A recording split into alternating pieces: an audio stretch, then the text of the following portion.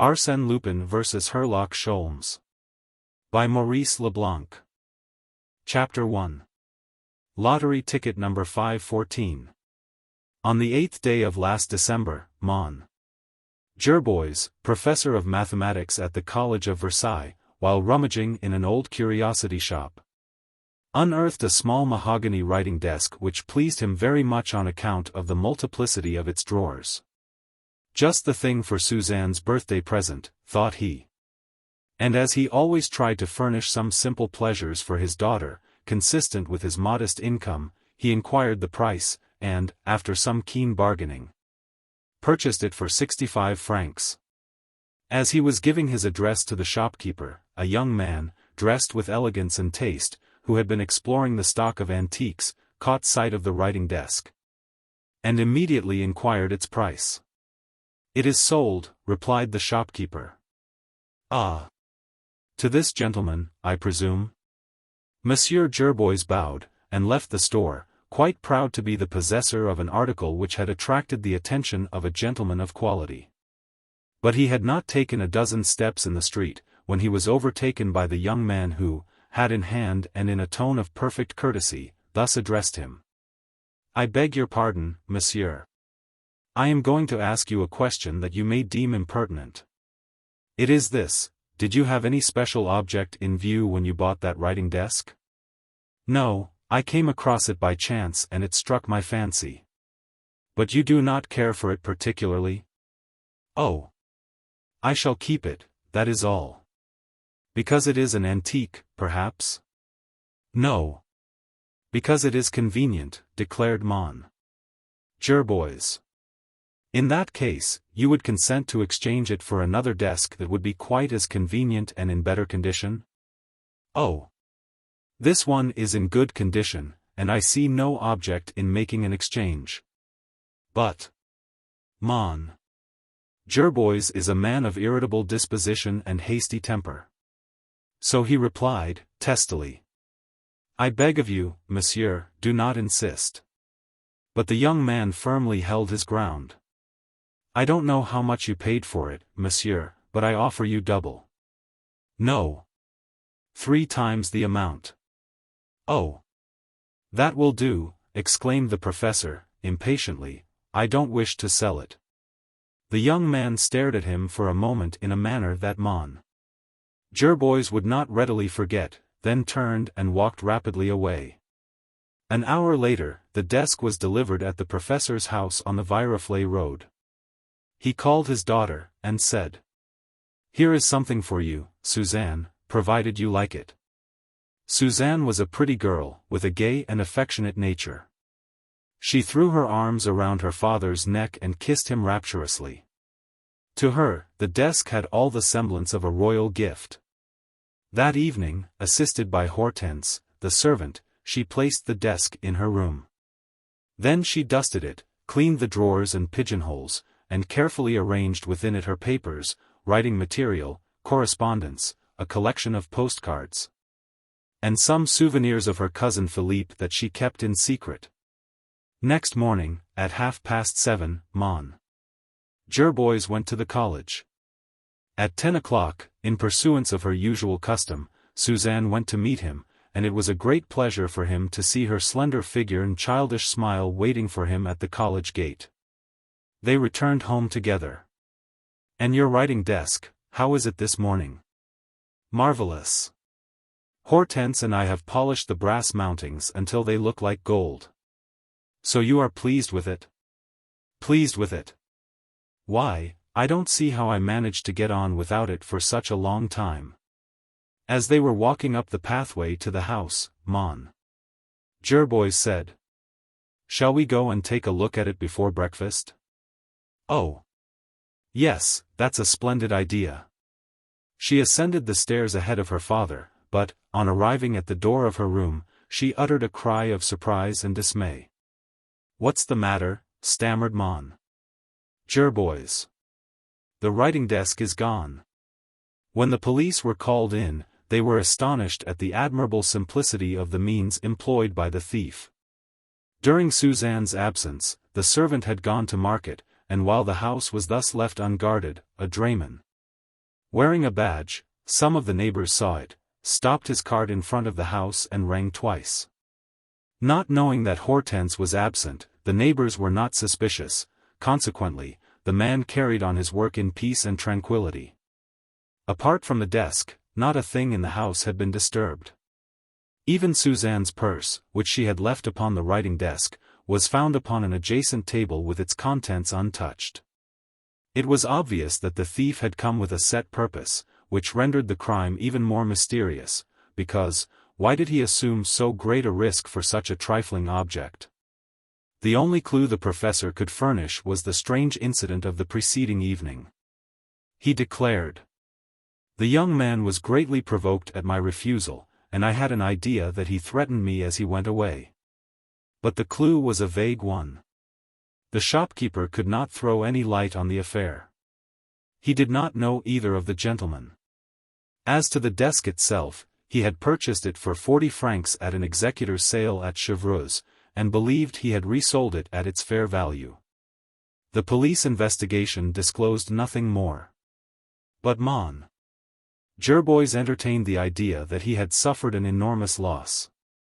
There must have been a fortune concealed in a secret drawer, and that was the reason the young man had resorted to crime.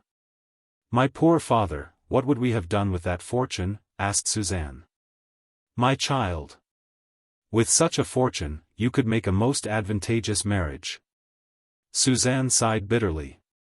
Her aspirations soared no higher than her cousin Philippe, who was indeed a most deplorable object. And life, in the little house at Versailles, was not so happy and contented as of yore. 2 months passed away. Then came a succession of startling events, a strange blending of good luck and dire misfortune. On the 1st day of February, at 5:30, Mon. Gerbois entered the house, carrying an evening paper, took a seat, put on his spectacles, and commenced to read. As politics did not interest him, he turned to the inside of the paper. Immediately his attention was attracted by an article entitled, "Third Drawing of the Press Association Lottery. Number 514, Series 23, draws $1 million." The newspaper slipped from his fingers. The wall swam before his eyes, and his heart ceased to beat. He held number 514, Series 23. He had purchased it from a friend, to oblige him, without any thought of success, and behold, it was the lucky number. Quickly, he took out his memorandum book. Yes, he was quite right. The No. 514, Series 23, was written there, on the inside of the cover. But the ticket? He rushed to his desk to find the envelope box in which he had placed the precious ticket. But the box was not there, and it suddenly occurred to him that it had not been there for several weeks. He heard footsteps on the gravel walk leading from the street. He called, "Suzanne! Suzanne!" She was returning from a walk. She entered hastily. He stammered, in a choking voice, "Suzanne, the box of envelopes?" "What box?" "The one I bought at the Louvre, one Saturday, it was at the end of that table. Don't you remember, father, we put all those things away together." "When?" "The evening, you know, the same evening." "But where? Tell me, quick." "Where? Where?" "Why, in the writing desk." "In the writing desk that was stolen?" "Yes." "Oh, mon Dieu! In the stolen desk." He uttered the last sentence in a low voice, in a sort of stupor. Then he seized her hand, and in a still lower voice, he said, "It contained $1 million, my child." "Ah! Father, why didn't you tell me?" she murmured, naively. $1 million, he repeated.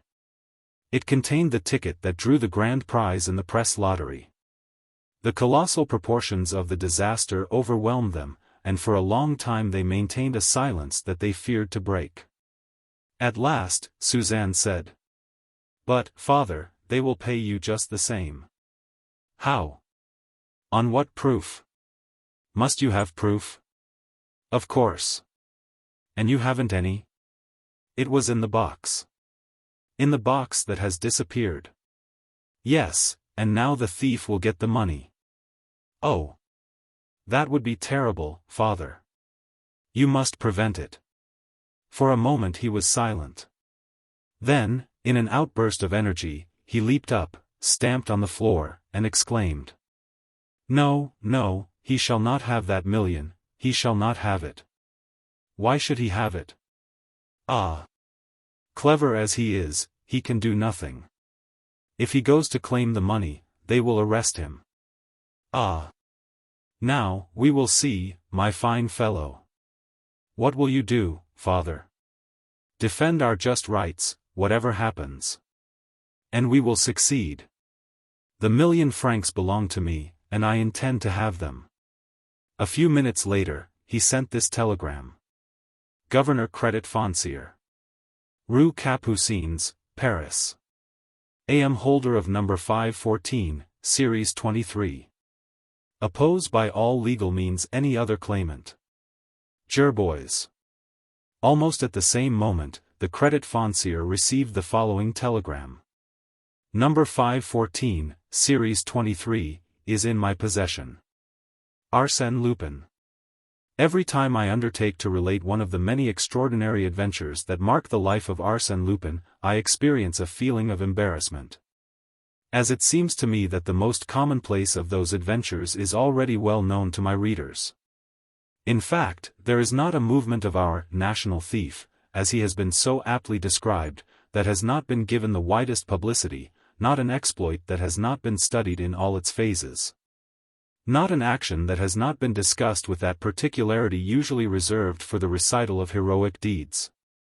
For instance, who does not know the strange history of the Blonde Lady, with those curious episodes which were proclaimed by the newspapers with heavy black headlines? As follows: Lottery Ticket No. 514. The Crime on the Avenue Henri Martin. The Blue Diamond.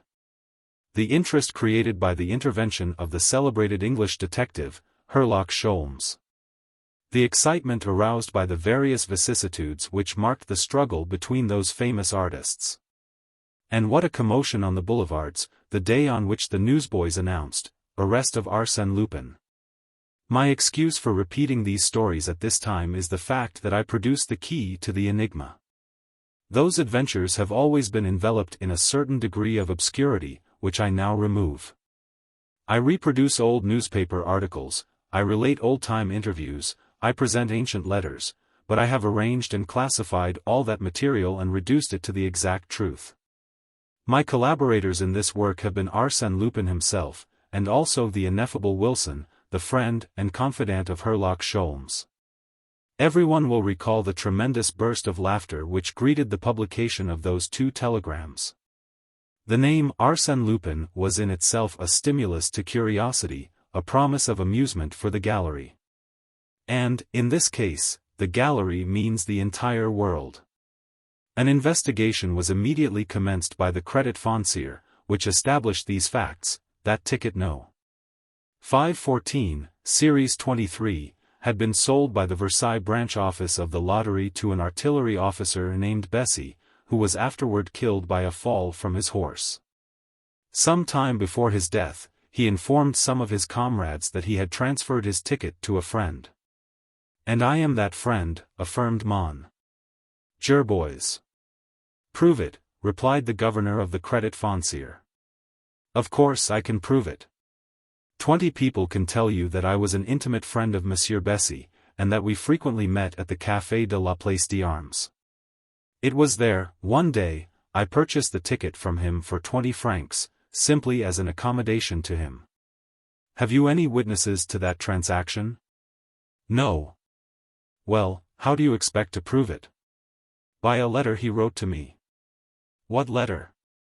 A letter that was pinned to the ticket. Produce it. It was stolen at the same time as the ticket. Well, you must find it. It was soon learned that Arsène Lupin had the letter. A short paragraph appeared in the Echo de France, which has the honor to be his official organ, and of which, it is said, he is one of the principal shareholders, the paragraph announced that Arsène Lupin had placed in the hands of Monsieur Detinan, his advocate and legal advisor, the letter that Monsieur Bessy had written to him personally. This announcement provoked an outburst of laughter. Arsène Lupin had engaged a lawyer. Arsène Lupin, conforming to the rules and customs of modern society, had appointed a legal representative in the person of a well-known member of the Parisian bar. Mon. Detinan had never enjoyed the pleasure of meeting Arsène Lupin, a fact he deeply regretted, but he had actually been retained by that mysterious gentleman and felt greatly honored by the choice. He was prepared to defend the interests of his client to the best of his ability. He was pleased, even proud, to exhibit the letter of Mon. Bessy, but, although it proved the transfer of the ticket, it did not mention the name of the purchaser. It was simply addressed to "My dear friend." "My dear friend. That is I," added Arsène Lupin, in a note attached to Mon. Bessy's letter. "And the best proof of that fact is that I hold the letter." The swarm of reporters immediately rushed to see Mon. Jerbois, who could only repeat, "My dear friend. That is I." Arsène Lupin stole the letter with the lottery ticket. "Let him prove it," retorted Lupin to the reporters. "He must have done it, because he stole the writing desk," exclaimed Mon. Jerbois before the same reporters. "Let him prove it," replied Lupin. Such was the entertaining comedy enacted by the two claimants of ticket number 514, and the calm demeanor of Arsène Lupin contrasted strangely with the nervous perturbation of poor Mon. Jerbois. The newspapers were filled with the lamentations of that unhappy man. He announced his misfortune with pathetic candor. "Understand, gentlemen, it was Suzanne's dowry that the rascal stole. Personally, I don't care a straw for it, but for Suzanne. Just think of it, a whole million. 10 times 100,000 francs. Ah! I knew very well that the desk contained a treasure." It was in vain to tell him that his adversary, when stealing the desk, was unaware that the lottery ticket was in it, and that, in any event, he could not foresee that the ticket would draw the grand prize. He would reply, "Nonsense. Of course, he knew it, else why would he take the trouble to steal a poor, miserable desk? For some unknown reason. But certainly not for a small scrap of paper which was then worth only 20 francs. 1,000,000 francs. He knew it, he knows everything. Ah! You do not know him, the scoundrel. He hasn't robbed you of 1,000,000 francs. The controversy would have lasted for a much longer time, but, on the 12th day, Mon. Jerbois received from Arsène Lupin a letter, marked, confidential, which read as follows. "Monsieur, the gallery is being amused at our expense. Do you not think it is time for us to be serious? The situation is this: I possess a ticket to which I have no legal right, and you have the legal right to a ticket you do not possess. Neither of us can do anything. You will not relinquish your rights to me, I will not deliver the ticket to you. Now, what is to be done? I see only one way out of the difficulty: let us divide the spoils. 500,000 for you. 500,000 for me. Is not that a fair division? In my opinion, it is an equitable solution, and an immediate one. I will give you 3 days' time to consider the proposition. On Thursday morning I shall expect to read in the personal column of the Echo de France a discreet message addressed to Rs. Lup, expressing in veiled terms your consent to my offer. By so doing you will recover immediate possession of the ticket, then you can collect the money and send me 500,000 in a manner that I will describe to you later. In case of your refusal, I shall resort to other measures to accomplish the same result. But, apart from the very serious annoyances that such obstinacy on your part will cause you, it will cost you 25,000 francs for supplementary expenses. Believe me, monsieur, I remain your devoted servant, Arsène Lupin." In a fit of exasperation Mon.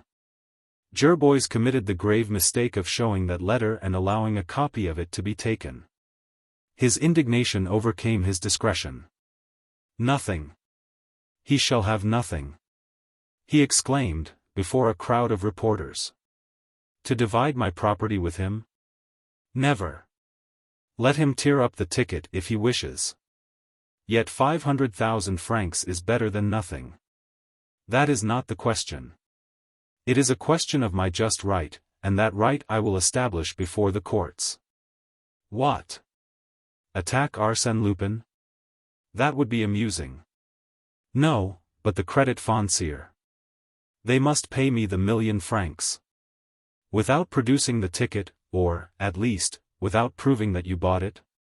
That proof exists, since Arsène Lupin admits that he stole the writing desk. But would the word of Arsène Lupin carry any weight with the court?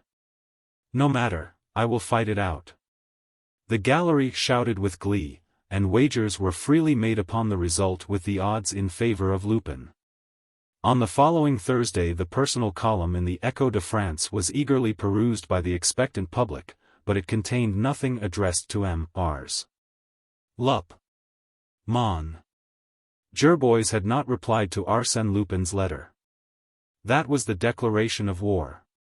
That evening the newspapers announced the abduction of MLLE Suzanne Gerbois. The most entertaining feature in what might be called the Arsène Lupin dramas is the comic attitude displayed by the Parisian police. Arsène Lupin talks, plans, writes, commands, threatens and executes as if the police did not exist. They never figure in his calculations. And yet the police do their utmost.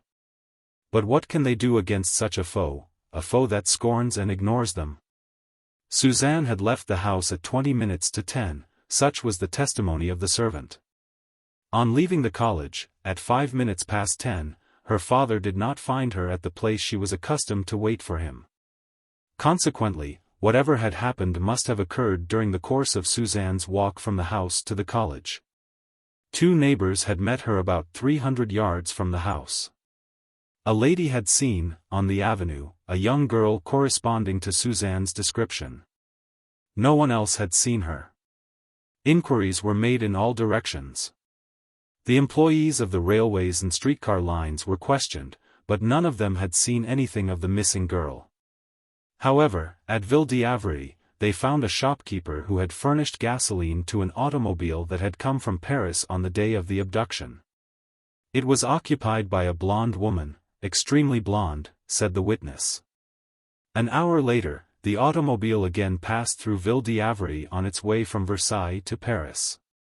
The shopkeeper declared that the automobile now contained a second woman who was heavily veiled. No doubt, it was Suzanne Gerbois. The abduction must have taken place in broad daylight, on a frequented street, in the very heart of the town. How? And at what spot? Not a cry was heard, not a suspicious action had been seen. The shopkeeper described the automobile as a royal blue limousine of 24 horsepower made by the firm of Pugin and Company. Inquiries were then made at the Grand Garage, managed by Madame Bob Walthauer, who made a specialty of abductions by automobile. It was learned that she had rented a Pugin limousine on that day to a blonde woman whom she had never seen before nor since. Who was the chauffeur? A young man named Ernest, whom I had engaged only the day before. He came well recommended. Is he here now? No. He brought back the machine, but I haven't seen him since, said Madame Bob Walthauer. Do you know where we can find him? You might see the people who recommended him to me. Here are the names. Upon inquiry, it was learned that none of these people knew the man called Ernest. The recommendations were forged. Such was the fate of every clue followed by the police. It ended nowhere. The mystery remained unsolved. Mon. Gerbois had not the strength or courage to wage such an unequal battle. The disappearance of his daughter crushed him, he capitulated to the enemy. A short announcement in the Echo de France proclaimed his unconditional surrender. 2 days later, Mon. Gerbois visited the office of the Credit Foncier and handed lottery ticket number 514, Series 23, to the governor, who exclaimed, with surprise. Ah! You have it. He has returned it to you. It was mislaid. That was all, replied Mon. Jerbois. But you pretended that it had been stolen. At first, I thought it had, but here it is. We will require some evidence to establish your right to the ticket. Will the letter of the purchaser, Monsieur Bessy, be sufficient? Yes, that will do. Here it is, said Mon. Jerbois, producing the letter. Very well. Leave these papers with us. The rules of the lottery allow us 15 days' time to investigate your claim. I will let you know when to call for your money. I presume you desire, as much as I do, that this affair should be closed without further publicity. Quite so. Mon. Jerbois and the governor henceforth maintained a discreet silence. But the secret was revealed in some way, for it was soon commonly known that Arsène Lupin had returned the lottery ticket to Mon. Jerbois. The public received the news with astonishment and admiration. Certainly, he was a bold gamester who thus threw upon the table a trump card of such importance as the precious ticket. But, it was true, he still retained a trump card of equal importance. However, if the young girl should escape? If the hostage held by Arsène Lupin should be rescued? The police thought they had discovered the weak spot of the enemy, and now redoubled their efforts. Arsène Lupin disarmed by his own act, crushed by the wheels of his own machination, deprived of every sou of the coveted million, public interest now centered in the camp of his adversary. But it was necessary to find Suzanne. And they did not find her, nor did she escape. Consequently, it must be admitted, Arsène Lupin had won the first hand. But the game was not yet decided. The most difficult point remained. Mlle Jerbois is in his possession, and he will hold her until he receives 500,000 francs. But how and where will such an exchange be made? For that purpose, a meeting must be arranged, and then what will prevent Mon Jerbois from warning the police and, in that way, effecting the rescue of his daughter and, at the same time, keeping his money? The professor was interviewed, but he was extremely reticent. His answer was, I have nothing to say. And Mlle Jerbois? The search is being continued. But Arsène Lupin has written to you? No. Do you swear to that? No. Then it is true. What are his instructions? I have nothing to say. Then the interviewers attacked Mon Detonin, and found him equally discreet. Monsieur Lupin is my client, and I cannot discuss his affairs, he replied, with an affected air of gravity. These mysteries serve to irritate the gallery. Obviously, some secret negotiations were in progress. Arsène Lupin had arranged and tightened the meshes of his net, while the police maintained a close watch, day and night, over Mon Jerbois. And the three and only possible denouements, the arrest, the triumph, or the ridiculous and pitiful abortion, were freely discussed. But the curiosity of the public was only partially satisfied, and it was reserved for these pages to reveal the exact truth of the affair. On Monday, March 12, Mon Jerbois received a notice from the Credit Foncier. On Wednesday, he took the 1 o'clock train for Paris. At 2 o'clock, 1,000 banknotes of 1,000 francs each were delivered to him. Whilst he was counting them, one by one, in a state of nervous agitation, that money, which represented Suzanne's ransom, a carriage containing 2 men stopped at the curb a short distance from the bank. One of the men had grey hair and an unusually shrewd expression which formed a striking contrast to his shabby makeup. It was Detective Ganimard, the relentless enemy of Arsène Lupin. Ganimard said to his companion, Folenfant, "In 5 minutes, we will see our clever friend Lupin. Is everything ready?" "Yes." "How many men have we?" 8, 2 of them on bicycles." "Enough, but not too many. On no account must Jerbois escape us. If he does, it is all up. He will meet Lupin at the appointed place, give 500,000 in exchange for the girl, and the game will be over. But why doesn't Jerbois work with us? That would be the better way, and he could keep all the money himself. Yes, but he is afraid that if he deceives the other, he will not get his daughter. What other? Lupin. Ganimard pronounced the word in a solemn tone, somewhat timidly, as if he were speaking of some supernatural creature whose claws he already felt. It is very strange, remarked Folenfant, judiciously, that we are obliged to protect this gentleman contrary to his own wishes. Yes, but Lupin always turns the world upside down, said Ganimard, mournfully. A moment later, Jerbois appeared, and started up the street. At the end of the Rue des Capucines, he turned into the boulevards, walking slowly, and stopping frequently to gaze at the shop windows. Much too calm, too self-possessed, said Ganimard. A man with $1 million in his pocket would not have that air of tranquility. What is he doing? Oh. Nothing, evidently. But I have a suspicion that it is Lupin, yes, Lupin. At that moment, Jerbois stopped at a newsstand, purchased a paper, unfolded it and commenced to read it as he walked slowly away. A moment later, he gave a sudden bound into an automobile that was standing at the curb. Apparently, the machine had been waiting for him, as it started away rapidly, turned at the Madeleine and disappeared. Nom de nom, cried Ganimard, that's one of his old tricks. Ganimard hastened after the automobile around the Madeleine. Then, he burst into laughter. At the entrance to the Boulevard Malherbe, the automobile had stopped and Jerbois had alighted. Quick, Folenfant, the chauffeur. It may be the man Ernest. Folenfant interviewed the chauffeur.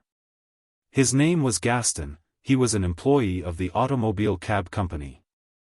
10 minutes ago, a gentleman had engaged him and told him to wait near the newsstand for another gentleman. And the second man, what address did he give? Asked Folenfant. No address. Boulevard Malherbe, Avenue de Messine, double pourboire. That is all. But, during this time, Jerbois had leaped into the first passing carriage. To the Concorde station, Metropolitan, he said to the driver. He left the Underground at the Place du Palais Royal, ran to another carriage and ordered it to go to the Place de la Bourse. Then a second journey by the Underground to the Avenue de Villiers, followed by a third carriage drive to number 25 Rue Clapeyron. Number 25 Rue Clapeyron is separated from the Boulevard de Batignolles by the house which occupies the angle formed by the two streets. He ascended to the first floor and rang. A gentleman opened the door. Does Monsieur Detonan live here? Yes, that is my name. Are you Monsieur Jerbois? Yes. I was expecting you. Step in. As Jerbois entered the lawyer's office, the clock struck 3. He said. I am prompt to the minute. Is he here? Not yet. Jerbois took a seat, wiped his forehead, looked at his watch as if he did not know the time, and inquired, anxiously. Will he come? Well, monsieur, replied the lawyer, that I do not know, but I am quite as anxious and impatient as you are to find out. If he comes, he will run a great risk, as this house has been closely watched for the last 2 weeks. They distrust me. They suspect me, too. I am not sure whether the detectives lost sight of me or not on my way here. But you were. It wouldn't be my fault, cried the professor, quickly. You cannot reproach me. I promised to obey his orders, and I followed them to the very letter. I drew the money at the time fixed by him, and I came here in the manner directed by him. I have faithfully performed my part of the agreement, let him do his. After a short silence, he asked, anxiously. He will bring my daughter, won't he? I expect so. But, you have seen him? No, not yet. He made the appointment by letter, saying both of you would be here, and asking me to dismiss my servants before 3 o'clock and admit no one while you were here. If I would not consent to that arrangement, I was to notify him by a few words in the Echo de France. But I am only too happy to oblige Mon. Lupin, and so I consented. Ah! How will this end? Moaned Mon. Jerbois. He took the banknotes from his pocket, placed them on the table and divided them into 2 equal parts. Then the 2 men sat there in silence. From time to time, Mon. Jerbois would listen. Did someone ring? His nervousness increased every minute, and Monsieur Detonan also displayed considerable anxiety. At last, the lawyer lost his patience. He rose abruptly, and said, "He will not come. We shouldn't expect it. It would be folly on his part. He would run too great a risk." And Mon. Jerbois, despondent, his hands resting on the banknotes, stammered, "Oh! Mon Dieu! I hope he will come. I would give the whole of that money to see my daughter again." The door opened. "Half of it will be sufficient, Monsieur Jerbois." These words were spoken by a well-dressed young man who now entered the room and was immediately recognized by Mon. Jerbois as the person who had wished to buy the desk from him at Versailles. He rushed toward him. "Where is my daughter, my Suzanne?" Arsène Lupin carefully closed the door, and, while slowly removing his gloves, said to the lawyer, "My dear maître, I am indebted to you very much for your kindness in consenting to defend my interests. I shall not forget it." "Mon." Detonan murmured. "But you did not ring." "I did not hear the door. Doors and bells are things that should work without being heard. I am here, and that is the important point." "My daughter. Suzanne. Where is she?" repeated the professor. "Mon Dieu, monsieur," said Lupin, "what's your hurry? Your daughter will be here in a moment." Lupin walked to and fro for a minute, then, with the pompous air of an orator, he said, "Monsieur Jerbois, I congratulate you on the clever way in which you made the journey to this place." Then, perceiving the 2 piles of banknotes, he exclaimed, "Ah! I see. The million is here. We will not lose any time. Permit me." "One moment," said the lawyer, placing himself before the table. "Mlle Jerbois has not yet arrived." "Well? Is not her presence indispensable?" "I understand. I understand. Arsène Lupin inspires only a limited confidence. He might pocket the 500,000 and not restore the hostage." "Ah! Monsieur, people do not understand me. Because I have been obliged, by force of circumstances, to commit certain actions a little, out of the ordinary, my good faith is impugned. I, who have always observed the utmost scrupulosity and delicacy in business affairs. Besides, my dear monsieur, if you have any fear, open the window and call. There are at least a dozen detectives in the street." "Do you think so?" Arsène Lupin raised the curtain. "I think that Monsieur Jerbois could not throw Ganimard off the scent." "What did I tell you? There he is now." "Is it possible?" exclaimed the professor. "But I swear to you that you have not betrayed me." "I do not doubt you, but those fellows are clever, sometimes." "Ah! I can see Folenfant, and Grome, and Dieuzy, all good friends of mine." "Mon." Detonan looked at Lupin in amazement. What assurance! He laughed as merrily as if engaged in some childish sport, as if no danger threatened him. This unconcern reassured the lawyer more than the presence of the detectives. He left the table on which the banknotes were lying. Arsène Lupin picked up 1 pile of bills after the other, took from each of them 25 banknotes which he offered to Mon. Detonan, saying, "The reward of your services to Monsieur Jerbois and Arsène Lupin. You well deserve it." "You owe me nothing," replied the lawyer. "What? After all the trouble we have caused you? And all the pleasure you have given me? That means, my dear monsieur, that you do not wish to accept anything from Arsène Lupin. See what it is to have a bad reputation." He then offered the 50,000 francs to Mon. Gerbois, saying, "Monsieur, in memory of our pleasant interview, permit me to return you this as a wedding gift to Mlle Gerbois." Mon. Gerbois took the money, but said, "My daughter will not marry. She will not marry if you refuse your consent, but she wishes to marry." "What do you know about it?"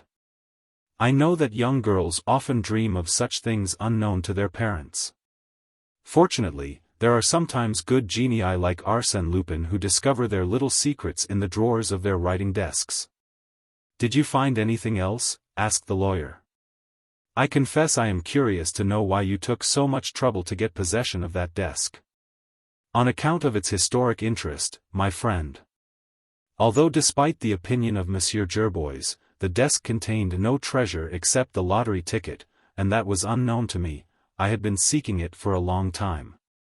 That writing desk of yew and mahogany was discovered in the little house in which Marie Walewska once lived in Boulogne, and on one of the drawers there is this inscription, dedicated to Napoleon I, Emperor of the French, by his very faithful servant, Mansion. And above it, these words, engraved with the point of a knife, to you, Marie." Afterwards, Napoleon had a similar desk made for the Empress Josephine.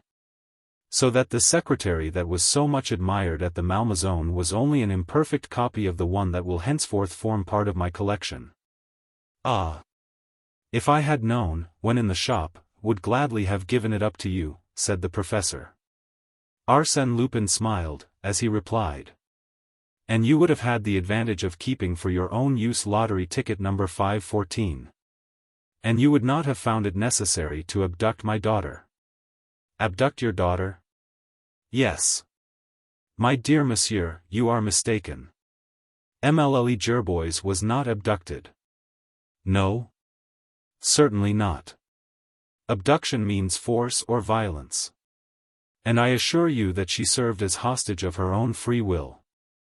"Of her own free will," repeated Mon. Gerbois, in amazement. "In fact, she almost asked to be taken."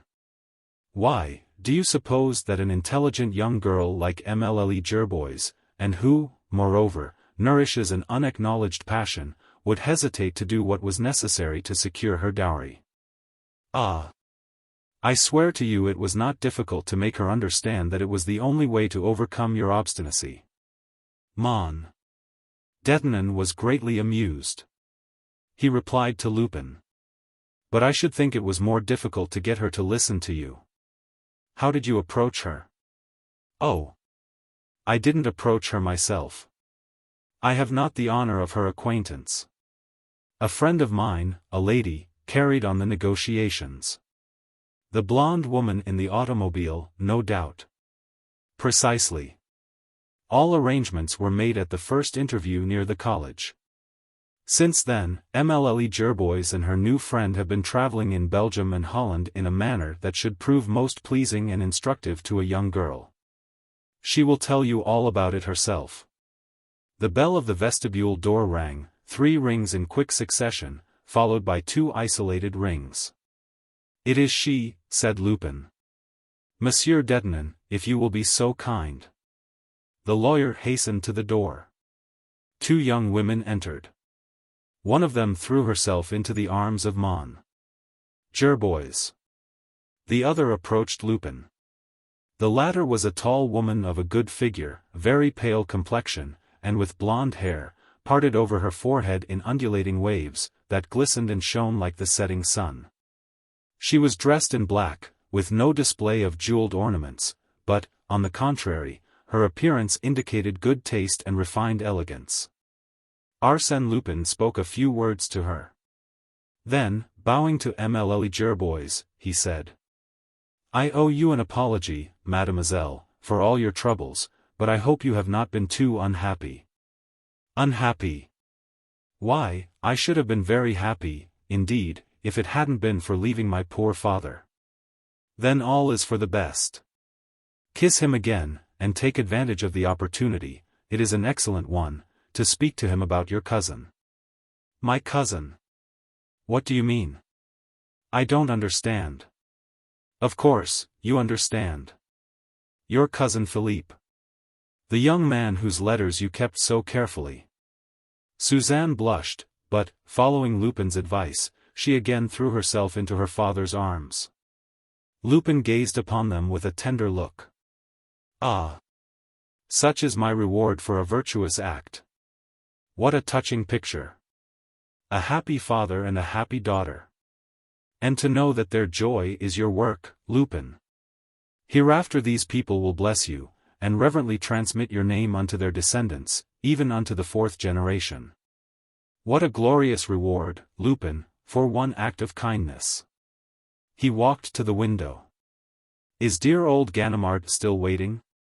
He would like very much to be present at this charming domestic scene." "Ah! He is not there. Nor any of the others. I don't see anyone. The deuce! The situation is becoming serious. I dare say they are already under the porte-cochere, talking to the concierge, perhaps, or, even, ascending the stairs. Mon. Jerbois made a sudden movement. Now that his daughter had been restored to him, he saw the situation in a different light. To him, the arrest of his adversary meant 500,000 francs. Instinctively, he made a step forward. As if by chance, Lupin stood in his way. "Where are you going, Monsieur Jerbois? To defend me against them? That is very kind of you, but I assure you it is not necessary. They are more worried than I." Then he continued to speak, with calm deliberation. "But, really, what do they know? That you are here, and, perhaps, that Mlle Jerbois is here, for they may have seen her arrive with an unknown lady. But they do not imagine that I am here. How is it possible that I could be in a house that they ransacked from cellar to garret this morning? They suppose that the unknown lady was sent by me to make the exchange, and they will be ready to arrest her when she goes out." At that moment, the bell rang. With a brusque movement, Lupin seized Mon. Jerbois, and said to him, in an imperious tone, "Do not move. Remember your daughter, and be prudent, otherwise, as to you, Monsieur Detinan, I have your promise." Mon. Jerbois was rooted to the spot. The lawyer did not stir. Without the least sign of haste, Lupin picked up his hat and brushed the dust from off it with his sleeve. "My dear Monsieur Detinan, if I can ever be of service to you. My best wishes, Mademoiselle Suzanne, and my kind regards to Monsieur Philippe." He drew a heavy gold watch from his pocket. "Monsieur Jerbois, it is now 42 minutes past 3. At 46 minutes past 3, I give you permission to leave this room. Not 1 minute sooner than 46 minutes past 3. "But they will force an entrance," suggested Mon. Detinan. "You forget the law, my dear monsieur. Ganimard would never venture to violate the privacy of a French citizen. But, pardon me, time flies, and you are all slightly nervous." He placed his watch on the table, opened the door of the room and addressing the blonde lady he said, "Are you ready, my dear?" He drew back to let her pass, bowed respectfully to Mlle. Jerbois, and went out, closing the door behind him. Then they heard him in the vestibule, speaking, in a loud voice, "Good day, Ganimard, how goes it? Remember me to Madame Ganimard. One of these days, I shall invite her to breakfast. Au revoir, Ganimard." The bell rang violently, followed by repeated rings, and voices on the landing. 45 minutes, muttered Mon. Jerbois. After a few seconds, he left the room and stepped into the vestibule. Arsène Lupin and the blonde lady had gone. "Papa, you mustn't." "Wait," cried Suzanne. "Wait. You are foolish. No quarter for that rascal. And the 500,000? He opened the outer door. Ganimard rushed in. "That woman, where is she? And Lupin? He was here, he is here." Ganimard uttered a cry of triumph. "We have him. The house is surrounded." "But the servants' stairway," suggested Mon. "Détonin." "It leads to the court," said Ganimard. "There is only one exit, the street door. 10 men are guarding it. But he didn't come in by the street door, and he will not go out that way." "What way, then?" asked Ganimard. "Through the air." He drew aside a curtain and exposed a long corridor leading to the kitchen. Ganimard ran along it and tried the door of the servants' stairway. It was locked. From the window he called to one of his assistants. "Seen anyone?" "No." "Then they are still in the house," he exclaimed. "They are hiding in one of the rooms. They cannot have escaped." "Ah! Lupin, you fooled me before, but, this time, I get my revenge." At 7 o'clock in the evening, Mon. Dieudonné, chief of the detective service, astonished at not receiving any news, visited the Rue Clapeyron. He questioned the detectives who were guarding the house, then ascended to Mon. Détonin's apartment. The lawyer led him into his room. There, Mon. Dieudonné beheld a man, or rather 2 legs kicking in the air, while the body to which they belonged was hidden in the depths of the chimney. "Oh hey! Oh hey!" gasped a stifled voice. And a more distant voice, from on high, replied. "Oh hey! Oh hey! Mon." Dieudonné laughed, and exclaimed. "Here! Ganimard, have you turned chimney sweep?" The detective crawled out of the chimney. With his blackened face, his sooty clothes, and his feverish eyes, he was quite unrecognizable. "I am looking for him," he growled. "Who?" "Arsène Lupin, and his friend." "Well, do you suppose they are hiding in the chimney?" Ganimard arose, laid his sooty hand on the sleeve of his superior officer's coat, and exclaimed, angrily. "Where do you think they are, Chief? They must be somewhere. They are flesh and blood like you and me, and can't fade away like smoke." "No, but they have faded away just the same." "But how? How?" "The house is surrounded by our men, even on the roof." "What about the adjoining house?" "There's no communication with it." "And the apartments on the other floors?" "I know all the tenants. They have not seen anyone." "Are you sure you know all of them?" "Yes. The concierge answers for them. Besides, as an extra precaution, I have placed a man in each apartment. They can't escape. If I don't get them tonight, I will get them tomorrow.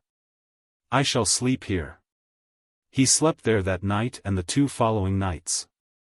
3 days and nights passed away without the discovery of the irrepressible Lupin or his female companion.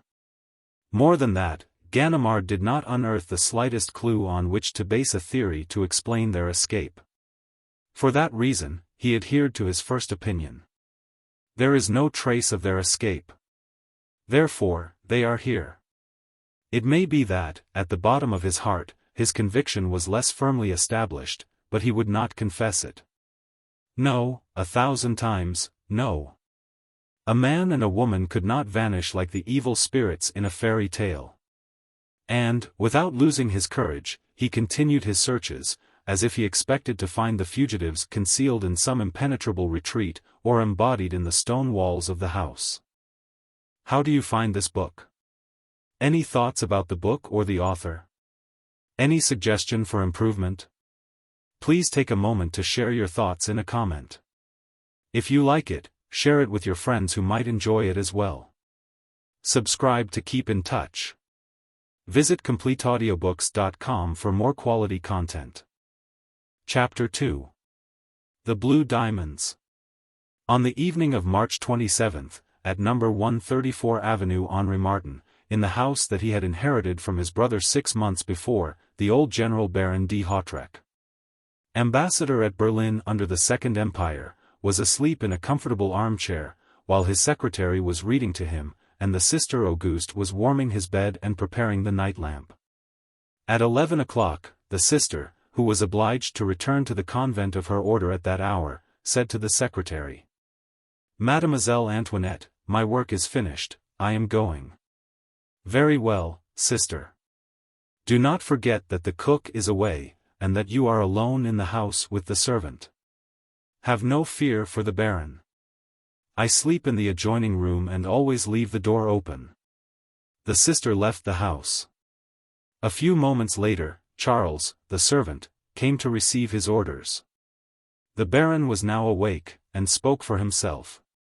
"The usual orders, Charles: see that the electric bell rings in your room, and, at the first alarm, run for the doctor.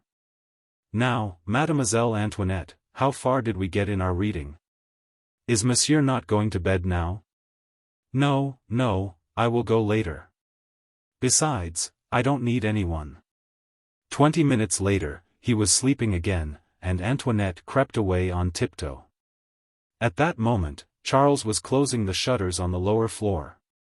In the kitchen, he bolted the door leading to the garden, and, in the vestibule, he not only locked the door but hooked the chain as well. Then he ascended to his room on the 3rd floor, went to bed, and was soon asleep. Probably an hour had passed, when he leaped from his bed in alarm. The bell was ringing. It rang for some time, 7 or 8 seconds perhaps, without intermission. "Well," muttered Charles, recovering his wits, "another of the Baron's whims." He dressed himself quickly, descended the stairs, stopped in front of the door, and rapped, according to his custom. He received no reply. He opened the door and entered. "Ah! No light," he murmured. "What is that for?" Then, in a low voice, he called. "Mademoiselle?" No reply. "Are you there, mademoiselle? What's the matter? Is Monsieur le Baron ill?" No reply. Nothing but a profound silence that soon became depressing. He took 2 steps forward, his foot struck a chair, and, having touched it, he noticed that it was overturned. Then, with his hand, he discovered other objects on the floor, a small table and a screen. Anxiously, he approached the wall, felt for the electric button, and turned on the light. In the center of the room, between the table and dressing case, lay the body of his master, the Baron de Hautrec. "What? It can't be possible," he stammered. He could not move. He stood there, with bulging eyes, gazing stupidly at the terrible disorder, the overturned chairs, a large crystal candelabra shattered in 1,000 pieces. The clock lying on the marble hearthstone, all evidence of a fearful and desperate struggle. The handle of a stiletto glittered, not far from the corpse, the blade was stained with blood. A handkerchief, marked with red spots, was lying on the edge of the bed. Charles recoiled with horror. The body lying at his feet extended itself for a moment, then shrunk up again, 2 or 3 tremors, and that was the end. He stooped over the body. There was a clean-cut wound on the neck from which the blood was flowing and then congealing in a black pool on the carpet. The face retained an expression of extreme terror. "Someone has killed him," he muttered, "someone has killed him." Then he shuddered at the thought that there might be another dreadful crime. Did not the Baron's secretary sleep in the adjoining room? Had not the assassin killed her also? He opened the door, the room was empty.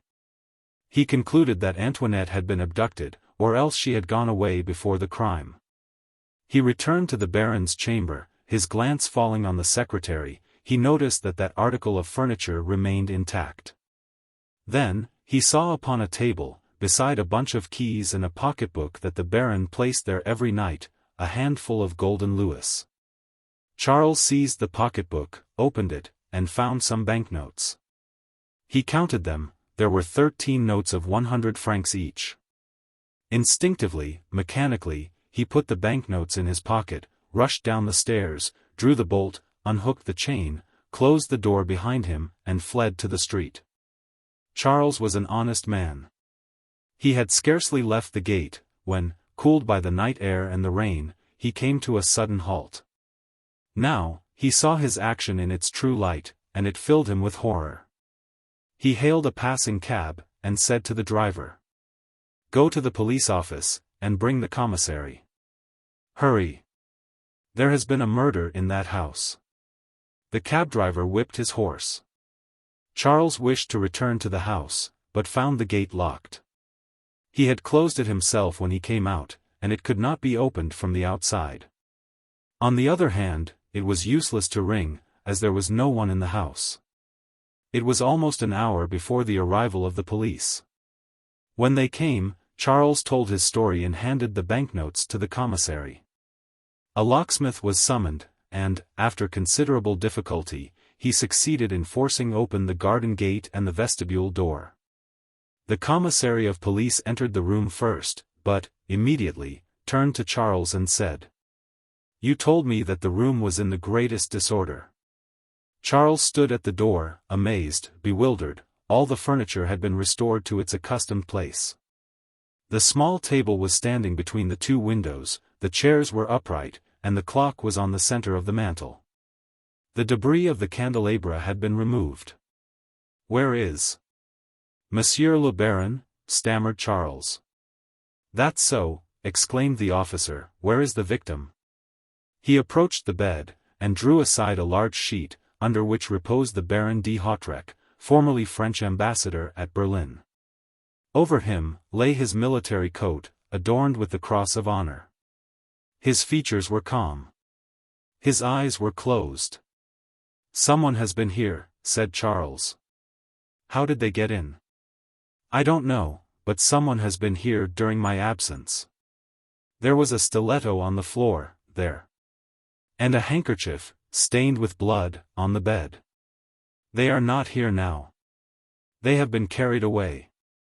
And someone has put the room in order." "Who would do that?" "The assassin. But we found all the doors locked. He must have remained in the house. Then he must be here yet, as you were in front of the house all the time." Charles reflected a moment, then said, slowly, "Yes, of course. I didn't go away from the gate." "Who was the last person you saw with the Baron?" "Mademoiselle Antoinette, his secretary." "What has become of her?" "I don't know. Her bed wasn't occupied, so she must have gone out. I am not surprised at that, as she is young and pretty. But how could she leave the house?" "By the door," said Charles. "But you had bolted and chained it." "Yes, but she must have left before that." "And the crime was committed after her departure?" "Of course," said the servant. "The house was searched from cellar to garret, but the assassin had fled." "How? And when? Was it he or an accomplice who had returned to the scene of the crime and removed everything that might furnish a clue to his identity?" Such were the questions the police were called upon to solve. The coroner came at 7 o'clock, and, at 8 o'clock, Mon. Dudouis, the head of the detective service, arrived on the scene. They were followed by the procureur of the Republic and the investigating magistrate. In addition to these officials, the house was overrun with policemen, detectives, newspaper reporters, photographers, and relatives and acquaintances of the murdered man. A thorough search was made. They studied out the position of the corpse according to the information furnished by Charles. They questioned Sister Auguste when she arrived, but they discovered nothing new. Sister Auguste was astonished to learn of the disappearance of Antoinette Bréhat. She had engaged the young girl 12 days before, on excellent recommendations, and refused to believe that she would neglect her duty by leaving the house during the night. "But, you see, she hasn't returned yet," said the magistrate, "and we are still confronted with the question, what has become of her?" "I think she was abducted by the assassin," said Charles. The theory was plausible, and was borne out by certain facts. Mon. Dudouis agreed with it. He said, "Abducted? Ma foi. That is not improbable." "Not only improbable," said a voice, "but absolutely opposed to the facts. There is not a particle of evidence to support such a theory." The voice was harsh, the accent sharp, and no one was surprised to learn that the speaker was Ganimard. In no one else, would they tolerate such a domineering tone? "Ah! It is you, Ganimard!" exclaimed Mon. "De Duys. I had not seen you before. I have been here since 2 o'clock. So you are interested in some things outside of lottery ticket number 514, the affair of the Rue Cloperin, the blonde lady and Arsène Lupin?" "Huh," laughed the veteran detective. "I would not say that Lupin is a stranger to the present case. But let us forget the affair of the lottery ticket for a few moments, and try to unravel this new mystery. Ganimard is not one of those celebrated detectives whose methods will create a school, or whose name will be immortalized in the criminal annals of his country. He is devoid of those flashes of genius which characterize the work of Dupin, Lecoq and Sherlock Holmes. Yet, it must be admitted, he possesses superior qualities of observation, sagacity, perseverance and even intuition. His merit lies in his absolute independence. Nothing troubles or influences him, except, perhaps, a sort of fascination that Arsène Lupin holds over him. However that may be, there is no doubt that his position on that morning, in the house of the late Baron de Hautrec, was one of undoubted superiority. And his collaboration in the case was appreciated and desired by the investigating magistrate. "In the first place," said Ganimard, "I will ask Monsieur Charles to be very particular on one point. He says that, on the occasion of his first visit to the room, various articles of furniture were overturned and strewn about the place. Now, I ask him whether, on his second visit to the room, he found all those articles restored to their accustomed places, I mean, of course, correctly placed." "Yes, all in their proper places," replied Charles. "It is obvious, then, that the person who replaced them must have been familiar with the location of those articles." The logic of this remark was apparent to his hearers. Ganimard continued. "One more question, Monsieur Charles. You were awakened by the ringing of your bell. Now, who, do you think, rang it? Monsieur le Baron, of course. When could he ring it? After the struggle, when he was dying. Impossible. Because you found him lying, unconscious, at a point more than 4 meters from the bell button. Then he must have rung during the struggle." "Impossible," declared Ganimard, "since the ringing, as you have said, was continuous and uninterrupted, and lasted 7 or 8 seconds. Do you think his antagonist would have permitted him to ring the bell in that leisurely manner? Well, then, it was before the attack. Also, quite impossible, since you have told us that the lapse of time between the ringing of the bell and your entrance to the room was not more than 3 minutes. Therefore, if the Baron rang before the attack, we are forced to the conclusion that the struggle, the murder and the flight of the assassin, all occurred within the short space of 3 minutes. I repeat, that is impossible." "And yet," said the magistrate, "someone rang. If it were not the Baron, who was it?" "The murderer." "For what purpose?" "I do not know. But the fact that he did ring proves that he knew that the bell communicated with the servants' room. Now, who would know that, except an inmate of the house?" Ganimard was drawing the meshes of his net closer and tighter. In a few clear and logical sentences, he had unfolded and defined his theory of the crime, so that it seemed quite natural when the magistrate said, "As I understand it, Ganimard, you suspect the girl Antoinette Bréhat?" "I do not suspect her, I accuse her." "You accuse her of being an accomplice?" "I accuse her of having killed Baron de Hautrec." "Nonsense. What proof have you?" "The handful of hair I found in the right hand of the victim." He produced the hair. It was of a beautiful blonde color, and glittered like threads of gold. Charles looked at it, and said, "That is Mademoiselle Antoinette's hair. There can be no doubt of it. And, then, there is another thing. I believe that the knife, which I saw on my first visit to the room, belonged to her. She used it to cut the leaves of books." A long, dreadful silence followed, as if the crime had acquired an additional horror by reason of having been committed by a woman. At last, the magistrate said, "Let us assume, until we are better informed, that the Baron was killed by Antoinette Bréhat. We have yet to learn where she concealed herself after the crime, how she managed to return after Charles left the house, and how she made her escape after the arrival of the police. Have you formed any opinion on those points, Ganimard? None. Well, then, where do we stand? Ganimard was embarrassed. Finally, with a visible effort, he said.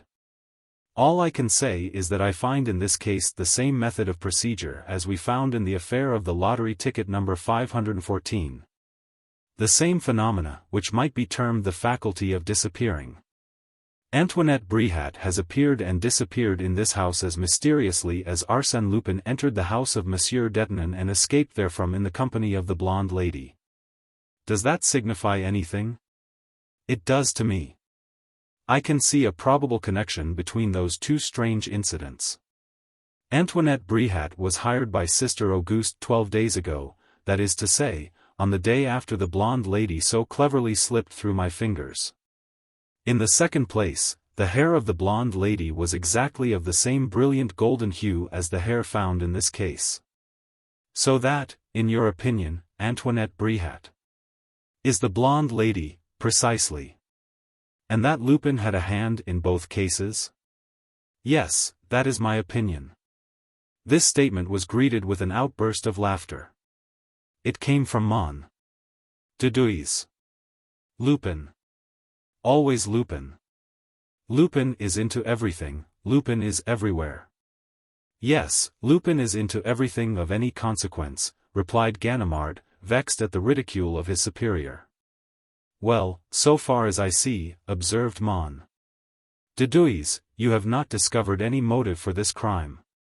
The secretary was not broken into, nor the pocketbook carried away. Even, a pile of gold was left upon the table. Yes, that is so, exclaimed Ganimard, but the famous diamond? What diamond? The blue diamond. The celebrated diamond which formed part of the royal crown of France, and which was given by the Duc d'Aumale to Léonide Lebrun, and, at the death of Léonide Lebrun, was purchased by the Baron de Hautrec as a souvenir of the charming comedienne that he had loved so well. That is one of those things that an old Parisian, like I, does not forget. It is obvious that if the blue diamond is not found, the motive for the crime is disclosed, said the magistrate. But where should we search for it?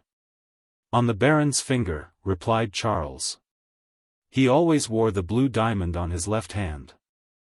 I saw that hand, and there was only a plain gold ring on it, said Ganimard, as he approached the corpse. Look in the palm of the hand, replied the servant. Ganimard opened the stiffened hand.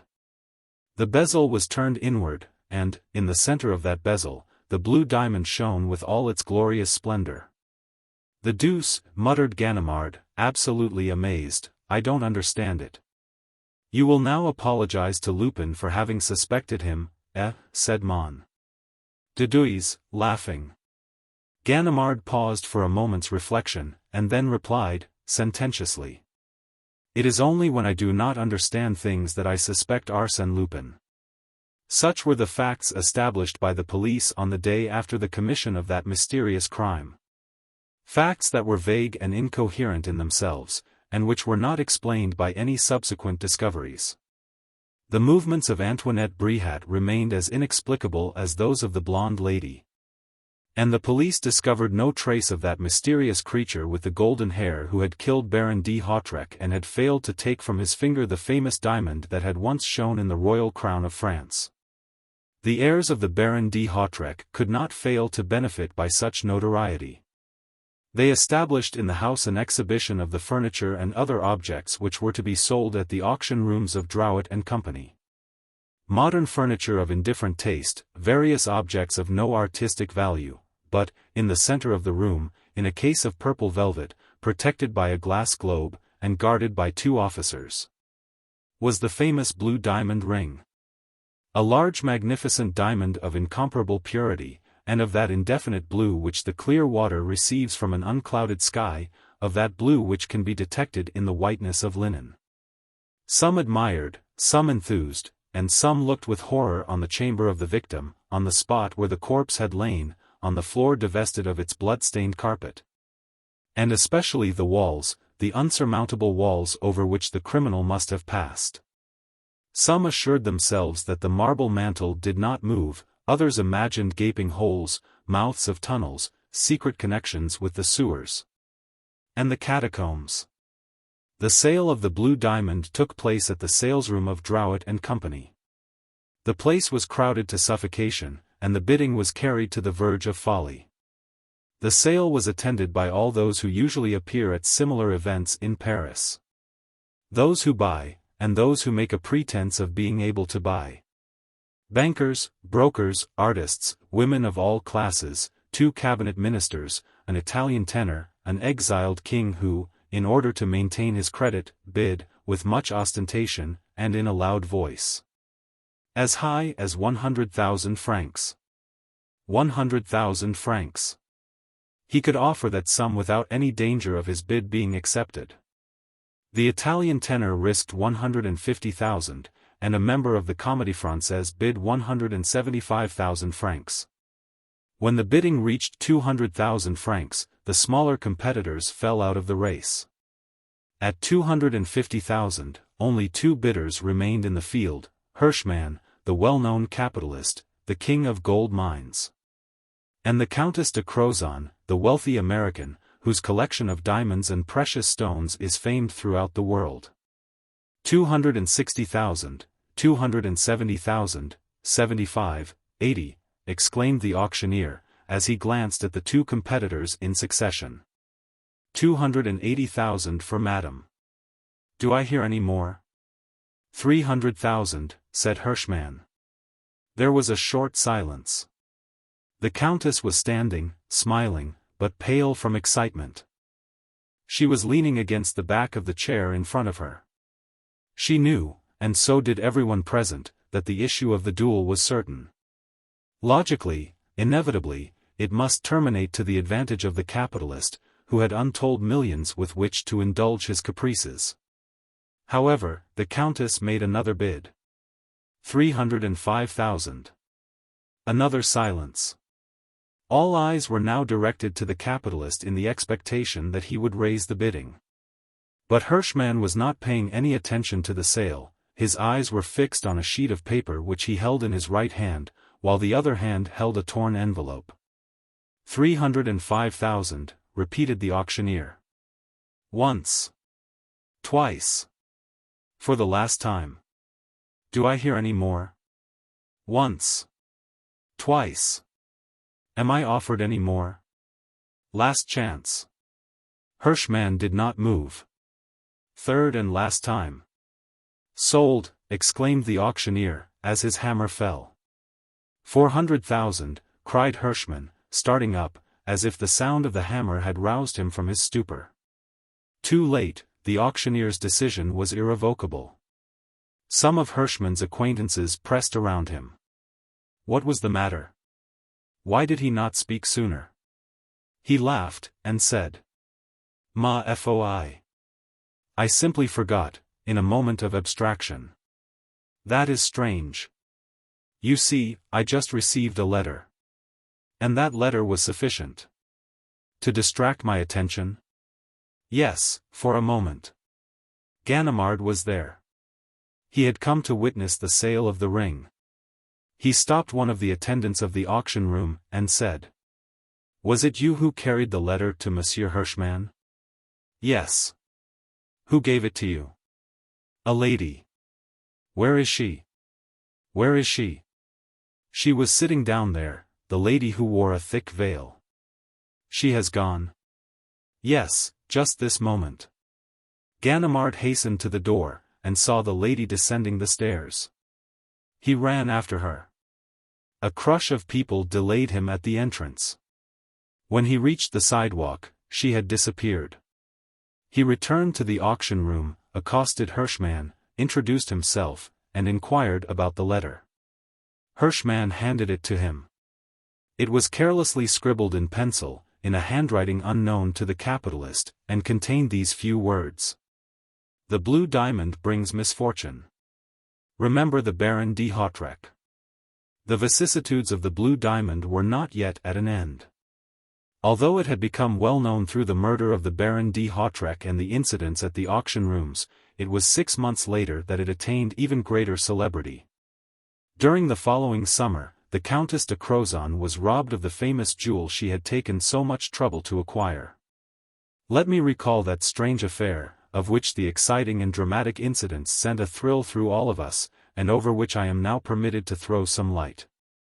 On the evening of August 10, the guests of the Count and Countess de Crozon were assembled in the drawing-room of the magnificent château which overlooks the Baie de Somme. To entertain her friends, the Countess seated herself at the piano to play for them, after first placing her jewels on a small table near the piano, and, amongst them, was the ring of the Baron de Hautrec. An hour later, the Count and the majority of the guests retired, including his 2 cousins and Madame de Riel, an intimate friend of the Countess. The latter remained in the drawing-room with Herbleichen, the Austrian consul, and his wife. They conversed for a time, and then the Countess extinguished the large lamp that stood on a table in the center of the room. At the same moment, Herbleichen extinguished the 2 piano lamps.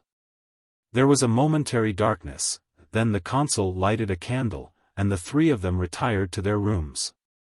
But, as soon as she reached her apartment, the Countess remembered her jewels and sent her maid to get them. When the maid returned with the jewels, she placed them on the mantel without the Countess looking at them. Next day, Madame de Crozon found that one of her rings was missing. It was the Blue Diamond ring. She informed her husband, and, after talking it over, they reached the conclusion that the maid was above suspicion, and that the guilty party must be Herbleichen. The Count notified the commissary of police at Amiens, who commenced an investigation and, discreetly, exercised a strict surveillance over the Austrian consul to prevent his disposing of the ring. The chateau was surrounded by detectives day and night. 2 weeks passed without incident. Then Herbleichen announced his intended departure. That day, a formal complaint was entered against him. The police made an official examination of his luggage. In a small satchel, the key to which was always carried by the consul himself, they found a bottle of dentifrice, and in that bottle they found the ring. Madame Bleichen fainted. Her husband was placed under arrest. Everyone will remember the line of defense adopted by the accused man. He declared that the ring must have been placed there by the Count de Crozon as an act of revenge. He said, "The Count is brutal and makes his wife very unhappy. She consulted me, and I advised her to get a divorce. The Count heard of it in some way, and, to be revenged on me, he took the ring and placed it in my satchel." The Count and Countess persisted in pressing the charge. Between the explanation which they gave and that of the consul, both equally possible and equally probable, the public had to choose. No new fact was discovered to turn the scale in either direction. A month of gossip, conjectures and investigations failed to produce a single ray of light. Wearied of the excitement and notoriety, and incapable of securing the evidence necessary to sustain their charge against the consul, the Count and Countess at last sent to Paris for a detective competent to unravel the tangled threads of this mysterious skein. This brought Ganimard into the case. For 4 days, the veteran detective searched the house from top to bottom, examined every foot of the ground, had long conferences with the maid, the chauffeur, the gardeners, the employees in the neighboring post offices, visited the rooms that had been occupied by the various guests. Then, one morning, he disappeared without taking leave of his host or hostess. But a week later, they received this telegram: "Please come to the Japanese tea room, Rue Boissy d'Angles, tomorrow, Friday, evening at 5 o'clock. Ganimard." At 5 o'clock, Friday evening, their automobile stopped in front of number 9 Rue Boissy d'Angles. The old detective was standing on the sidewalk, waiting for them. Without a word, he conducted them to the first floor of the Japanese tea room. In one of the rooms, they met 2 men, whom Ganimard introduced in these words: "Monsieur Gerbois, professor in the College of Versailles, from whom, you will remember, Arsène Lupin stole 500,000. Monsieur Léonce de Hautrec, nephew and sole legatee of the Baron de Hautrec. A few minutes later, another man arrived.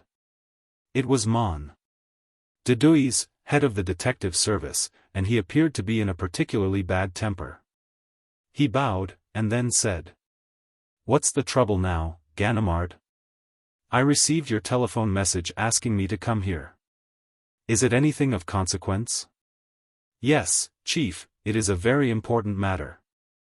Within an hour, the last two cases to which I was assigned will have their denouement here. It seemed to me that your presence was indispensable. And also the presence of Dieuzy and Folenfant, whom I noticed standing near the door as I came in?" "Yes, Chief." "For what? Are you going to make an arrest, and you wish to do it with a flourish? Come, Ganimard, I am anxious to hear about it."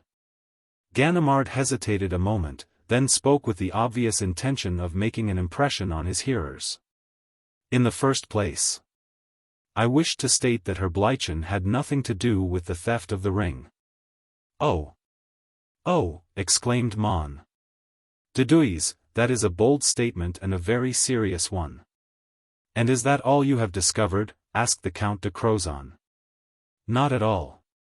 On the second day after the theft, 3 of your guests went on an automobile trip as far as Crécy. 2 of them visited the famous battlefield.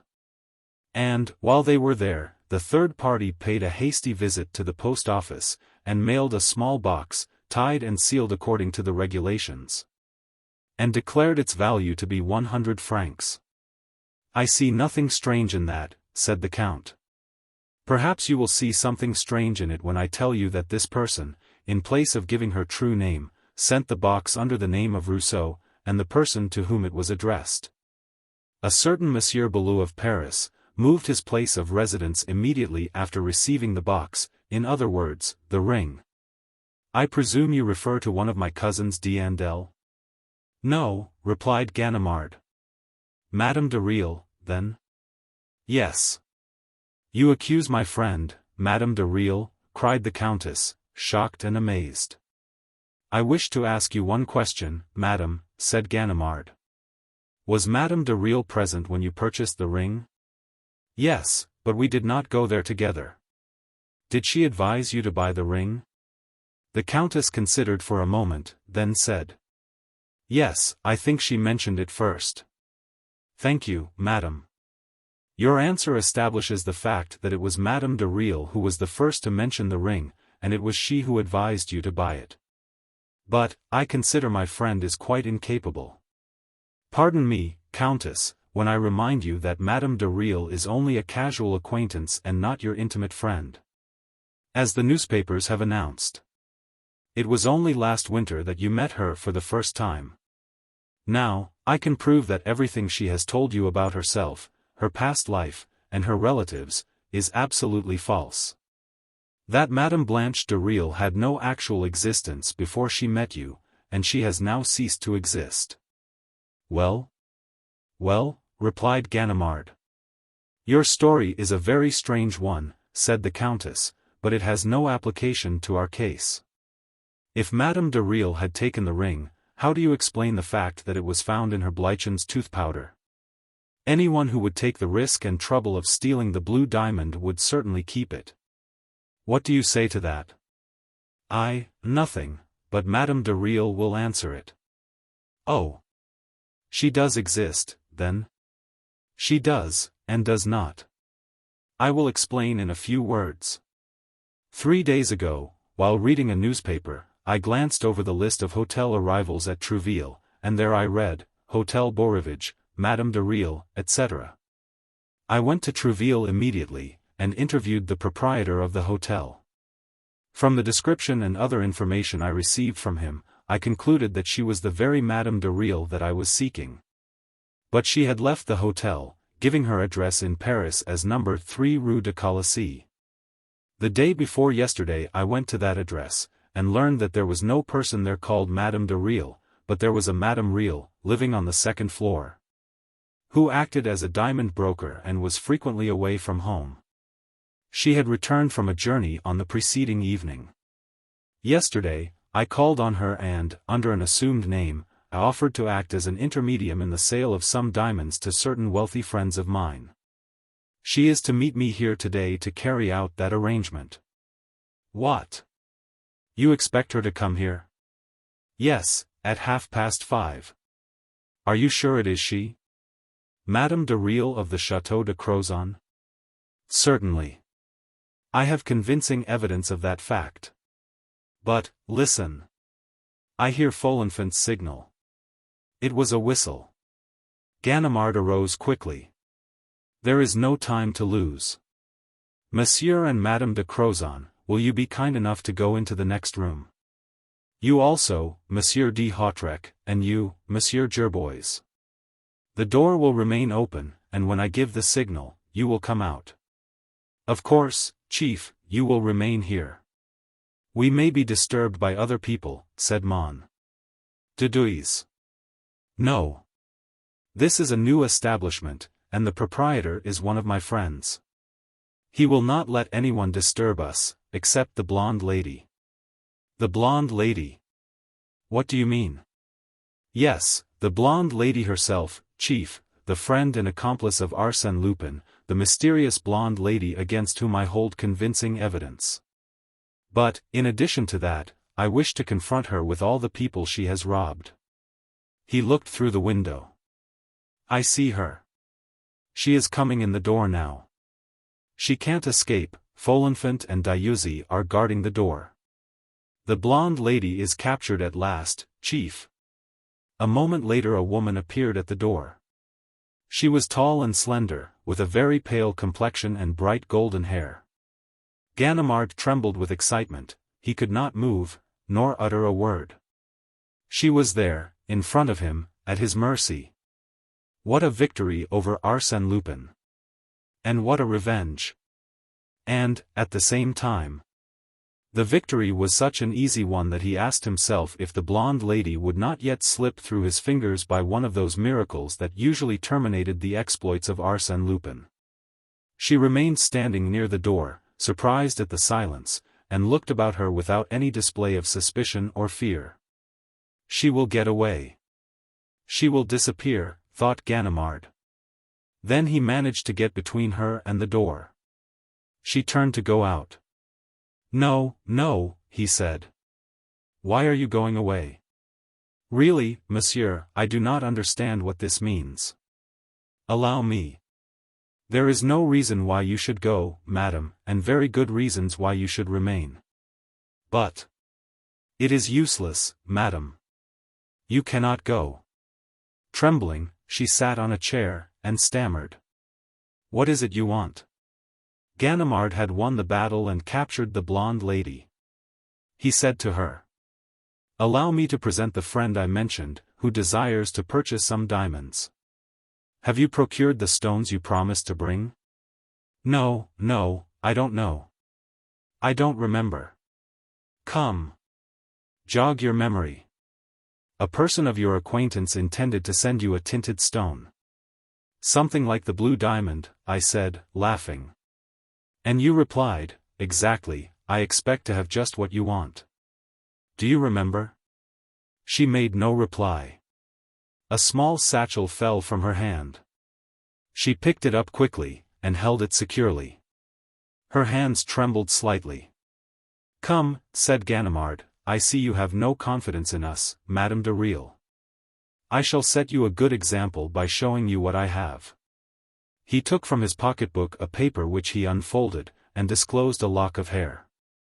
These are a few hairs torn from the head of Antoinette Bréhat by the Baron de Hautrec, which I found clasped in his dead hand. I have shown them to Mlle. Gerbois, who declares they are of the exact color of the hair of the blonde lady. Besides, they are exactly the color of your hair, the identical color. Madame Real looked at him in bewilderment, as if she did not understand his meaning. He continued. And here are 2 perfume bottles, without labels, it is true, and empty, but still sufficiently impregnated with their odor to enable Mlle. Gerbois to recognize in them the perfume used by that blonde lady who was her traveling companion for 2 weeks. Now, one of these bottles was found in the room that Madame de Real occupied at the Château de Crozon, and the other in the room that you occupied at the Hôtel Beaurivage. What do you say? The blonde lady, the Château de Crozon. The detective did not reply. He took from his pocket and placed on the table, side by side, 4 small sheets of paper. Then he said, I have, on these 4 pieces of paper, various specimens of handwriting. The first is the writing of Antoinette Bréhat. The second was written by the woman who sent the note to Baron Hirschman at the auction sale of the Blue Diamond. The third is that of Madame de Real, written while she was stopping at the Château de Crozon. And the fourth is your handwriting, madam. It is your name and address, which you gave to the porter of the Hôtel Beaurivage at Trouville. Now, compare the 4 handwritings. They are identical. What absurdity is this? Really, monsieur, I do not understand. What does it mean? It means, madam, exclaimed Ganimard, that the blonde lady, the friend and accomplice of Arsène Lupin, is none other than you, Madame Real. Ganimard went to the adjoining room and returned with Mon Gerbois, whom he placed in front of Madame Real, as he said, Monsieur Gerbois, is this the person who abducted your daughter, the woman you saw at the house of Monsieur Detinan? No. Ganimard was so surprised that he could not speak for a moment. Finally, he said, No? You must be mistaken. I am not mistaken. Madame is blonde, it is true, and in that respect resembles the blonde lady, but, in all other respects, she is totally different. I can't believe it. You must be mistaken. Ganimard called in his other witnesses. Monsieur de Hautrec, he said, do you recognize Antoinette Bréhat? No, this is not the person I saw at my uncle's house. This woman is not Madame de Real, declared the Count de Crozon. That was the finishing touch. Ganimard was crushed. He was buried beneath the ruins of the structure he had erected with so much care and assurance. His pride was humbled, his spirit was broken, by the force of this unexpected blow. Mon Dedouis arose, and said, We owe you an apology, madam, for this unfortunate mistake. But, since your arrival here, I have noticed your nervous agitation. Something troubles you. May I ask what it is? Mon Dieu, monsieur, I was afraid. My satchel contains diamonds to the value of 100,000 francs, and the conduct of your friend was rather suspicious. But you were frequently absent from Paris. How do you explain that? I make frequent journeys to other cities in the course of my business. That is all. Mon Dedouis had nothing more to ask. He turned to his subordinate, and said, Your investigation has been very superficial, Ganimard, and your conduct toward this lady is really deplorable. You will come to my office tomorrow and explain it. The interview was at an end, and Mon Dedouis was about to leave the room when a most annoying incident occurred. Madame Real turned to Ganimard, and said, I understand that you are Monsieur Ganimard. Am I right? Yes. Then, this letter must be for you. I received it this morning. It was addressed to Mon Justin Ganimard, care of Madame Real. I thought it was a joke, because I did not know you under that name, but it appears that your unknown correspondent knew of our rendezvous. Ganimard was inclined to put the letter in his pocket unread, but he dared not do so in the presence of his superior, so he opened the envelope and read the letter aloud. In an almost inaudible tone. Once upon a time, there were a blonde lady, a Lupin, and a Ganimard. Now, the wicked Ganimard had evil designs on the pretty blonde lady, and the good Lupin was her friend and protector. When the good Lupin wished the blonde lady to become the friend of the Countess de Crozon, he caused her to assume the name of Madame de Real, which is a close resemblance to the name of a certain diamond broker, a woman with a pale complexion and golden hair. And the good Lupin said to himself, if ever the wicked Ganimard gets upon the track of the blonde lady, how useful it will be to me if he should be diverted to the track of the honest diamond broker. A wise precaution that has borne good fruit. A little note sent to the newspaper read by the wicked Ganimard, a perfume bottle intentionally forgotten by the genuine blonde lady at the Hotel Beaurivage. The name and address of Madame Real written on the hotel register by the genuine blonde lady, and the trick is played. What do you think of it, Ganimard? I wish to tell you the true story of this affair, knowing that you would be the first to laugh over it. Really, it is quite amusing, and I have enjoyed it very much. Accept my best wishes, dear friend, and give my kind regards to the worthy Mon. de Duis. Arsène Lupin. He knows everything, muttered Ganimard, but he did not see the humor of the situation as Lupin had predicted. He knows some things I have never mentioned to anyone. How could he find out that I was going to invite you here, Chief? How could he know that I had found the first perfume bottle? How could he find out those things? He stamped his feet and tore his hair, a prey to the most tragic despair. Mon. de Duis felt sorry for him, and said, "Come, Ganimard, never mind, try to do better next time." And Mon. de Duis left the room, accompanied by Madame Real. During the next 10 minutes, Ganimard read and reread the letter of Arsène Lupin. Monsieur and Madame de Crozon, Monsieur de Hautrec and Monsieur Gerbois were holding an animated discussion in a corner of the room.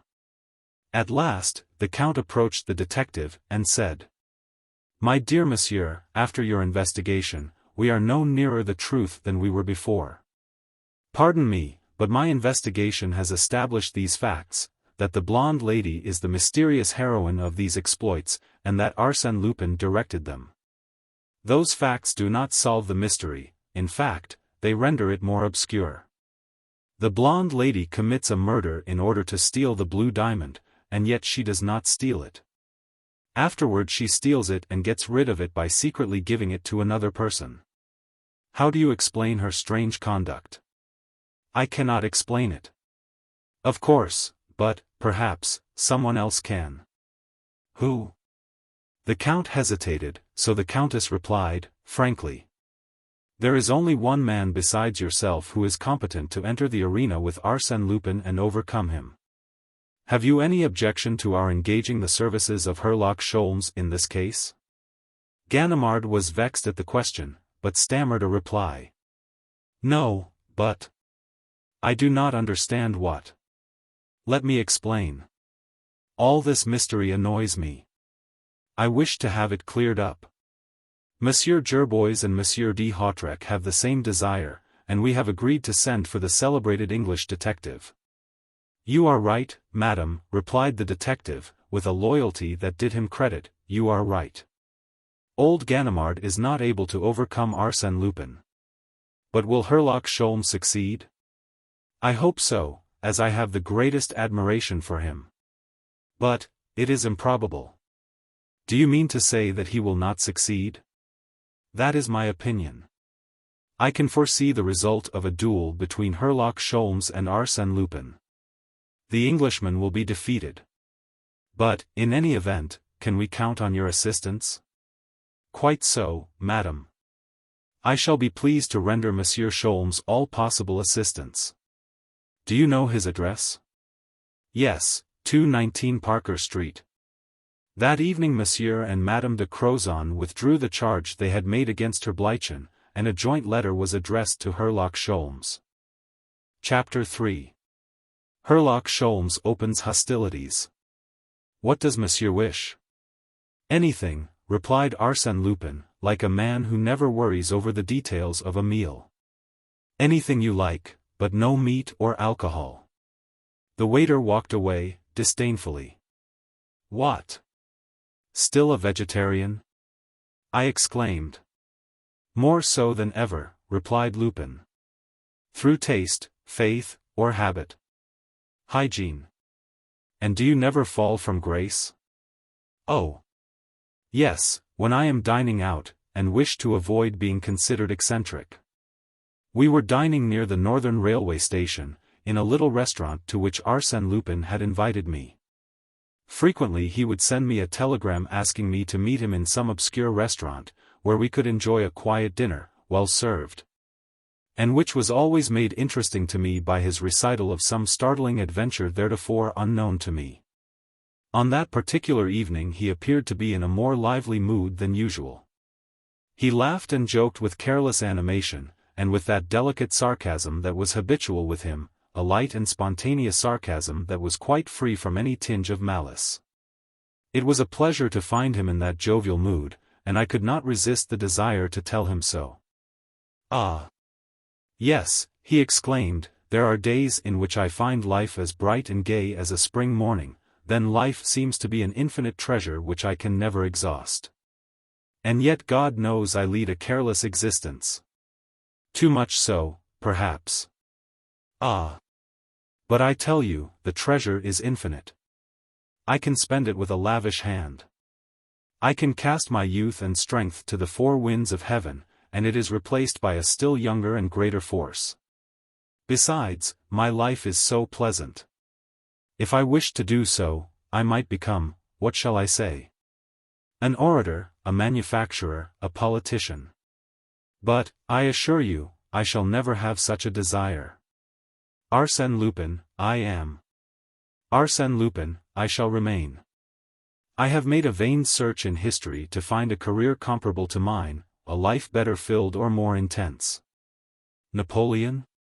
Yes, perhaps. But Napoleon, toward the close of his career, when all Europe was trying to crush him, asked himself on the eve of each battle if it would not be his last. Was he serious? Or was he joking? He became more animated as he proceeded. That is everything, do you understand, the danger. The continuous feeling of danger. To breathe it as you breathe the air, to scent it in every breath of wind, to detect it in every unusual sound. And, in the midst of the tempest, to remain calm, and not to stumble. Otherwise, you are lost. There is only one sensation equal to it, that of the chauffeur in an automobile race. But that race lasts only a few hours, my race continues until death. What fantasy! I exclaimed. And you wish me to believe that you have no particular motive for your adoption of that exciting life? Come, he said, with a smile, you are a clever psychologist. Work it out for yourself. He poured himself a glass of water, drank it, and said. Did you read Le Temps today? No. Herlock Sholmes crossed the Channel this afternoon, and arrived in Paris about 6 o'clock. The deuce! What is he coming for? A little journey he has undertaken at the request of the Count and Countess of Crozon, Monsieur Gerbois, and the nephew of Baron de Hautrec. They met him at the Northern Railway Station, took him to meet Ganimard, and, at this moment, the six of them are holding a consultation. Despite a strong temptation to do so, I had never ventured to question Arsène Lupin concerning any action of his private life, unless he had first mentioned the subject to me. Up to that moment his name had not been mentioned, at least officially, in connection with the Blue Diamond. Consequently, I consumed my curiosity in patience. He continued. There is also in Le Temps an interview with my old friend Ganimard, according to whom a certain blonde lady, who should be my friend, must have murdered the Baron de Hautrec and tried to rob Madame de Crozon of her famous ring. And, what do you think, he accuses me of being the instigator of those crimes. I could not suppress a slight shudder. Was this true? Must I believe that his career of theft, his mode of existence, the logical result of such a life, had drawn that man into more serious crimes, including murder? I looked at him. He was so calm, and his eyes had such a frank expression. I observed his hands, they had been formed from a model of exceeding delicacy, long and slender, inoffensive, truly. And the hands of an artist. Ganimard has pipe dreams, I said. No, no, protested Lupin. Ganimard has some cleverness, and, at times, almost inspiration. Inspiration. Yes. For instance, that interview is a masterstroke. In the first place, he announces the coming of his English rival in order to put me on my guard, and make his task more difficult. In the second place, he indicates the exact point to which he has conducted the affair in order that Sholmes will not get credit for the work already done by Ganimard. That is good warfare. Whatever it may be, you have two adversaries to deal with, and such adversaries. Oh. One of them doesn't count. And the other? Sholmes? Oh. I confess he is a worthy foe. And that explains my present good humor. In the first place, it is a question of self-esteem. I am pleased to know that they consider me a subject worthy the attention of the celebrated English detective. In the next place, just imagine the pleasure a man, such as I, must experience in the thought of a duel with Herlock Sholmes. But I shall be obliged to strain every muscle. He is a clever fellow, and will contest every inch of the ground. Then you consider him a strong opponent? I do. As a detective, I believe, he has never had an equal. But I have one advantage over him: he is making the attack and I am simply defending myself. My role is the easier one. Besides, I am familiar with his method of warfare, and he does not know mine. I am prepared to show him a few new tricks that will give him something to think about. He tapped the table with his fingers as he uttered the following sentences, with an air of keen delight. Arsène Lupin against Herlock Sholmes. France against England. Trafalgar will be revenged at last. Ah! The rascal, he doesn't suspect that I am prepared, and a Lupin warned. He stopped suddenly, seized with a fit of coughing, and hid his face in his napkin. As if something had stuck in his throat. A bit of bread? I inquired. Drink some water. No, it isn't that, he replied, in a stifled voice. Then, what is it? The want of air. Do you wish a window opened? No, I shall go out. Give me my hat and overcoat, quick. I must go. What's the matter? The two gentlemen who came in just now. Look at the taller one. Now, when we go out, keep to my left, so he will not see me. The one who is sitting behind you? Yes. I will explain it to you, outside. Who is it? Herlock Sholmes. He made a desperate effort to control himself, as if he were ashamed of his emotion, replaced his napkin, drank a glass of water, and, quite recovered, said to me, smiling. It is strange, Hein, that I should be affected so easily, but that unexpected sight. What have you to fear, since no one can recognize you, on account of your many transformations? Every time I see you it seems to me your face is changed, it's not at all familiar. I don't know why. But he would recognize me, said Lupin. He has seen me only once. But, at that time, he made a mental photograph of me, not of my external appearance but of my very soul, not what I appear to be but just what I am. Do you understand? And then, I did not expect to meet him here. Such a strange encounter, in this little restaurant. Well, shall we go out? No, not now, said Lupin. What are you going to do? The better way is to act frankly, to have confidence in him, trust him. You will not speak to him? Why not? It will be to my advantage to do so, and find out what he knows, and, perhaps, what he thinks. At present I have the feeling that his gaze is on my neck and shoulders, and that he is trying to remember where he has seen them before. He reflected a moment. I observed a malicious smile at the corner of his mouth. Then, obedient, I think, to a whim of his impulsive nature, and not to the necessities of the situation, he arose, turned around, and, with a bow and a joyous air, he said, "By what lucky chance? Ah! I am delighted to see you. Permit me to introduce a friend of mine." For a moment the Englishman was disconcerted, then he made a movement as if he would seize Arsène Lupin. The latter shook his head, and said, "That would not be fair, besides, the movement would be an awkward one and, quite useless." The Englishman looked about him, as if in search of assistance. "No use," said Lupin. "Besides, Are you quite sure you can place your hand on me? Come, now, show me that you are a real Englishman and, therefore, a good sport. This advice seemed to commend itself to the detective, for he partially rose and said, very formally, Monsieur Wilson, my friend and assistant, Monsieur Arsène Lupin. Wilson's amazement evoked a laugh. With bulging eyes and gaping mouth, he looked from one to the other, as if unable to comprehend the situation. Herlock Sholmes laughed and said, Wilson, you should conceal your astonishment at an incident which is one of the most natural in the world. Why do you not arrest him? Stammered Wilson. Have you not observed, Wilson, that the gentleman is between me and the door, and only a few steps from the door? By the time I could move my little finger he would be outside. Don't let that make any difference, said Lupin, who now walked around the table and seated himself so that the Englishman was between him and the door, thus placing himself at the mercy of the foreigner. Wilson looked at Sholmes to find out if he had the right to admire this act of wanton courage. The Englishman's face was impenetrable, but, a moment later, he called, Waiter. When the waiter came he ordered soda, beer and whiskey. The treaty of peace was signed, until further orders.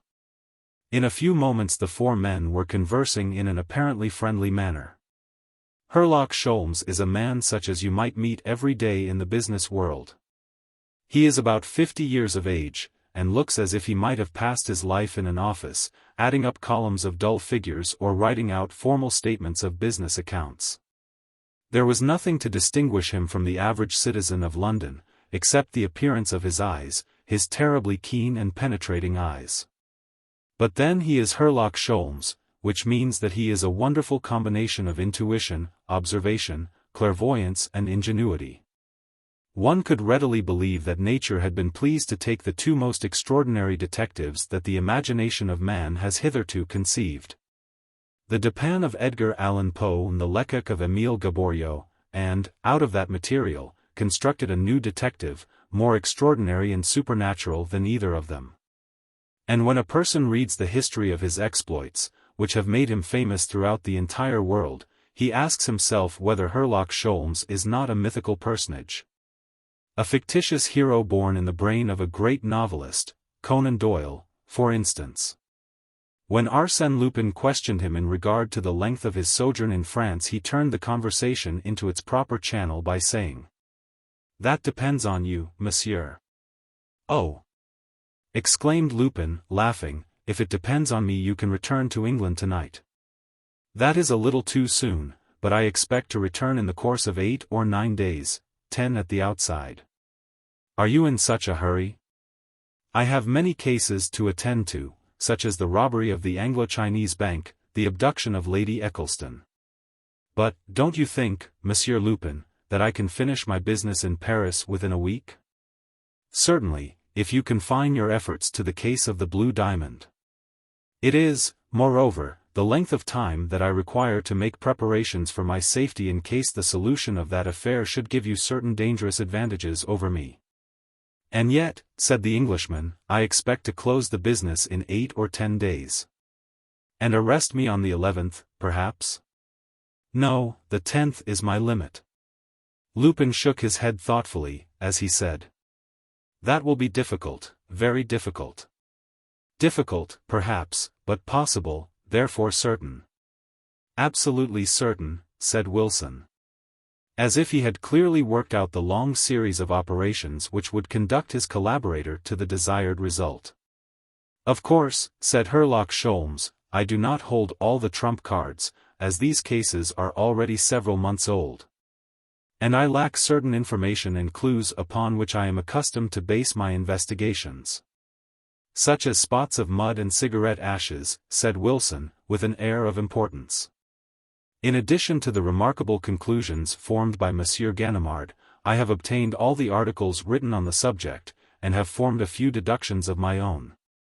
Some ideas which were suggested to us by analysis or hypothesis, added Wilson, sententiously. I wish to inquire, said Arsène Lupin, in that deferential tone which he employed in speaking to Sholmes, would I be indiscreet if I were to ask you what opinion you have formed about the case? Really, it was a most exciting situation to see those two men facing each other across the table, engaged in an earnest discussion as if they were obliged to solve some abstruse problem or come to an agreement upon some controverted fact. Wilson was in the seventh heaven of delight. Herlock Sholmes filled his pipe slowly, lighted it, and said, "This affair is much simpler than it appeared to be at first sight." "Much simpler," said Wilson, as a faithful echo. "I say, this affair, for, in my opinion, there is only one," said Sholmes. "The death of the Baron de Hautrec, the story of the ring, and, let us not forget, the mystery of lottery ticket number 514. Are only different phases of what one might call the mystery of the blonde lady. Now, according to my view, it is simply a question of discovering the bond that unites those three episodes in the same story, the fact which proves the unity of the three events. Ganimard, whose judgment is rather superficial, finds that unity in the faculty of disappearance, that is, in the power of coming and going unseen and unheard. That theory does not satisfy me." "Well, what is your idea?" asked Lupin. "In my opinion," said Sholmes, "the characteristic feature of the three episodes is your design and purpose of leading the affair into a certain channel previously chosen by you. It is, on your part, more than a plan, it is a necessity, an indispensable condition of success. Can you furnish any details of your theory?" "Certainly. For example, from the beginning of your conflict with Monsieur Gerbois, is it not evident that the apartment of Monsieur Detonin is the place selected by you? The inevitable spot where all the parties must meet? In your opinion, it was the only safe place, and you arranged a rendezvous there, publicly, one might say, for the blonde lady and Mademoiselle Gerbois. The professor's daughter," added Wilson. "Now, let us consider the case of the blue diamond. Did you try to appropriate it while the Baron de Hautrec possessed it?" "No. But the Baron takes his brother's house. 6 months later we have the intervention of Antoinette Bréhat and the first attempt. The diamond escapes you, and the sale is widely advertised to take place at the Drouot auction rooms. Will it be a free and open sale? Is the richest amateur sure to carry off the jewel? No. Just as the banker Hirschman is on the point of buying the ring, a lady sends him a letter of warning, and it is the Countess de Crozon, prepared and influenced by the same lady, who becomes the purchaser of the diamond. Will the ring disappear at once? No, you lack the opportunity. Therefore, you must wait. At last the Countess goes to her chateau. That is what you were waiting for. The ring disappears, to reappear again in the tooth powder of her Bleichen," remarked Lupin. "Oh! Such nonsense," exclaimed Sholmes, striking the table with his fist, "don't tell me such a fairy tale. I am too old a fox to be led away by a false scent." "What do you mean?" "What do I mean?" said Sholmes, then paused a moment as if he wished to arrange his effect. At last he said, "The blue diamond that was found in the tooth powder was false. You kept the genuine stone." Arsène Lupin remained silent for a moment. Then, with his eyes fixed on the Englishman, he replied, calmly, "You are impertinent, monsieur." "Impertinent, indeed," repeated Wilson, beaming with admiration. "Yes," said Lupin, "and, yet, to do you credit, you have thrown a strong light on a very mysterious subject. Not a magistrate, not a special reporter, who has been engaged on this case, has come so near the truth. It is a marvelous display of intuition and logic." "Oh! A person has simply to use his brains," said Herlock Sholmes, nattered at the homage of the expert criminal. "And so few have any brains to use," replied Lupin. "And, now that the field of conjectures has been narrowed down, and the rubbish cleared away. Well, now, I have simply to discover why the three episodes were enacted at 25 Rue Clapeyron, 134 Avenue Henri Martin, and within the walls of the Château de Crozon, and my work will be finished. What remains will be child's play. Don't you think so?" Yes, I think you are right. In that case, Monsieur Lupin, am I wrong in saying that my business will be finished in 10 days? In 10 days you will know the whole truth, said Lupin. And you will be arrested. No. No? In order that I may be arrested there must occur such a series of improbable and unexpected misfortunes that I cannot admit the possibility of such an event. We have a saying in England that the unexpected always happens. They looked at each other for a moment calmly and fearlessly, without any display of bravado or malice. They met as equals in a contest of wit and skill. And this meeting was the formal crossing of swords, preliminary to the duel. Ah! Exclaimed Lupin, at last I shall have an adversary worthy of the name, one whose defeat will be the proudest achievement in my career. Are you not afraid? Asked Wilson. Almost, Monsieur Wilson, replied Lupin, rising from his chair, and the proof is that I am about to make a hasty retreat. Then, we will say 10 days, Monsieur Sholmes? Yes, 10 days. This is Sunday. A week from next Wednesday, at 8 o'clock in the evening, it will be all over. And I shall be in prison? No doubt of it. Ha! Not a pleasant outlook for a man who gets so much enjoyment out of life as I do. No cares, a lively interest in the affairs of the world, a justifiable contempt for the police, and the consoling sympathy of numerous friends and admirers. And now, behold, all that is about to be changed. It is the reverse side of the medal. After sunshine comes the rain. It is no longer a laughing matter. Adieu. Hurry up, said Wilson, full of solicitude for a person in whom Herlock Sholmes had inspired so much respect. Do not lose a minute. Not a minute, Monsieur Wilson. But I wish to express my pleasure at having met you, and to tell you how much I envy the master in having such a valuable assistant as you seem to be. Then, after they had courteously saluted each other, like adversaries in a duel who entertain no feeling of malice but are obliged to fight by force of circumstances, Lupin seized me by the arm and drew me outside. What do you think of it, dear boy? The strange events of this evening will form an interesting chapter in the memoirs you are now preparing for me. He closed the door of the restaurant behind us, and, after taking a few steps, he stopped and said, Do you smoke? No. Nor do you, it seems to me. You are right, I don't. He lighted a cigarette with a wax match, which he shook several times in an effort to extinguish it. But he threw away the cigarette immediately, ran across the street, and joined two men who emerged from the shadows as if called by a signal. He conversed with them for a few minutes on the opposite sidewalk, and then returned to me. I beg your pardon, but I fear that cursed Sholmes is going to give me trouble. But, I assure you, he is not yet through with Arsène Lupin. He will find out what kind of fuel I use to warm my blood. And now, au revoir. The genial Wilson is right, there is not a moment to lose. He walked away rapidly. Thus ended the events of that exciting evening, or, at least, that part of them in which I was a participant. Subsequently, during the course of the evening, other stirring incidents occurred which have come to my knowledge through the courtesy of other members of that unique dinner party. At the very moment in which Lupin left me, Herlock Sholmes rose from the table, and looked at his watch. 20 minutes to 9. At 9 o'clock I am to meet the Count and Countess at the railway station.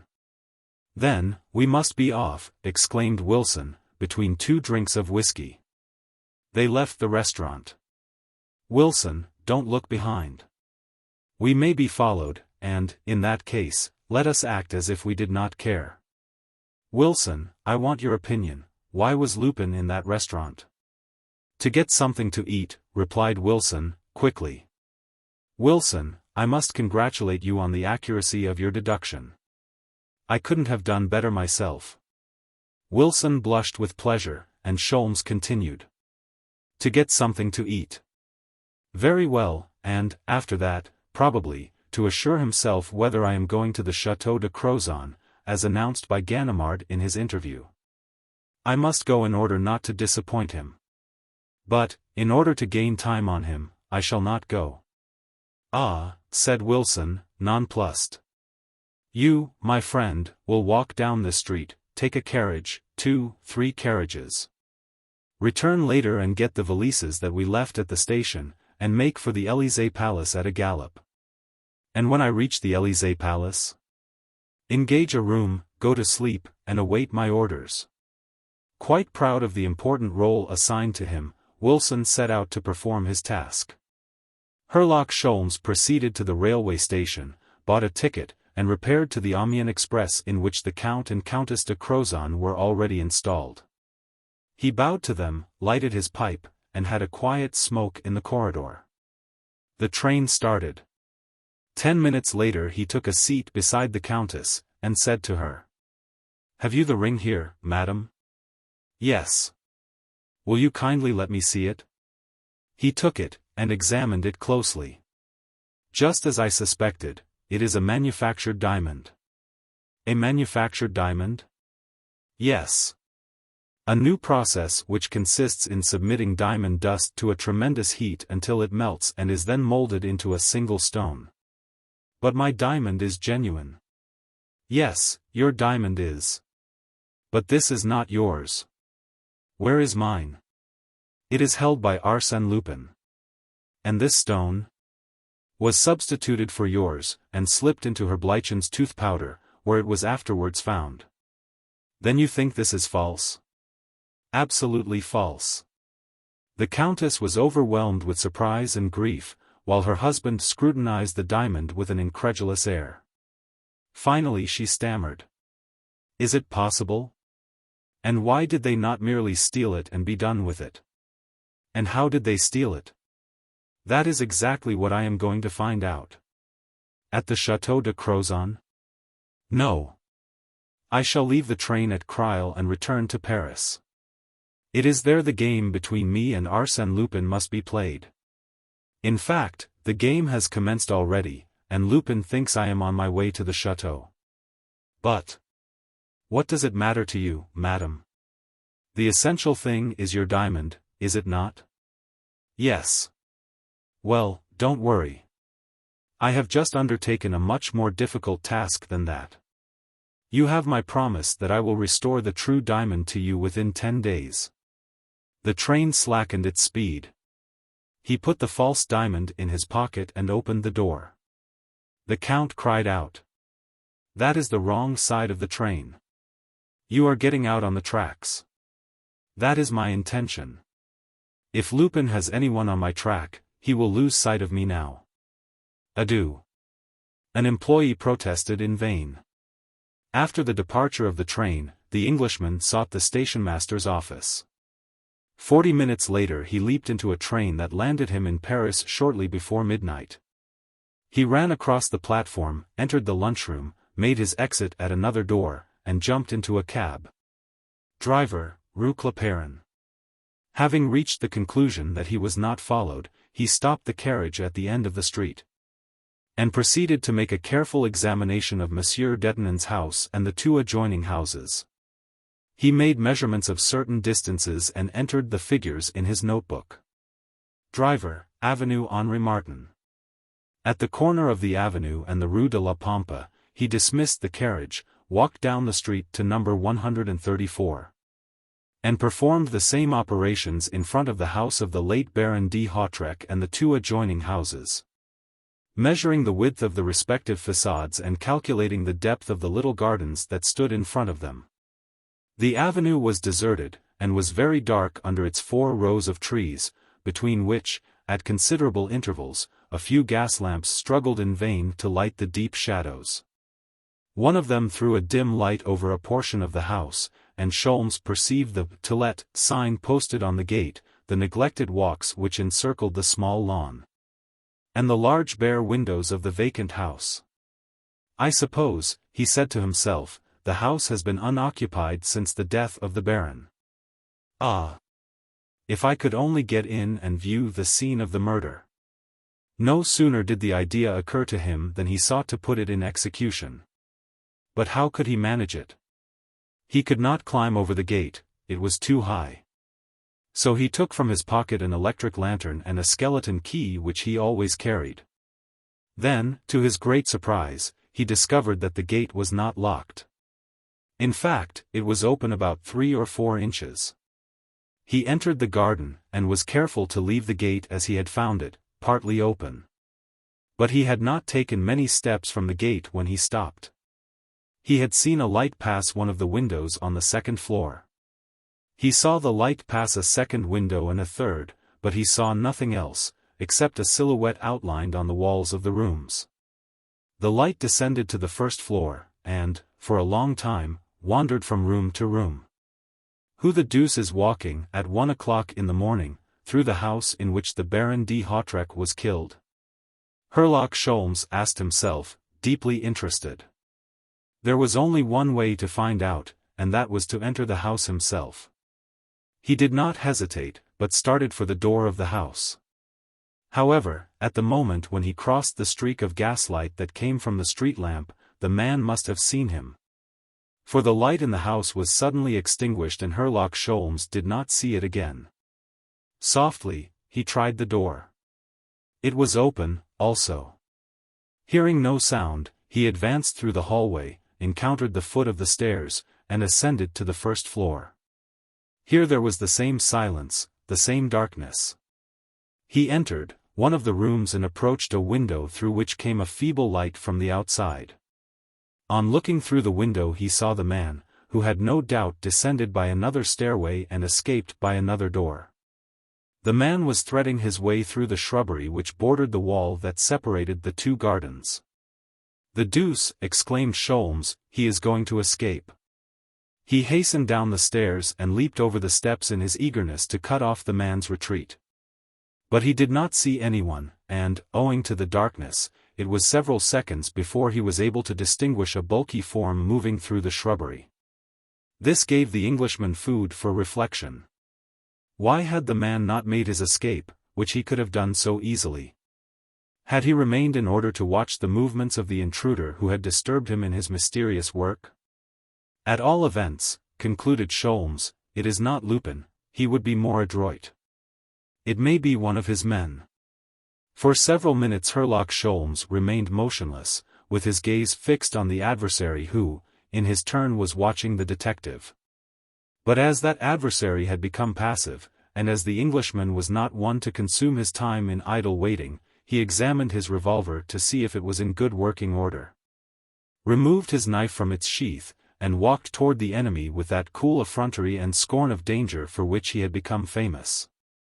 He heard a clicking sound. It was his adversary preparing his revolver. Herlock Sholmes dashed boldly into the thicket, and grappled with his foe.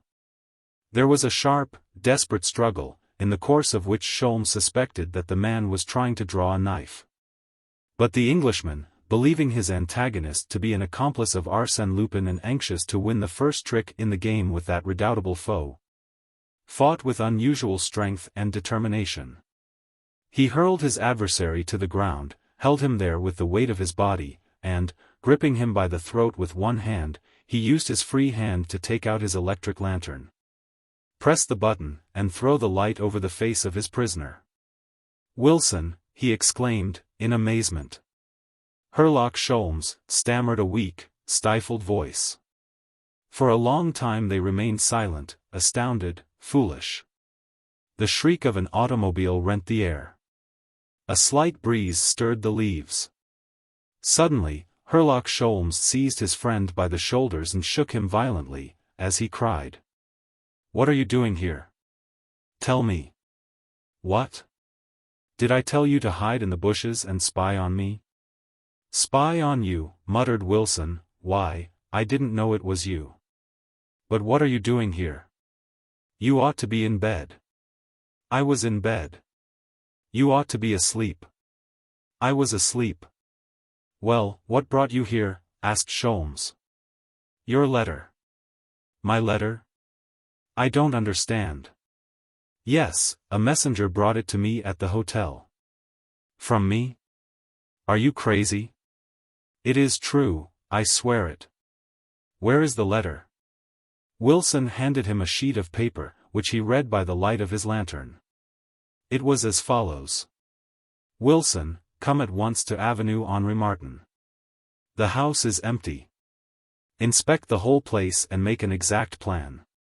Then return to Hotel, Herlock Sholmes.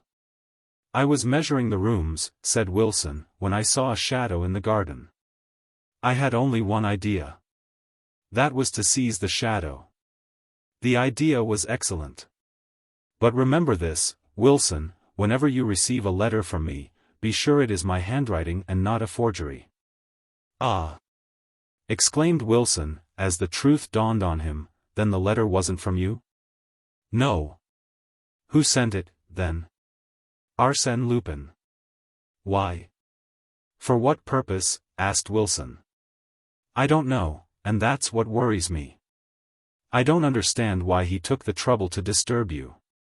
Of course, if he had sent me on such a foolish errand I wouldn't be surprised. But what was his object in disturbing you? I must hurry back to the hotel. So must I, Wilson. They arrived at the gate. Wilson, who was ahead, took hold of it and pulled. Ah! You closed it, he said. No, I left it partly open. Sholmes tried the gate, then, alarmed, he examined the lock. An oath escaped him. Good God! It is locked. Locked with a key. He shook the gate with all his strength, then, realizing the futility of his efforts, he dropped his arms, discouraged, and muttered, in a jerky manner. I can see it all now, it is Lupin. He foresaw that I would leave the train at Crile, and he prepared this neat little trap for me in case I should commence my investigation this evening. Moreover, he was kind enough to send me a companion to share my captivity. All done to make me lose a day, and, perhaps, also, to teach me to mind my own business. Do you mean to say we are prisoners? Exactly.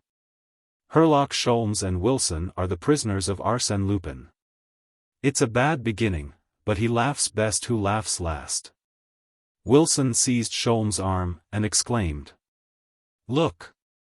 Look up there. A light. A light shone through one of the windows of the first floor. Both of them ran to the house, and each ascended by the stairs he had used on coming out a short time before, and they met again at the entrance to the lighted chamber. A small piece of a candle was burning in the center of the room. Beside it there was a basket containing a bottle, a roasted chicken, and a loaf of bread. Sholmes was greatly amused, and laughed heartily.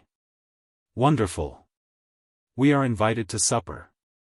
It is really an enchanted place, a genuine fairyland. Come, Wilson, cheer up. This is not a funeral. It's all very funny. Are you quite sure it is so very funny? Asked Wilson, in a lugubrious tone. Am I sure? Exclaimed Sholmes, with a gaiety that was too boisterous to be natural. Why, to tell the truth, it's the funniest thing I ever saw. It's a jolly good comedy. What a master of sarcasm this Arsène Lupin is.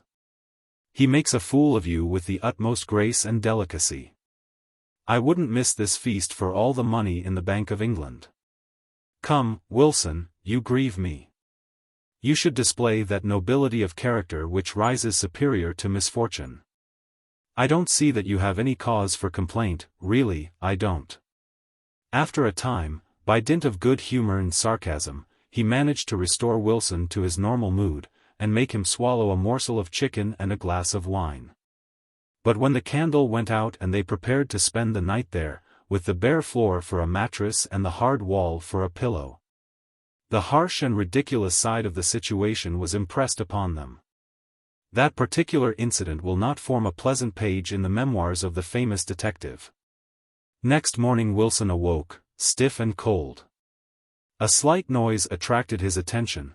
Herlock Sholmes was kneeling on the floor, critically examining some grains of sand and studying some chalk marks, now almost effaced, which formed certain figures and numbers, which figures he entered in his notebook. Accompanied by Wilson, who was deeply interested in the work, he examined each room, and found similar chalk marks in 2 other apartments. He noticed, also, 2 circles on the oaken panels, an arrow on a wainscot, and 4 figures on 4 steps of the stairs. At the end of an hour Wilson said, "The figures are correct, aren't they?" "I don't know, but, at all events, they mean something," replied Sholmes, who had forgotten the discomforts of the night in the joy created by his new discoveries. "It is quite obvious," said Wilson, "they represent the number of pieces in the floor." "Ah. Yes. And the 2 circles indicate that the panels are false, as you can readily ascertain, and the arrow points in the direction in which the panels move." Herlock Sholmes looked at Wilson, in astonishment. "Ah. My dear friend, how do you know all that? Your clairvoyance makes my poor ability in that direction look quite insignificant." "Oh. It is very simple," said Wilson, inflated with pride. "I examined those marks last night, according to your instructions, or, rather, according to the instructions of Arsène Lupin, since he wrote the letter you sent to me." At that moment Wilson faced a greater danger than he had during his struggle in the garden with Herlock Sholmes. The latter now felt a furious desire to strangle him. But, dominating his feelings, Sholmes made a grimace which was intended for a smile, and said, "Quite so, Wilson, you have done well, and your work shows commendable progress. But, tell me, have you exercised your powers of observation and analysis on any other points? I might profit by your deductions." "Oh. No, I went no farther." "That's a pity. Your debut was such a promising one. But, since that is all, we may as well go." "Go? But how can we get out?" "The way all honest people go out, through the gate." "But it is locked." "It will be opened." "By whom?" "Please call the 2 policemen who are strolling down the avenue." But what?" "It is very humiliating. What will be said when it becomes known that Herlock Sholmes and Wilson were the prisoners of Arsène Lupin?" "Of course, I understand they will roar with laughter," replied Herlock Sholmes, in a dry voice and with frowning features, "but we can't set up housekeeping in this place." "And you will not try to find another way out?" "No. But the man who brought us the basket of provisions did not cross the garden, coming or going. There is some other way out. Let us look for it, and not bother with the police." "Your argument is sound, but you forget that all the detectives in Paris have been trying to find it for the last 6 months, and that I searched the house from top to bottom while you were asleep." "Ah. My dear Wilson, we have not been accustomed to pursue such game as Arsène Lupin. He leaves no trail behind him." At 11 o'clock, Herlock Sholmes and Wilson were liberated, and conducted to the nearest police station, where the commissary, after subjecting them to a severe examination, released them with an affectation of goodwill that was quite exasperating. "I am very sorry, messieurs, that this unfortunate incident has occurred. You will have a very poor opinion of French hospitality. Mon Dieu! What a night you must have passed! Ah! That rascally Lupin is no respecter of persons." They took a carriage to their hotel. At the office Wilson asked for the key of his room. After some search the clerk replied, much astonished, "But, monsieur, you have given up the room." "I gave it up." "When?" "This morning, by the letter your friend brought here." "What friend?" "The gentleman who brought your letter." "Ah. Your card is still attached to the letter." "Here they are." Wilson looked at them. Certainly, it was one of his cards, and the letter was in his handwriting. "Good Lord," he muttered, "this is another of his tricks," and he added, aloud, "Where is my luggage?" "Your friend took it." "Ah, and you gave it to him?" "Certainly, on the strength of your letter and card." Of course, of course." They left the hotel and walked, slowly and thoughtfully, through the Champs-Élysées. The avenue was bright and cheerful beneath a clear autumn sun, the air was mild and pleasant. At Rond Point, Herlock Sholmes lighted his pipe. Then Wilson spoke. "I can't understand you, Sholmes. You are so calm and unruffled. They play with you as a cat plays with a mouse, and yet you do not say a word. Sholmes stopped, as he replied. Wilson, I was thinking of your card. Well? The point is this, here is a man who, in view of a possible struggle with us, procures specimens of our handwriting, and who holds, in his possession, one or more of your cards. Now, have you considered how much precaution and skill those facts represent? Well? Well, Wilson, to overcome an enemy so well prepared and so thoroughly equipped requires the infinite shrewdness of a Herlock Sholmes. And yet, as you have seen, Wilson, I have lost the first round. At 6 o'clock the Echo de France published the following article in its evening edition. This morning Mon. Thenard, Commissary of Police in the 16th District, released Herlock Sholmes and his friend Wilson, both of whom had been locked in the house of the late Baron de Hautrec, where they spent a very pleasant night, thanks to the thoughtful care and attention of Arsène Lupin. In addition to their other troubles, these gentlemen have been robbed of their valises, and, in consequence thereof, they have entered a formal complaint against Arsène Lupin. Arsène Lupin, satisfied that he has given them a mild reproof, hopes these gentlemen will not force him to resort to more stringent measures. Bah! Exclaimed Herlock Sholmes, crushing the paper in his hands, that is only child's play. And that is the only criticism I have to make of Arsène Lupin, he plays to the gallery. There is that much of the fakir in him. Ah! Sholmes, you are a wonderful man. You have such a command over your temper. Nothing ever disturbs you. No, nothing disturbs me, replied Sholmes, in a voice that trembled from rage. Besides, what's the use of losing my temper? I am quite confident of the final result. I shall have the last word. Chapter 4. Light in the darkness.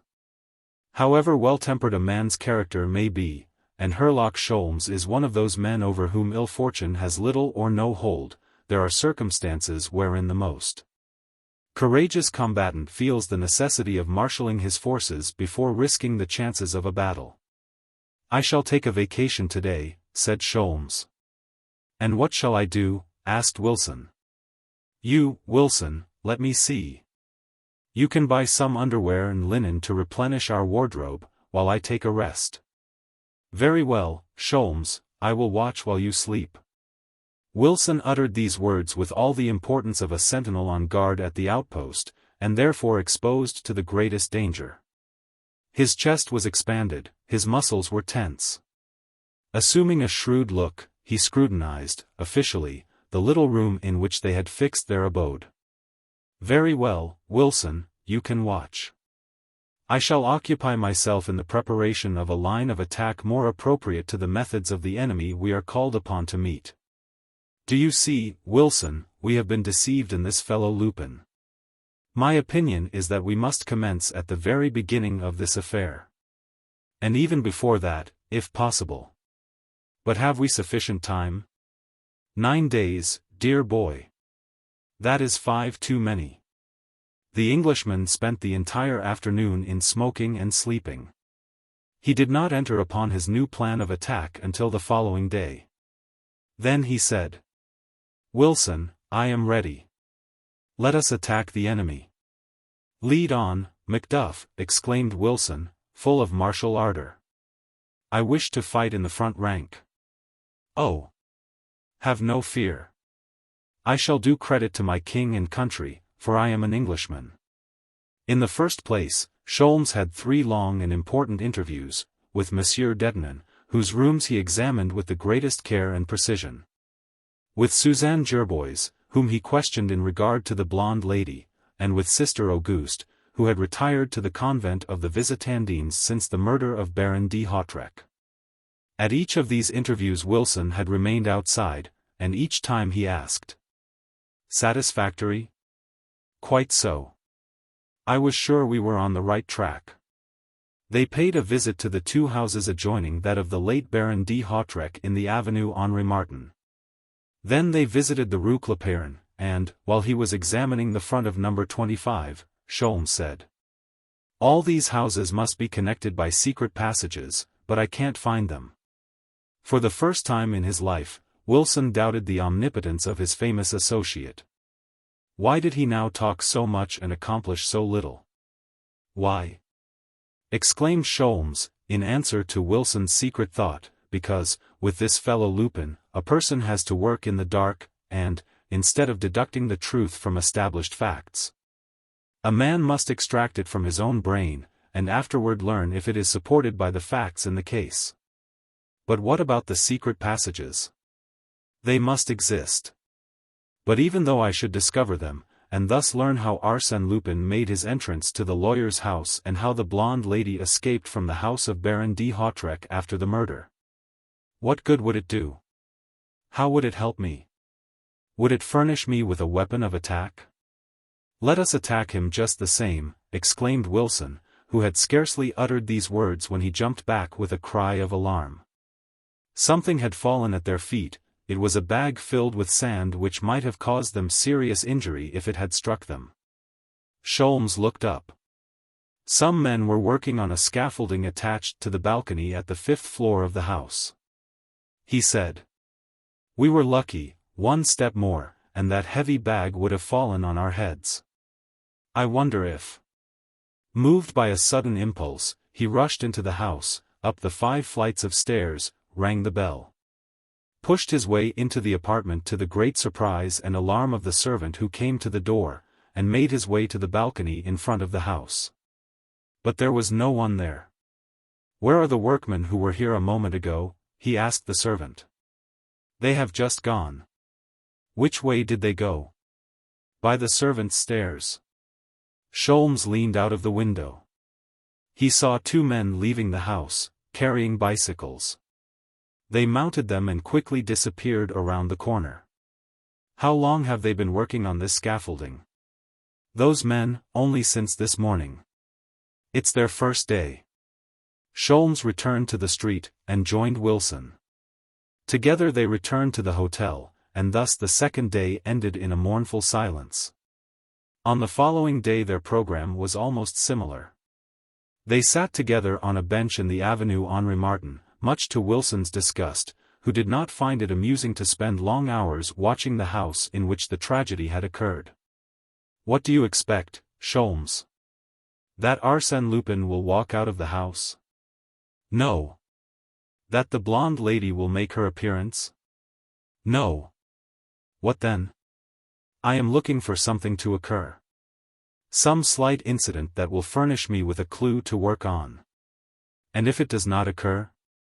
Then I must, myself, create the spark that will set fire to the powder."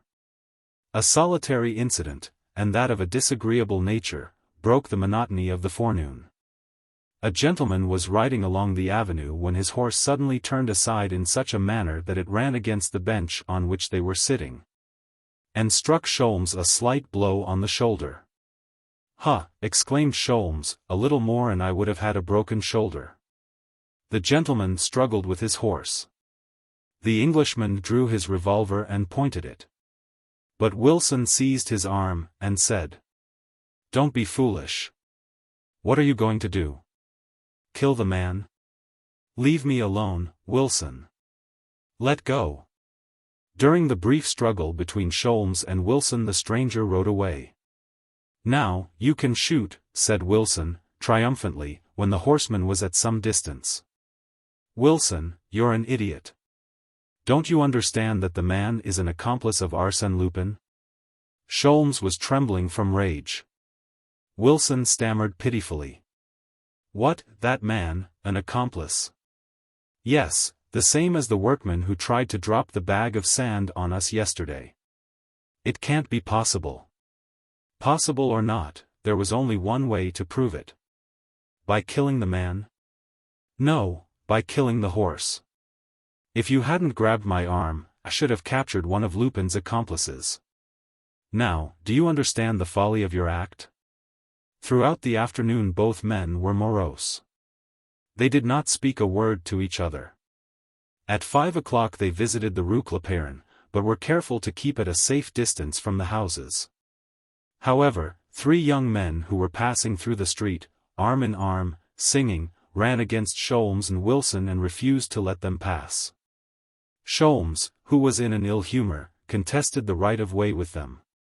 After a brief struggle, Sholmes resorted to his fists.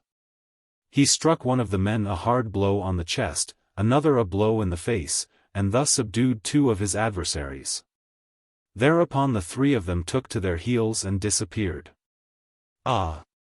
exclaimed Sholmes, "that does me good. I needed a little exercise." But Wilson was leaning against the wall. Sholmes said, "What's the matter, old chap? You're quite pale."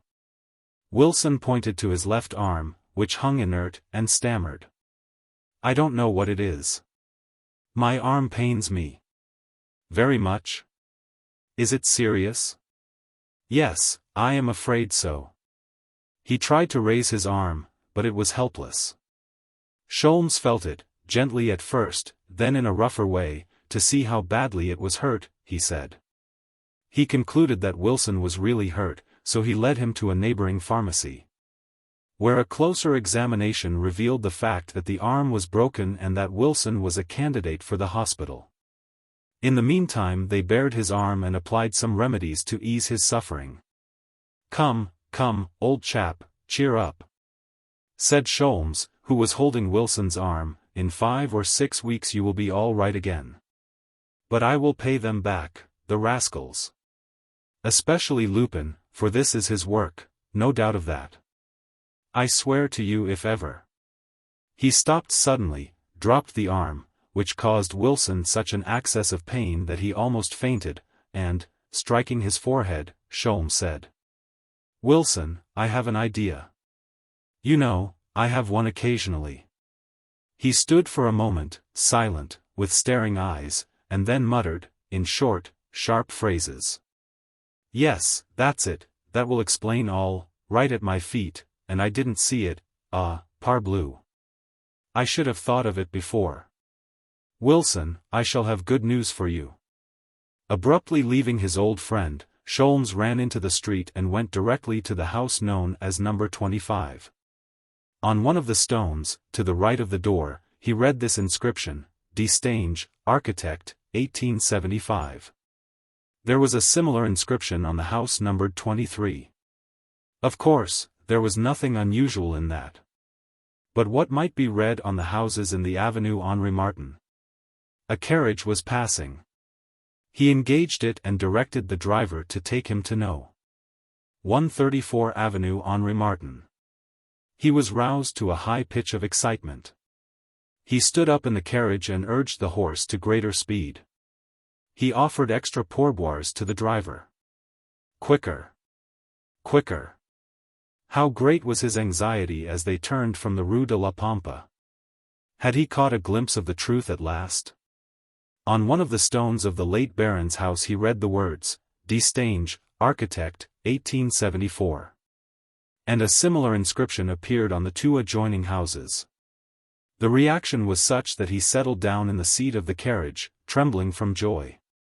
At last, a tiny ray of light had penetrated the dark shadows which encompassed these mysterious crimes. In the vast sombre forest wherein 1,000 pathways crossed and recrossed, he had discovered the first clue to the track followed by the enemy. He entered a branch post office and obtained telephonic connection with the Château de Crozon. The Countess answered the telephone call. "Hello. Is that you, madam? Monsieur Sholmes, isn't it? Everything going all right?" "Quite well, but I wish to ask you one question." "Hello. Yes, I hear you. Tell me, when was the Château de Crozon built?" "It was destroyed by fire and rebuilt about 30 years ago." "Who built it, and in what year?"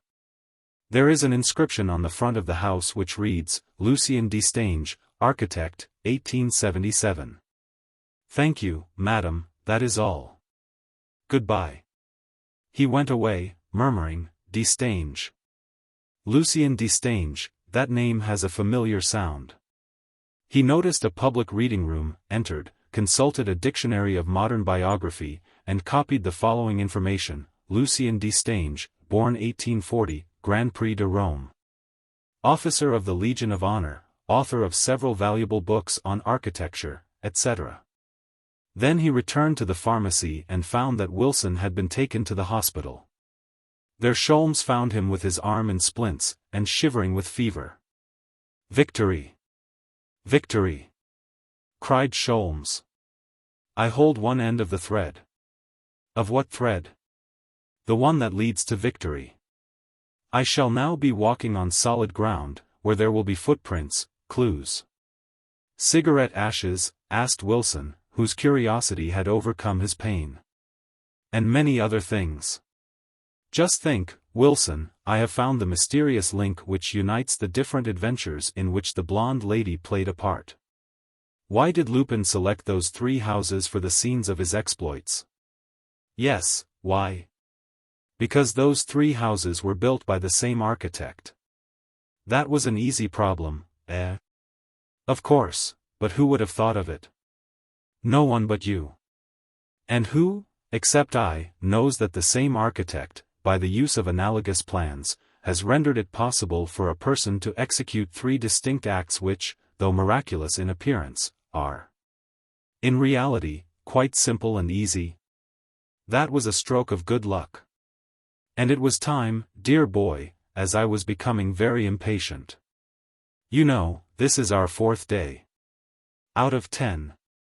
Oh. After this. Sholmes was excited, delighted, and gayer than usual. And when I think that these rascals might have attacked me in the street and broken my arm just as they did yours. Isn't that so, Wilson? Wilson simply shivered at the horrible thought. Sholmes continued. We must profit by the lesson. I can see, Wilson, that we were wrong to try and fight Lupin in the open, and leave ourselves exposed to his attacks. I can see it, and feel it, too, in my broken arm, said Wilson.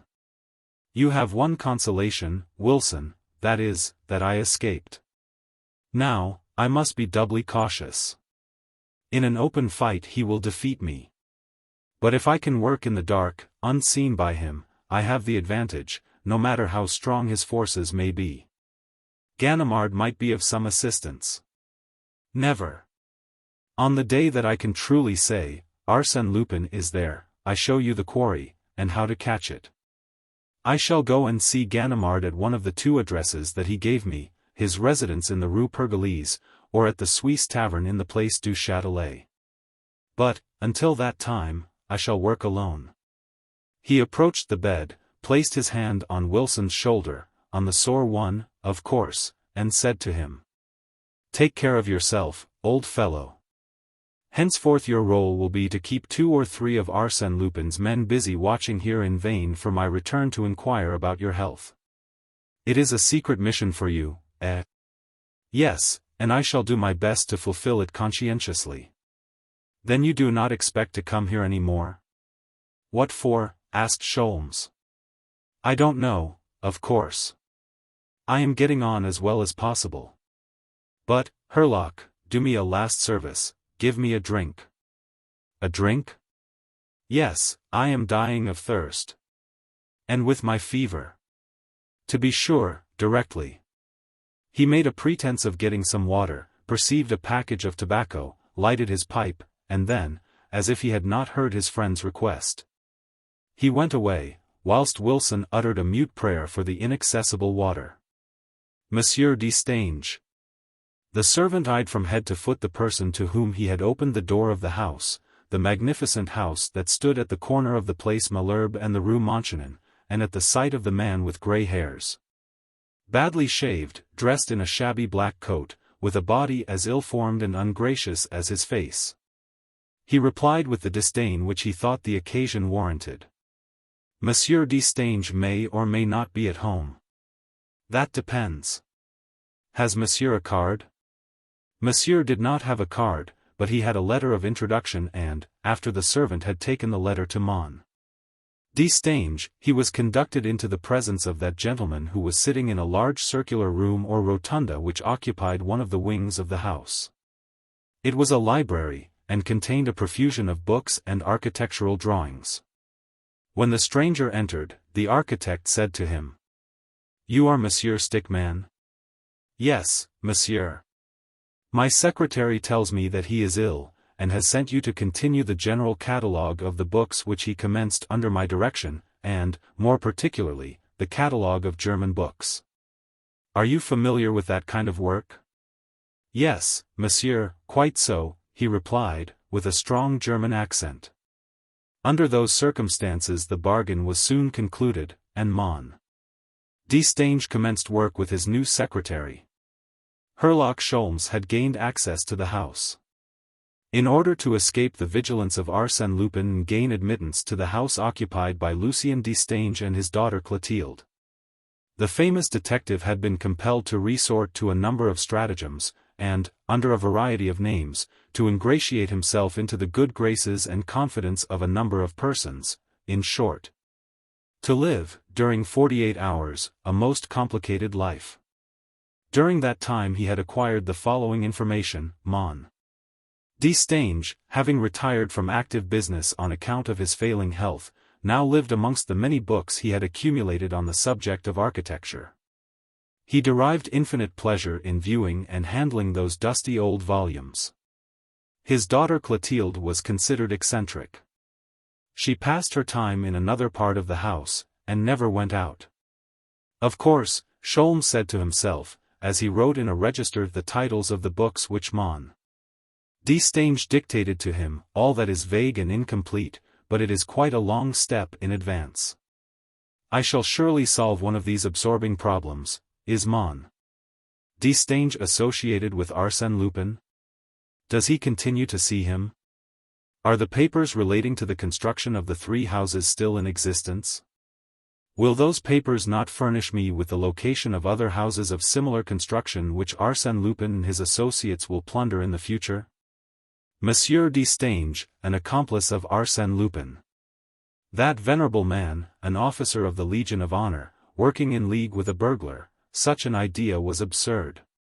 Besides, if we concede that such a complicity exists, how could Mon. Destange, 30 years ago, have possibly foreseen the thefts of Arsène Lupin, who was then an infant? No matter. The Englishman was implacable. With his marvelous scent, and that instinct which never fails him, he felt that he was in the heart of some strange mystery. Ever since he first entered the house, he had been under the influence of that impression, and yet he could not define the grounds on which he based his suspicions. Up to the morning of the second day he had not made any significant discovery. At 2 o'clock of that day he saw Clotilde Destange for the first time. She came to the library in search of a book.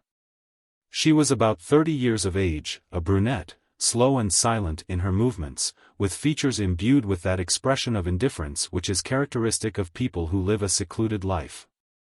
She exchanged a few words with her father, and then retired, without even looking at Sholmes. The afternoon dragged along monotonously. At 5 o'clock Mon. Destange announced his intention to go out. Sholmes was alone on the circular gallery that was constructed about 10 feet above the floor of the rotunda. It was almost dark. He was on the point of going out, when he heard a slight sound and, at the same time, experienced the feeling that there was someone in the room. Several minutes passed before he saw or heard anything more. Then he shuddered. A shadowy form emerged from the gloom, quite close to him, upon the balcony. It seemed incredible. How long had this mysterious visitor been there? Whence did he come? The strange man descended the steps and went directly to a large oaken cupboard. Sholmes was a keen observer of the man's movements. He watched him searching amongst the papers with which the cupboard was filled. What was he looking for? Then the door opened and Lee Destange entered, speaking to someone who was following her. So you have decided not to go out, father? Then I will make a light. 1 second, do not move. The strange man closed the cupboard and hid in the embrasure of a large window, drawing the curtains together. Did Mlle Destange not see him? Did she not hear him? Calmly she turned on the electric lights. She and her father sat down close to each other. She opened a book she had brought with her, and commenced to read. After the lapse of a few minutes she said, Your secretary has gone. Yes, I don't see him. Do you like him as well as you did at first? She asked, as if she were not aware of the illness of the real secretary and his replacement by Stickman. Oh. Yes. Monsieur Destange's head bobbed from one side to the other. He was asleep. The girl resumed her reading. A moment later one of the window curtains was pushed back, and the strange man emerged and glided along the wall toward the door, which obliged him to pass behind Destange but in front of Clotilde, and brought him into the light so that Herlock Sholmes obtained a good view of the man's face. It was Arsène Lupin. The Englishman was delighted. His forecast was verified, he had penetrated to the very heart of the mystery, and found Arsène Lupin to be the moving spirit in it. Clotilde had not yet displayed any knowledge of his presence, although it was quite improbable that any movement of the intruder had escaped her notice. Lupin had almost reached the door and, in fact, his hand was already seeking the doorknob, when his coat brushed against a small table and knocked something to the floor. Monsieur Destange awoke with a start. Arsène Lupin was already standing in front of him, hat in hand, smiling. "Maxime Bermond," exclaimed Destange, joyfully. "My dear Maxime, what lucky chance brings you here?" "The wish to see you and Mademoiselle Destange." "When did you return from your journey?" "Yesterday." "You must stay to dinner." "No, thank you, I am sorry, but I have an appointment to dine with some friends at a restaurant." "Come, tomorrow, then, Clotilde, you must urge him to come tomorrow." "Ah. My dear Maxime. I thought of you many times during your absence." "Really?" "Yes, I went through all my old papers in that cupboard, and found our last statement of account." "What account?" "Relating to the Avenue Henri Martin." "Ah. Do you keep such papers?" "What for?" Then the three of them left the room, and continued their conversation in a small parlor which adjoined the library. "Is it Lupin?" Sholmes asked himself, in a sudden access of doubt. Certainly, from all appearances, it was he. And yet it was also someone else who resembled Arsène Lupin in certain respects, and who still maintained his own individuality, features, and color of hair. Sholmes could hear Lupin's voice in the adjoining room. He was relating some stories at which Destange laughed heartily, and which even brought a smile to the lips of the melancholy Clotilde. And each of those smiles appeared to be the reward which Arsène Lupin was seeking, and which he was delighted to have secured. His success caused him to redouble his efforts and, insensibly, at the sound of that clear and happy voice, Clotilde's face brightened and lost that cold and listless expression which usually pervaded it. They love each other, thought Sholmes, but what the deuce can there be in common between Clotilde Destange and Maxime Bermond? Does she know that Maxime is none other than Arsène Lupin? Until 7 o'clock Sholmes was an anxious listener, seeking to profit by the conversation. Then, with infinite precaution, he descended from the gallery, crept along the side of the room to the door in such a manner that the people in the adjoining room did not see him. When he reached the street Sholmes satisfied himself that there was neither an automobile nor a cab waiting there, then he slowly limped along the boulevard Malherbe. He turned into an adjacent street, donned the overcoat which he had carried on his arm, altered the shape of his hat, assumed an upright carriage, and, thus transformed, returned to a place whence he could watch the door of Destange's house. In a few minutes Arsène Lupin came out, and proceeded to walk toward the center of Paris by way of the Rues de Constantinople and London. Herlock Sholmes followed at a distance of 100 paces. Exciting moments for the Englishman. He sniffed the air, eagerly, like a hound following a fresh scent. It seemed to him a delightful thing thus to follow his adversary. It was no longer Herlock Sholmes who was being watched, but Arsène Lupin, the invisible Arsène Lupin. He held him, so to speak, within the grasp of his eye, by an imperceptible bond that nothing could break. And he was pleased to think that the quarry belonged to him. But he soon observed a suspicious circumstance. In the intervening space between him and Arsène Lupin he noticed several people traveling in the same direction, particularly two husky fellows in slouch hats on the left side of the street. And two others on the right wearing caps and smoking cigarettes. Of course, their presence in that vicinity may have been the result of chance, but Sholmes was more astonished when he observed that the four men stopped when Lupin entered a tobacco shop. And still more surprised when the four men started again after Lupin emerged from the shop, each keeping to his own side of the street. "Curse it," muttered Sholmes, "he is being followed."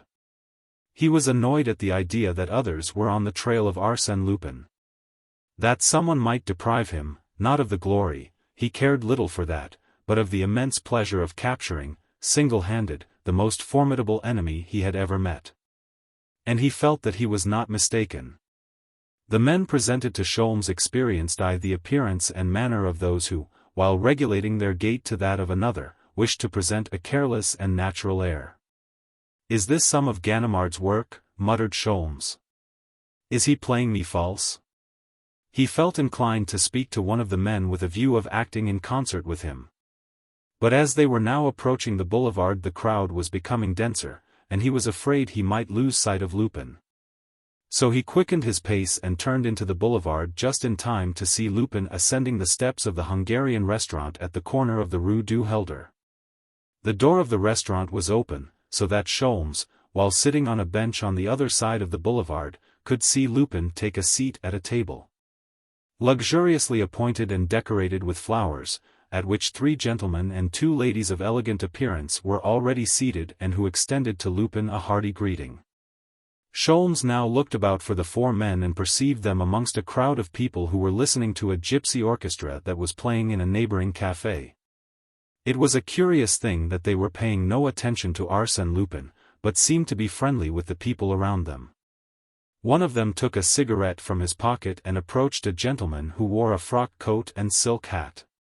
The gentleman offered the other his cigar for a light, and Sholmes had the impression that they talked to each other much longer than the occasion demanded. Finally the gentleman approached the Hungarian restaurant, entered and looked around. When he caught sight of Lupin he advanced and spoke to him for a moment, then took a seat at an adjoining table. Sholmes now recognized this gentleman as the horseman who had tried to run him down in the Avenue Henri Martin. Then Sholmes understood that these men were not tracking Arsène Lupin. They were a part of his band. They were watching over his safety. They were his bodyguard, his satellites, his vigilant escort. Wherever danger threatened Lupin, these confederates were at hand to avert it, ready to defend him. The four men were accomplices. The gentleman in the frock coat was an accomplice. These facts furnished the Englishman with food for reflection. Would he ever succeed in capturing that inaccessible individual? What unlimited power was possessed by such an organization, directed by such a chief? He tore a leaf from his notebook, wrote a few lines in pencil, which he placed in an envelope, and said to a boy about 15 years of age who was sitting on the bench beside him. "Here, my boy. Take a carriage and deliver this letter to the cashier of the Suisse Tavern, Place du Châtelet. Be quick."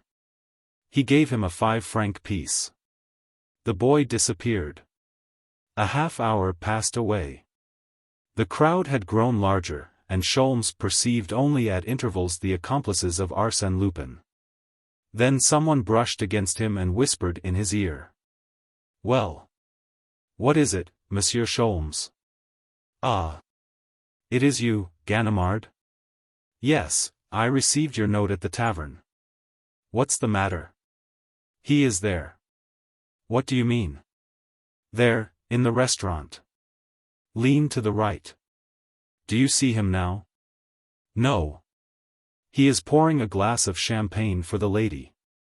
"That is not Lupin." "Yes, it is. But I tell you." "Ah. Yet, it may be." "It looks a great deal like him," said Ganimard, naively. "And the others, accomplices?" "No, the lady sitting beside him is Lady Cliveden, the other is the Duchess de Cleath. The gentleman sitting opposite Lupin is the Spanish ambassador to London." Ganimard took a step forward. Sholmes retained him. "Be prudent. You are alone."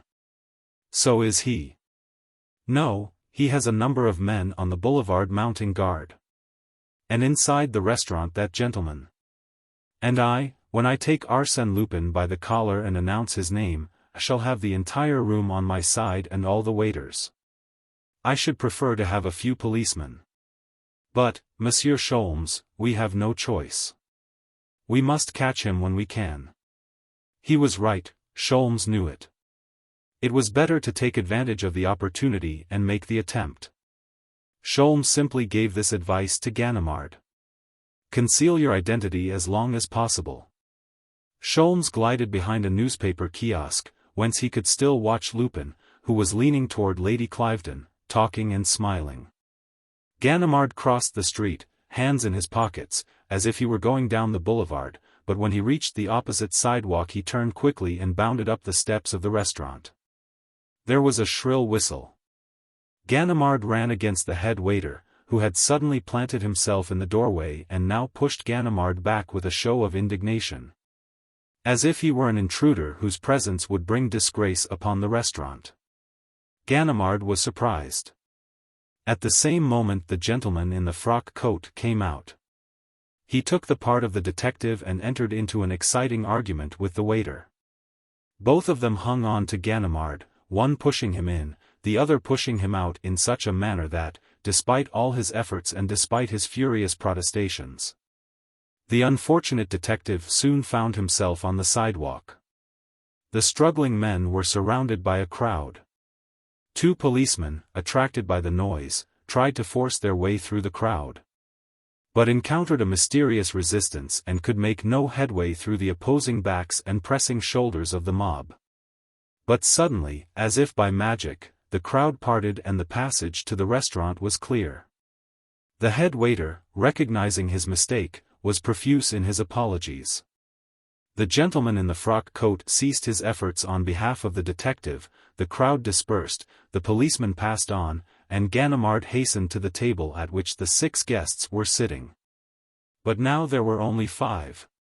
He looked around. The only exit was the door. "The person who was sitting here," he cried to the 5 astonished guests. "Where is he? Monsieur Destro?" "No. Arsène Lupin." A waiter approached and said. The gentleman went upstairs. Ganimard rushed up in the hope of finding him. The upper floor of the restaurant contained private dining rooms and had a private stairway leading to the boulevard. "No use looking for him now," muttered Ganimard. "He is far away by this time." He was not far away, 200 yards at most, in the Madeleine Bastille omnibus, which was rolling along very peacefully with its 3 horses across the Place de l'Opéra toward the Boulevard de Capucines. 2 sturdy fellows were talking together on the platform. On the roof of the omnibus near the stairs an old fellow was sleeping. It was Herlock Sholmes.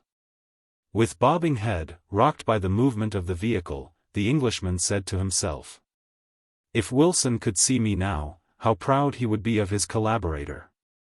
Bah! It was easy to foresee that the game was lost. As soon as the man whistled, nothing could be done but watch the exits and see that our man did not escape. Really, Lupin makes life exciting and interesting.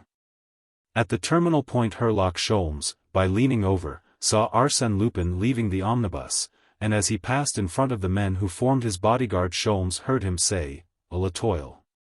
A l'etoile, exactly, a rendezvous. "I shall be there," thought Sholmes. "I will follow the 2 men." Lupin took an automobile, but the men walked the entire distance, followed by Sholmes. They stopped at a narrow house, number 40 Rue Chalgrin, and rang the bell. Sholmes took his position in the shadow of a doorway, whence he could watch the house in question. A man opened one of the windows of the ground floor and closed the shutters. But the shutters did not reach to the top of the window. The impost was clear. At the end of 10 minutes a gentleman rang at the same door and a few minutes later another man came. A short time afterward an automobile stopped in front of the house, bringing 2 passengers, Arsène Lupin and a lady concealed beneath a large cloak and a thick veil. "The blonde lady, no doubt," said Sholmes to himself, as the automobile drove away. Herlock Sholmes now approached the house, climbed to the window ledge and, by standing on tiptoe, he was able to see through the window above the shutters. What did he see? Arsène Lupin, leaning against the mantel, was speaking with considerable animation. The others were grouped around him, listening to him attentively. Amongst them Sholmes easily recognized the gentleman in the frock coat, and he thought one of the other men resembled the head waiter of the restaurant. As to the blonde lady, she was seated in an armchair with her back to the window. "They are holding a consultation," thought Sholmes. "They are worried over the incident at the restaurant and are holding a council of war. Ah! What a master stroke it would be to capture all of them at one fell stroke." One of them, having moved toward the door, Sholmes leaped to the ground and concealed himself in the shadow. The gentleman in the frock coat and the head waiter left the house. A moment later a light appeared at the windows of the first floor, but the shutters were closed immediately and the upper part of the house was dark as well as the lower. "Lupin and the woman are on the ground floor, the 2 confederates live on the upper floor," said Sholmes. Sholmes remained there the greater part of the night, fearing that if he went away Arsène Lupin might leave during his absence. At 4 o'clock, seeing 2 policemen at the end of the street, he approached them, explained the situation and left them to watch the house. He went to Ganimard's residence in the Rue Pergolese and wakened him. "I have him yet," said Sholmes. "Arsène Lupin?" "Yes. If you haven't got any better hold on him than you had a while ago, I might as well go back to bed. But we may as well go to the station house." They went to the police station in the Rue Mesnil and from there to the residence of the commissary, Mon. de Cointer. Then, accompanied by half a dozen policemen, they went to the Rue Chalgrin. "Anything new?" asked Sholmes, addressing the 2 policemen. "Nothing. It was just breaking day when, after taking necessary measures to prevent escape, the commissary rang the bell and commenced to question the concierge.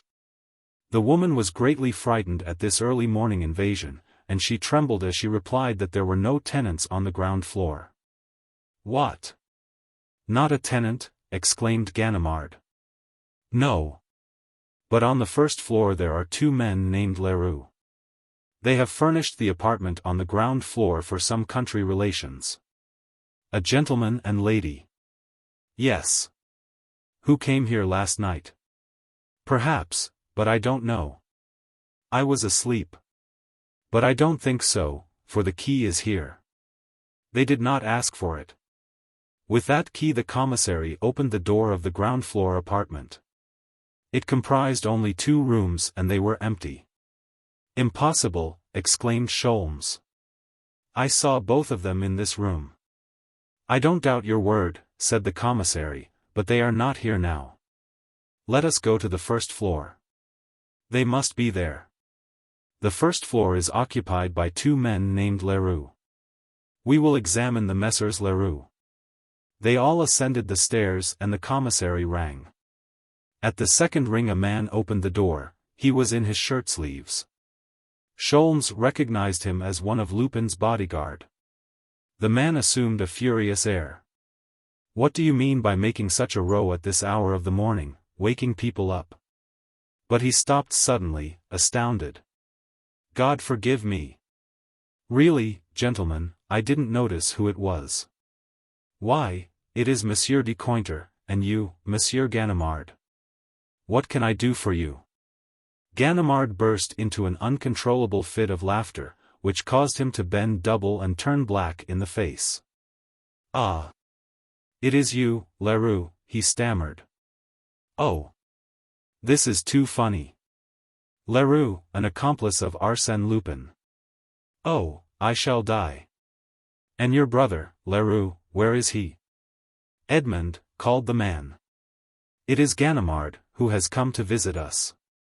Another man appeared and at sight of him Ganimard's mirth redoubled. "Oh! Oh! We had no idea of this. Ah! My friends, you are in a bad fix now. Who would have ever suspected it? Turning to Sholmes, Ganimard introduced the man. Victor Leroux, a detective from our office, one of the best men in the Iron Brigade. Edmond Leroux, chief clerk in the anthropometric service.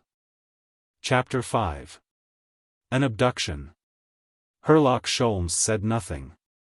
To protest? To accuse the two men? That would be useless. In the absence of evidence which he did not possess and had no time to seek, no one would believe him. Moreover, he was stifled with rage, but would not display his feelings before the triumphant Ganimard. So he bowed respectfully to the brothers Leroux, guardians of society, and retired. In the vestibule he turned toward a low door which looked like the entrance to a cellar, and picked up a small red stone. It was a garnet. When he reached the street he turned and read on the front of the house this inscription: Lucien Destange, architect, 1877. The adjoining house, number 42, bore the same inscription. Always the double passage, numbers 40 and 42 have a secret means of communication. Why didn't I think of that? I should have remained with the two policemen. He met the policemen near the corner and said to them, "Two people came out of house number 42 during my absence, didn't they?" "Yes, a gentleman and lady." Ganimard approached. Sholmes took his arm, and as they walked down the street he said, "Monsieur Ganimard, you have had a good laugh and will no doubt forgive me for the trouble I have caused you." "Oh. There's no harm done, but it was a good joke." "I admit that, but the best jokes have only a short life, and this one can't last much longer." "I hope not. This is now the 7th day, and I can remain only 3 days more. Then I must return to London." "Oh. I wish to ask you to be in readiness, as I may call on you at any hour on Tuesday or Wednesday night." "For an expedition of the same kind as we had tonight?" "Yes, monsieur, the very same." "With what result?" "The capture of Arsène Lupin," replied Sholmes. "Do you think so?" "I swear it, on my honor, monsieur." Sholmes bade Ganimard goodbye and went to the nearest hotel for a few hours' sleep. After which, refreshed and with renewed confidence in himself, he returned to the Rue Chalgrin, slipped 2 louis into the hand of the concierge.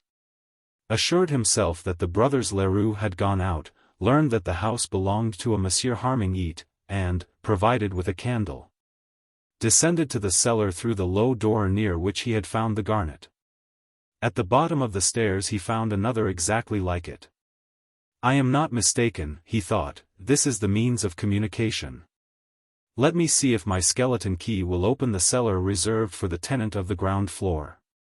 Yes, it will. Now, I will examine those cases of wine. Oh! Here are some places where the dust has been cleared away, and some footprints on the ground." A slight noise caused him to listen attentively. Quickly he pushed the door shut, blew out his candle and hid behind a pile of empty wine cases. After a few seconds he noticed that a portion of the wall swung on a pivot, the light of a lantern was thrown into the cellar, an arm appeared, then a man entered. He was bent over, as if he were searching for something. He felt in the dust with his fingers and several times he threw something into a cardboard box that he carried in his left hand. Afterward he obliterated the traces of his footsteps, as well as the footprints left by Lupin and the blonde lady, and he was about to leave the cellar by the same way as he had entered, when he uttered a harsh cry and fell to the ground. Sholmes had leaped upon him. It was the work of a moment, and in the simplest manner in the world the man found himself stretched on the ground, bound and handcuffed. The Englishman leaned over him and said, "Have you anything to say? To tell what you know?" The man replied by such an ironical smile that Sholmes realized the futility of questioning him. So he contented himself by exploring the pockets of his captive, but he found only a bunch of keys, a handkerchief and the small cardboard box which contained a dozen garnets similar to those which Sholmes had found. Then what was he to do with the man? Wait until his friends came to his help and deliver all of them to the police? What good would that do? What advantage would that give him over Lupin? He hesitated, but an examination of the box decided the question. The box bore this name and address: Leonard, jeweler, Rue de la Paix.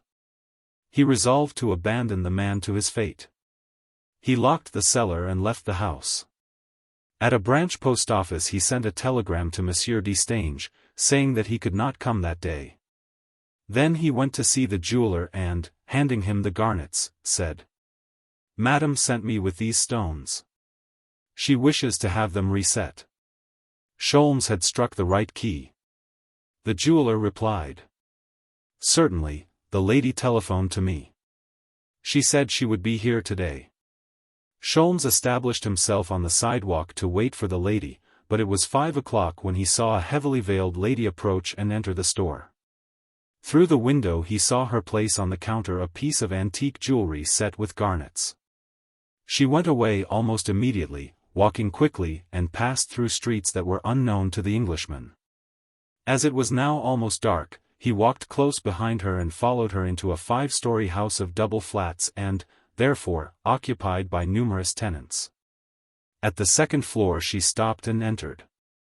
2 minutes later the Englishman commenced to try the keys on the bunch he had taken from the man in the Rue Chagrin. The 4th key fitted the lock. Notwithstanding the darkness of the rooms, he perceived that they were absolutely empty, as if unoccupied, and the various doors were standing open so that he could see all the apartments. At the end of a corridor he perceived a ray of light and, by approaching on tiptoe and looking through the glass door, he saw the veiled lady who had removed her hat and dress and was now wearing a velvet dressing gown. The discarded garments were lying on the only chair in the room and a lighted lamp stood on the mantel. Then he saw her approach the fireplace and press what appeared to be the button of an electric bell. Immediately the panel to the right of the fireplace moved and slowly glided behind the adjoining panel, thus disclosing an opening large enough for a person to pass through. The lady disappeared through this opening, taking the lamp with her. The operation was a very simple one. Sholmes adopted it and followed the lady. He found himself in total darkness and immediately he felt his face brushed by some soft articles. He lighted a match and found that he was in a very small room completely filled with cloaks and dresses suspended on hangers. He picked his way through until he reached a door that was draped with a portière. He peeped through and, behold, the blonde lady was there, under his eyes, and almost within reach of his hand. She extinguished the lamp and turned on the electric lights. Then for the first time Herlock Sholmes obtained a good look at her face. He was amazed. The woman, whom he had overtaken after so much trouble and after so many tricks and maneuvers, was none other than Clotilde Destange. Clotilde Destange, the assassin of the Baron de Hautrec and the thief who stole the blue diamond. Clotilde Destange, the mysterious friend of Arsène Lupin. And the blonde lady. Yes, I am only a stupid ass, thought Herlock Sholmes at that moment. Because Lupin's friend was a blonde and Clotilde is a brunette, I never dreamed that they were the same person. But how could the blonde lady remain a blonde after the murder of the Baron and the theft of the diamond? Sholmes could see a portion of the room. It was a boudoir, furnished with the most delightful luxury and exquisite taste, and adorned with beautiful tapestries and costly ornaments. A mahogany couch, upholstered in silk, was located on the side of the room opposite the door at which Sholmes was standing. Clotilde was sitting on this couch, motionless, her face covered by her hands. Then he perceived that she was weeping. Great tears rolled down her pale cheeks and fell, drop by drop, on the velvet corsage. The tears came thick and fast, as if their source were inexhaustible. A door silently opened behind her and Arsène Lupin entered. He looked at her for a long time without making his presence known. Then he approached her, knelt at her feet, pressed her head to his breast, folded her in his arms, and his actions indicated an infinite measure of love and sympathy. For a time not a word was uttered, but her tears became less abundant. "I was so anxious to make you happy," he murmured. "I am happy." "No, you are crying. Your tears break my heart, Clotilde." The caressing and sympathetic tone of his voice soothed her, and she listened to him with an eager desire for hope and happiness. Her features were softened by a smile, and yet how sad a smile. He continued to speak in a tone of tender entreaty. "You should not be unhappy, Clotilde, you have no cause to be." She displayed her delicate white hands and said, solemnly, "Yes, Maxime, so long as I see those hands I shall be sad." "Why? They are stained with blood." "Hush! Do not think of that," exclaimed Lupin. "The dead is past and gone. Do not resurrect it." And he kissed the long, delicate hand, while she regarded him with a brighter smile as if each kiss effaced a portion of that dreadful memory. "You must love me, Maxime. You must, because no woman will ever love you as I do. For your sake, I have done many things, not at your order or request, but in obedience to your secret desires. I have done things at which my will and conscience revolted, but there was some unknown power that I could not resist. What I did involuntarily, mechanically, because it helped you, because you wished it, and I am ready to do it again tomorrow, and always." "Ah, Clotilde," he said, bitterly, "why did I draw you into my adventurous life? I should have remained the Maxime Berman that you loved 5 years ago, and not have let you know the other man that I am." She replied in a low voice, "I love the other man, also, and I have nothing to regret." "Yes, you regret your past life, the free and happy life you once enjoyed." "I have no regrets when you are here," she said, passionately. "All faults and crimes disappear when I see you. When you are away I may suffer, and weep, and be horrified at what I have done. But when you come it is all forgotten. Your love wipes it all away. And I am happy again. But you must love me. I do not love you on compulsion, Clotilde. I love you simply because I love you. Are you sure of it? I am just as sure of my own love as I am of yours. Only my life is a very active and exciting one, and I cannot spend as much time with you as I would like, just now." "What is it? Some new danger? Tell me." "Oh. Nothing serious. Only what?" she asked. "Well, he is on our track." "Who? Herlock Sholmes?" "Yes, it was he who dragged Ganimard into that affair at the Hungarian restaurant. It was he who instructed the 2 policemen to watch the house in the Rue Chalgrin. I have proof of it. Ganimard searched the house this morning and Sholmes was with him. Besides. Besides? What? Well, there is another thing. One of our men is missing." "Who?" "Geniet." "The concierge?" "Yes." "Why, I sent him to the Rue Chalgrin this morning to pick up the garnets that fell out of my brooch." "There is no doubt, then, that Sholmes caught him." "No. The garnets were delivered to the jeweler in the Rue de la Paix." "Then, what has become of him?" "Oh. Maxime, I am afraid." "There is nothing to be afraid of, but I confess the situation is very serious." "What does he know? Where does he hide himself?" "His isolation is his strong card. I cannot reach him." "What are you going to do?" "Act with extreme prudence, Clotilde. Some time ago I decided to change my residence to a safer place, and Sholmes' appearance on the scene has prompted me to do so at once. When a man like that is on your track, you must be prepared for the worst. Well, I am making my preparations.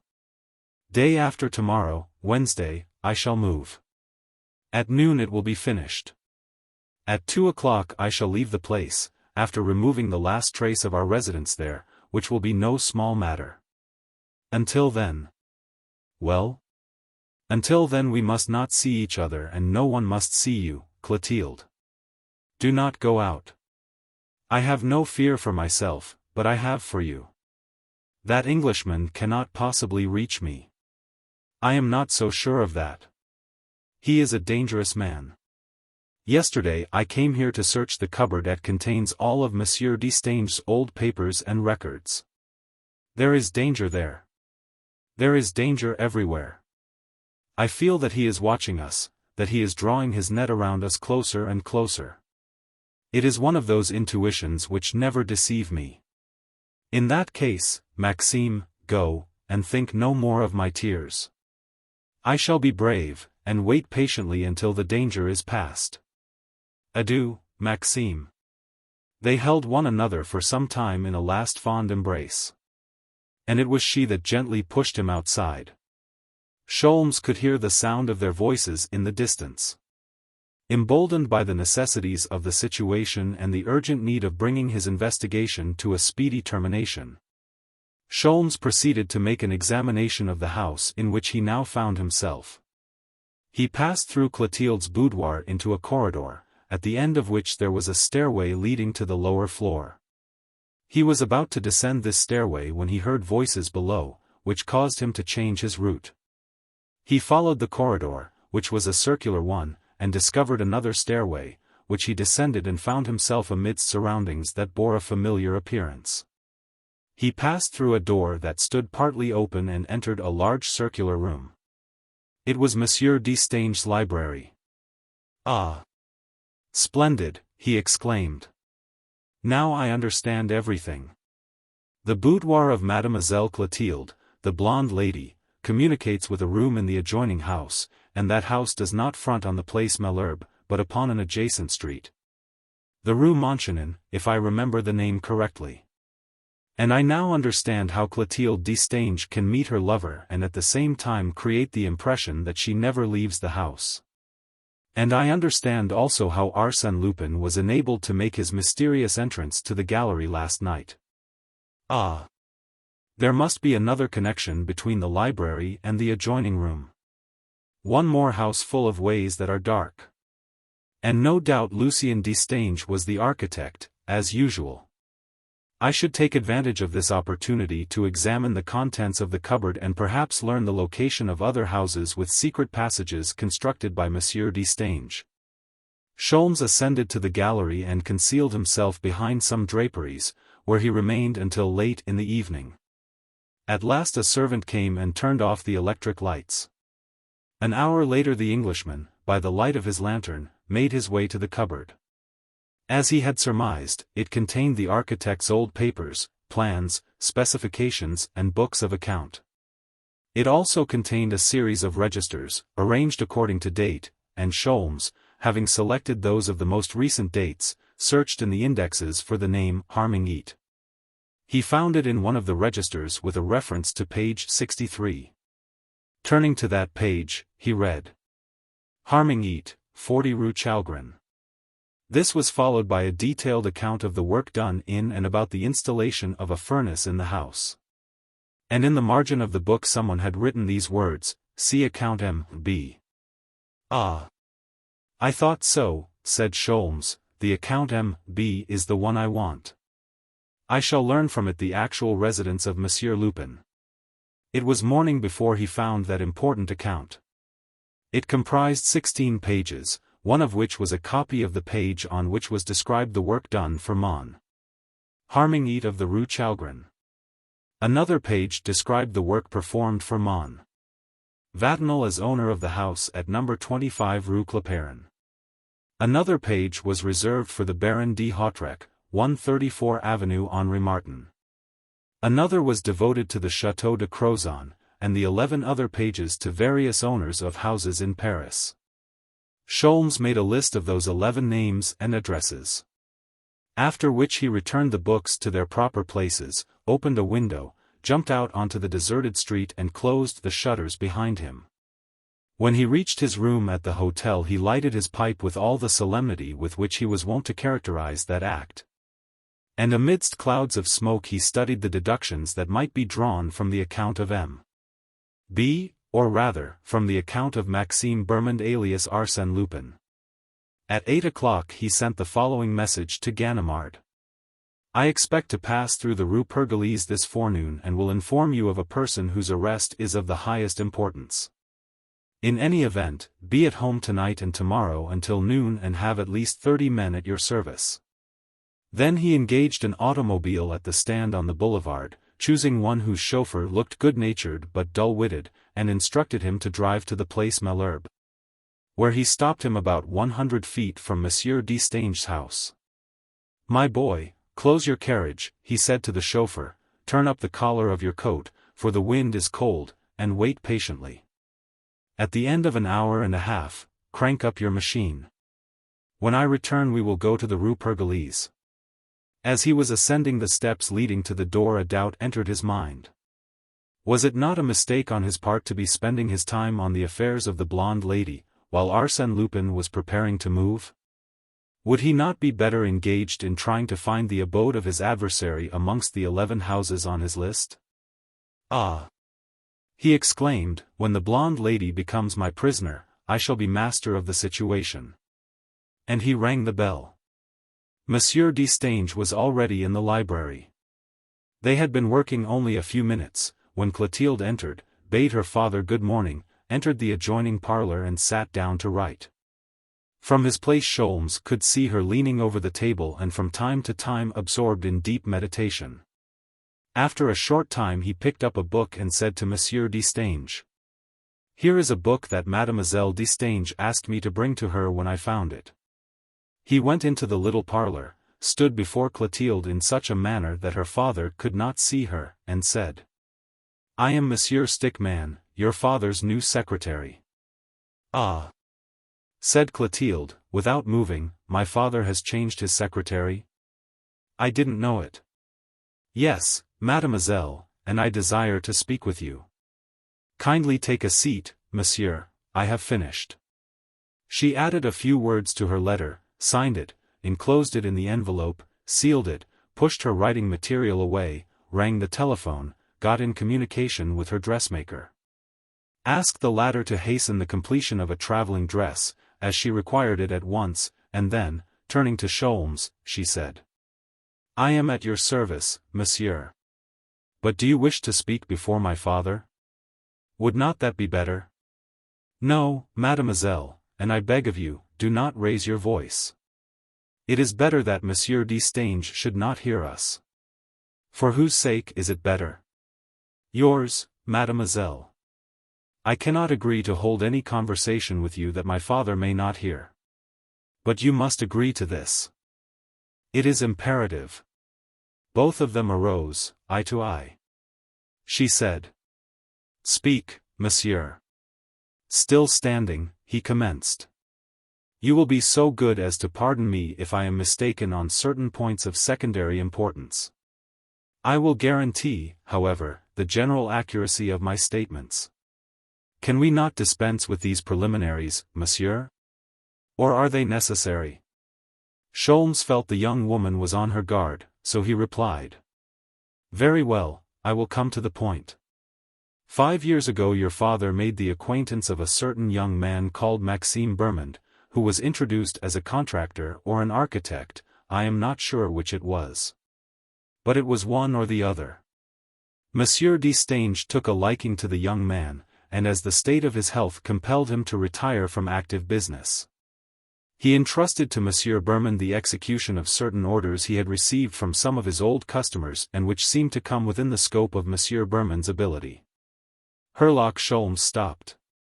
It seemed to him that the girl's pallor had increased.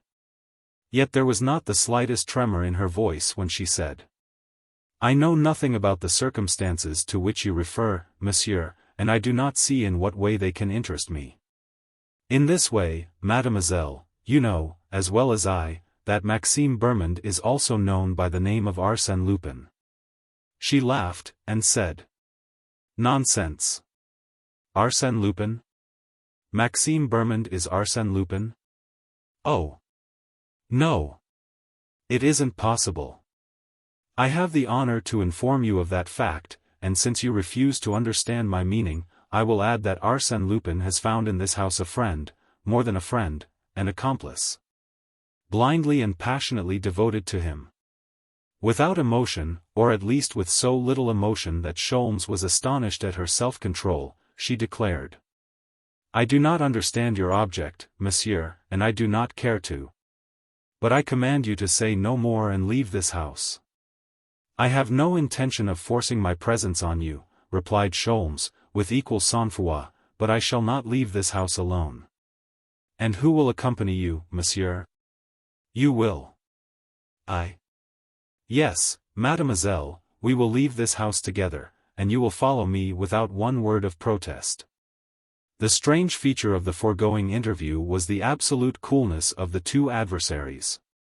It bore no resemblance to an implacable duel between two powerful wills.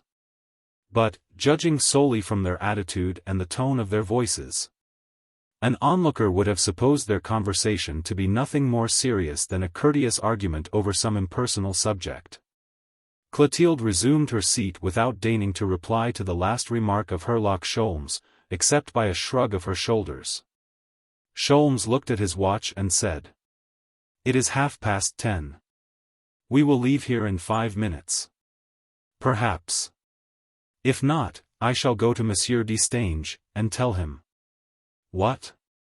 "The truth. I will tell him of the vicious life of Maxime Bermond, and I will tell him of the double life of his accomplice."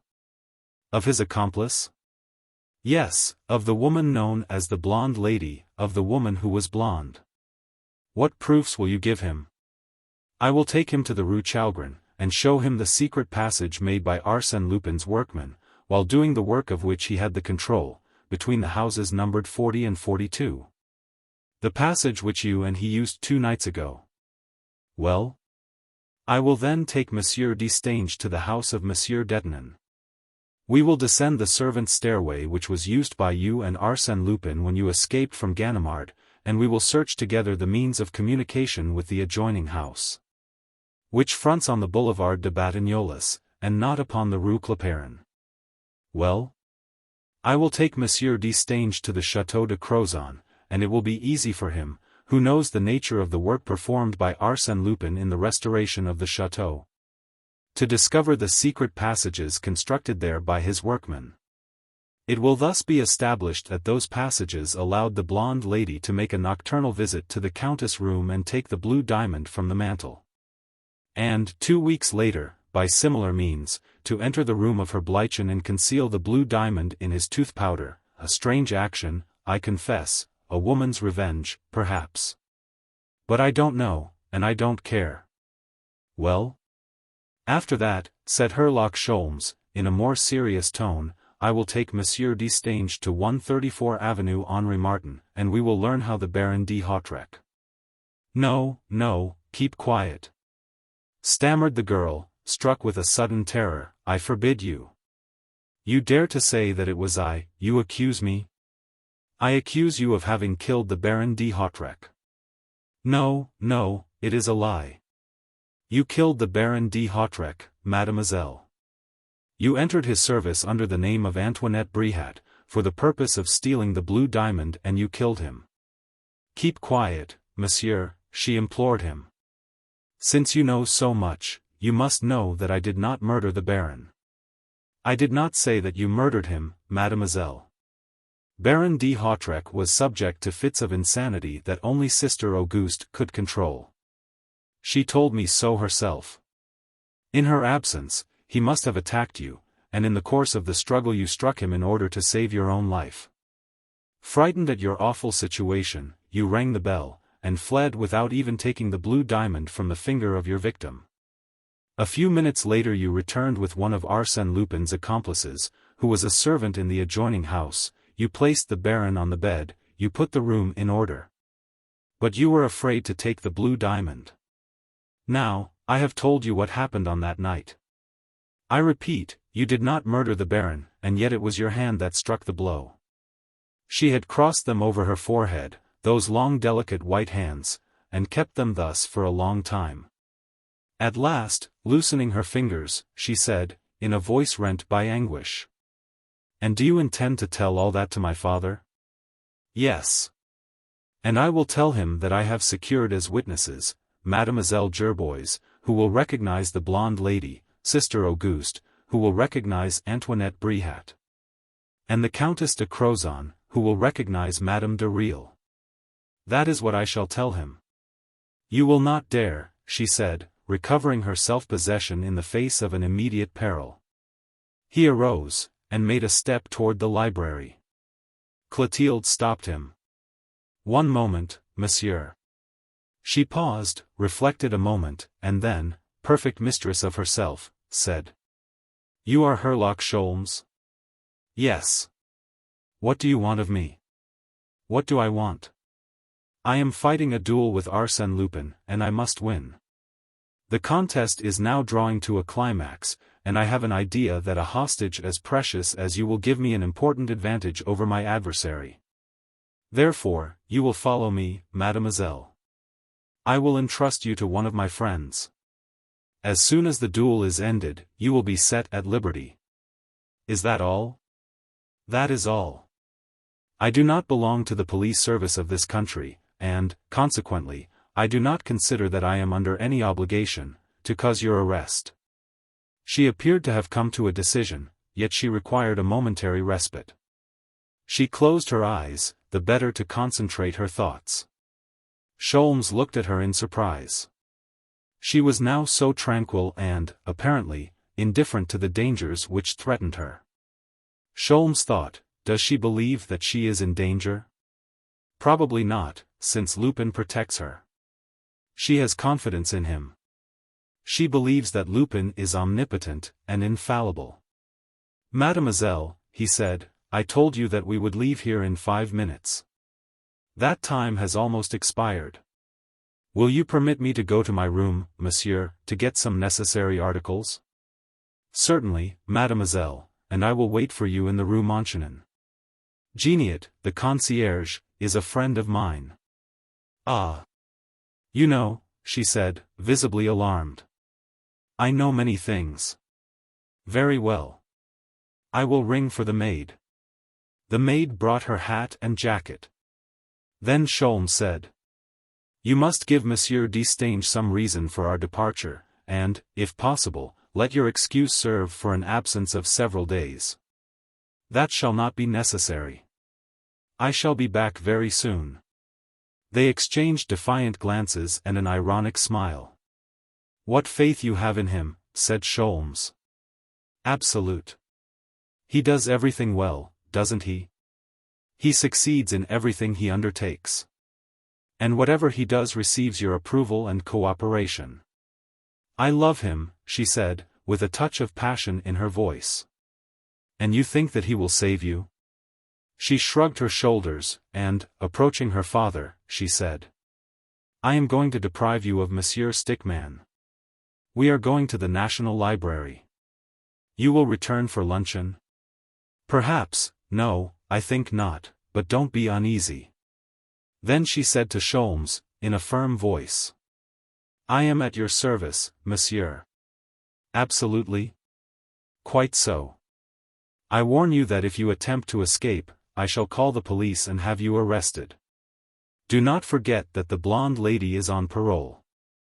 I give you my word of honor that I shall not attempt to escape. I believe you. Now, let us go. They left the house together, as he had predicted. The automobile was standing where Sholmes had left it. As they approached it, Sholmes could hear the rumbling of the motor. He opened the door, asked Clotilde to enter, and took a seat beside her. The machine started at once, gained the exterior boulevards, the Avenue Hoche and the Avenue de la Grande Armée. Sholmes was considering his plans. He thought. Ganimard is at home. I will leave the girl in his care. Shall I tell him who she is? No, he would take her to prison at once, and that would spoil everything. When I am alone, I can consult my list of addresses taken from the account M.B., and run them down. Tonight, or tomorrow morning at the latest, I shall go to Ganimard, as I agreed, and deliver into his hands Arsène Lupin and all his band. He rubbed his hand, gleefully, at the thought that his duel with Lupin was drawing to a close, and he could not see any serious obstacle in the way of his success. And, yielding to an irrepressible desire to give vent to his feelings, an unusual desire on his part, he exclaimed. Excuse me, mademoiselle, if I am unable to conceal my satisfaction and delight. The battle has been a difficult one, and my success is, therefore, more enjoyable. A legitimate success, monsieur, of which you have a just right to be proud. Thank you. But where are we going? The chauffeur must have misunderstood my directions. At that moment they were leaving Paris by the Gate de Neuilly. That was strange, as the Rue Pergolese is not outside the fortifications. Sholmes lowered the glass, and said, "Chauffeur, you have made a mistake. Rue Pergolese." The man made no reply. Sholmes repeated, in a louder voice, "I told you to go to the Rue Pergolese." Still the man did not reply. "Ah! But you are deaf, my friend. Or is he doing it on purpose? We are very much out of our way. Rue Pergolese. Turn back at once. Rue Pergolese." The chauffeur made no sign of having heard the order. The Englishman fretted with impatience. He looked at Clotilde, a mysterious smile played upon her lips. "Why do you laugh?" he said. "It is an awkward mistake, but it won't help you." "Of course not," she replied. Then an idea occurred to him. He rose and made a careful scrutiny of the chauffeur. His shoulders were not so broad. His bearing was not so stiff and mechanical. A cold perspiration covered his forehead and his hands clenched with sudden fear, as his mind was seized with the conviction that the chauffeur was Arsène Lupin. "Well, Monsieur Sholmes, what do you think of our little ride?" "Delightful, monsieur, really delightful," replied Sholmes. Never in his life had he experienced so much difficulty in uttering a few simple words without a tremor, or without betraying his feelings in his voice. But quickly, by a sort of reaction, a flood of hatred and rage burst its bounds, overcame his self-control, and, brusquely drawing his revolver, he pointed it at Mademoiselle Destange. "Lupin, stop, this minute, this second, or I fire at Mademoiselle."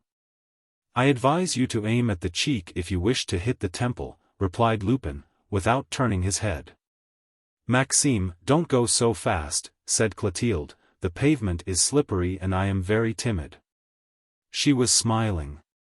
Her eyes were fixed on the pavement, over which the carriage was traveling at enormous speed. "Let him stop. Let him stop," said Sholmes to her, wild with rage. "I warn you that I am desperate." The barrel of the revolver brushed the waving locks of her hair. She replied, calmly, "Maxime is so imprudent. He is going so fast, I am really afraid of some accident." Sholmes returned the weapon to his pocket and seized the handle of the door, as if to alight, despite the absurdity of such an act. Clotilde said to him, "Be careful, monsieur, there is an automobile behind us." He leaned over. There was an automobile close behind. A large machine of formidable aspect with its sharp prow and blood-red body, and holding 4 men clad in fur coats. "Ah! I am well guarded," thought Sholmes. "I may as well be patient." He folded his arms across his chest with that proud air of submission so frequently assumed by heroes when fate has turned against them. And while they crossed the river Seine and rushed through Chourisons, Roule and Chatou, motionless and resigned, controlling his actions and his passions, he tried to explain to his own satisfaction by what miracle Arsène Lupin had substituted himself for the chauffeur. It was quite improbable that the honest-looking fellow he had selected on the boulevard that morning was an accomplice placed there in advance. And yet Arsène Lupin had received a warning in some way, and it must have been after he, Sholmes, had approached Clotilde in the house. Because no one could have suspected his project prior to that time. Since then, Sholmes had not allowed Clotilde out of his sight. Then an idea struck him, the telephone communication desired by Clotilde and her conversation with the dressmaker. Now, it was all quite clear to him. Even before he had spoken to her, simply upon his request to speak to her as the new secretary of Monsieur Destange, she had scented the danger, surmised the name and purpose of the visitor, and calmly, naturally, as if she were performing a commonplace action of her everyday life, she had called Arsène Lupin to her assistance by some preconcerted signal.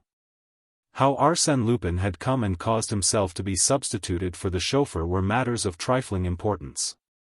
That which affected Sholmes, even to the point of appeasing his fury, was the recollection of that incident whereby an ordinary woman, a sweetheart it is true, mastering her nerves, controlling her features, and subjugating the expression of her eyes, had completely deceived the astute detective Herlock Sholmes. How difficult to overcome an adversary who is aided by such confederates, and who, by the mere force of his authority, inspires in a woman so much courage and strength.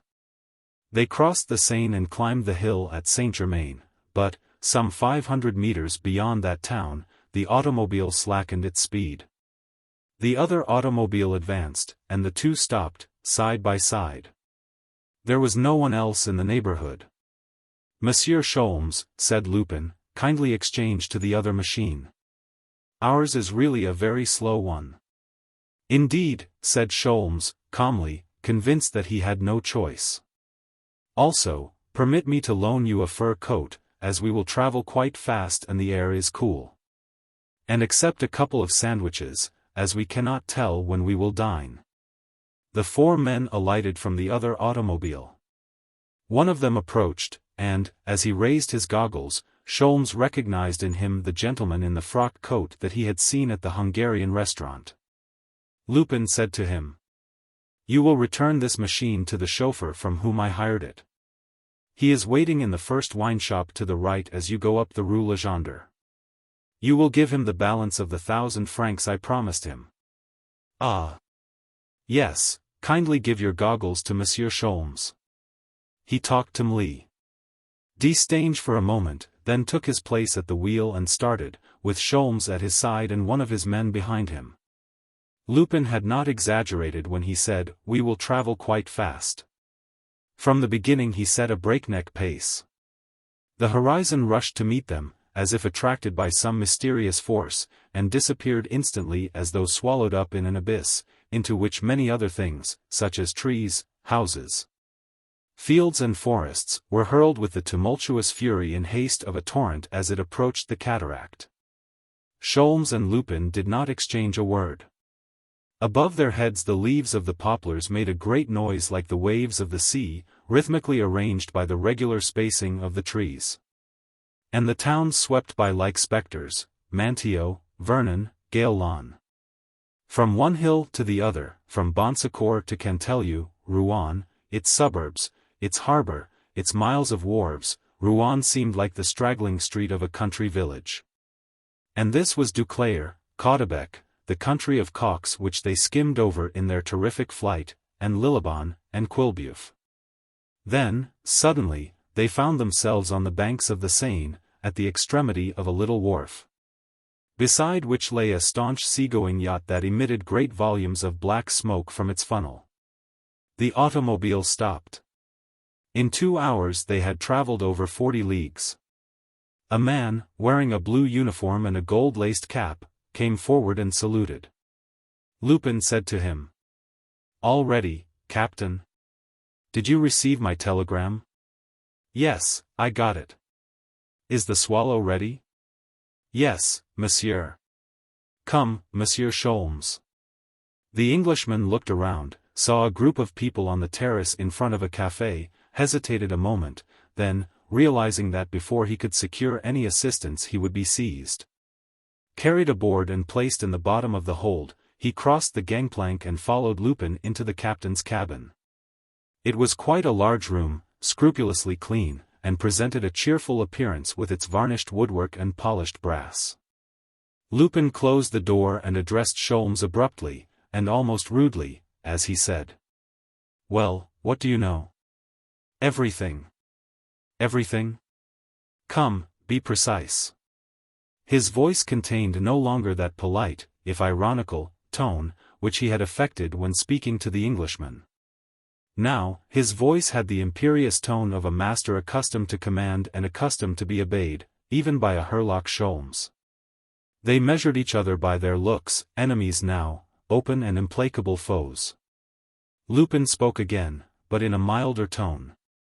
"I have grown weary of your pursuit, and do not intend to waste any more time in avoiding the traps you lay for me. I warn you that my treatment of you will depend on your reply. Now, what do you know?" "Everything, monsieur." Arsène Lupin controlled his temper and said, in a jerky manner, "I will tell you what you know. You know that, under the name of Maxime Bermond, I have improved 15 houses that were originally constructed by Monsieur Destange." "Yes." "Of those 15 houses, you have seen 4. "Yes." "And you have a list of the other 11. "Yes." "You made that list at Monsieur Destange's house on that night, no doubt." "Yes." "And you have an idea that, amongst those 11 houses, there is one that I have kept for the use of myself and my friends, and you have entrusted to Ganimard the task of finding my retreat." "No." "What does that signify?" "It signifies that I choose to act alone, and do not want his help." "Then I have nothing to fear, since you are in my hands." "You have nothing to fear as long as I remain in your hands." "You mean that you will not remain?" "Yes." Arsène Lupin approached the Englishman and, placing his hand on the latter's shoulder, said, "Listen, monsieur.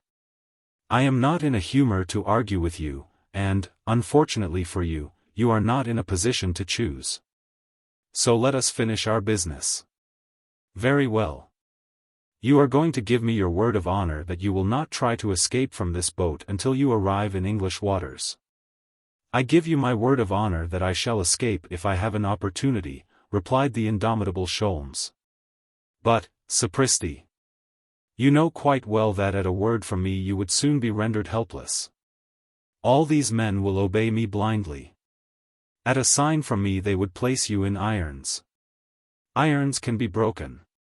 And throw you overboard 10 miles from shore. I can swim." "I hadn't thought of that," said Lupin, with a laugh. "Excuse me, master, and let us finish. You will agree that I must take the measures necessary to protect myself and my friends." "Certainly, but they will be useless." "And yet you do not wish me to take them." "It is your duty." "Very well, then." Lupin opened the door and called the captain and 2 sailors. The latter seized the Englishman, bound him hand and foot, and tied him to the captain's bunk. "That will do," said Lupin. "It was only on account of your obstinacy and the unusual gravity of the situation, that I ventured to offer you this indignity." The sailors retired. Lupin said to the captain, "Let one of the crew remain here to look after Monsieur Sholmes, and you can give him as much of your own company as possible. Treat him with all due respect and consideration. He is not a prisoner, but a guest." "What time have you, Captain?" 5 minutes after 2. Lupin consulted his watch, then looked at the clock that was attached to the wall of the cabin. 5 minutes past 2 is right. "How long will it take you to reach Southampton?" 9 hours, easy going." "Make it 11. You must not land there until after the departure of the midnight boat, which reaches Havre at 8 o'clock in the morning. Do you understand, Captain? Let me repeat, as it would be very dangerous for all of us to permit Monsieur to return to France by that boat, you must not reach Southampton before 1 o'clock in the morning." "I understand. Au revoir, master, next year, in this world or in the next." "Until tomorrow," replied Sholmes. A few minutes later Sholmes heard the automobile going away, and at the same time the steam puffed violently in the depths of the Swallow. The boat had started for England. About 3 o'clock the vessel left the mouth of the river and plunged into the open sea. At that moment Sholmes was lying on the captain's bunk, sound asleep. Next morning, it being the 10th and last day of the duel between Sholmes and Lupin, the Echo de France published this interesting bit of news. Yesterday a judgment of ejectment was entered in the case of Arsène Lupin against Herlock Sholmes, the English detective. Although signed at noon, the judgment was executed the same day. At 1 o'clock this morning Sholmes was landed at Southampton. Chapter 6. Second arrest of Arsène Lupin. Since 8 o'clock a dozen moving vans had encumbered the Rue Crevaux between the Avenue du Bois de Boulogne and the Avenue Bugeaud. Mon. Felix Davy was leaving the apartment in which he lived on the 4th floor of number 8, and Mon. Du Burl, who had united into a single apartment the 5th floor of the same house and the 5th floor of the 2 adjoining houses, was moving on the same day, a mere coincidence. Since the gentlemen were unknown to each other, the vast collection of furniture regarding which so many foreign agents visited him every day. A circumstance which had been noticed by some of the neighbors, but was not spoken of until later, was this: none of the 12 vans bore the name and address of the owner. And none of the men accompanying them visited the neighboring wine shops. They worked so diligently that the furniture was all out by 11 o'clock. Nothing remained but those scraps of papers and rags that are always left behind in the corners of the empty rooms. Mon. Felix Davy, an elegant young man, dressed in the latest fashion, carried in his hand a walking stick, the weight of which indicated that its owner possessed extraordinary biceps. Mon. Felix Davy walked calmly away and took a seat on a bench in the Avenue du Bois de Boulogne facing the Rue Pergolese. Close to him a woman, dressed in a neat but inexpensive costume, was reading a newspaper, whilst a child was playing with a shovel in a heap of sand.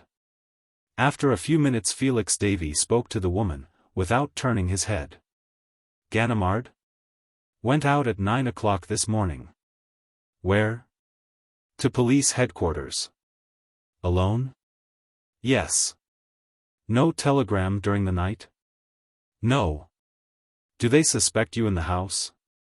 No, I do some little things for Madame Ganimard, and she tells me everything her husband does. I have been with her all morning. Very well. Until further orders come here every day at 11 o'clock. He rose and walked away in the direction of the Dauphine Gate, stopping at the Chinese pavilion, where he partook of a frugal repast consisting of 2 eggs, with some fruit and vegetables. Then he returned to the Rue Crevaux and said to the concierge, "I will just glance through the rooms and then give you the keys." He finished his inspection of the room that he had used as a library, then he seized the end of a gas pipe, which hung down the side of the chimney. The pipe was bent and a hole made in the elbow. To this hole he fitted a small instrument in the form of an ear trumpet and blew into it. A slight whistling sound came by way of reply. Placing the trumpet to his mouth, he said, "Anyone around, Du Burl?" "No." "May I come up?" "Yes." He returned the pipe to its place, saying to himself, "How progressive we are. Our century abounds with little inventions which render life really charming and picturesque. And so amusing, especially when a person knows how to enjoy life as I do."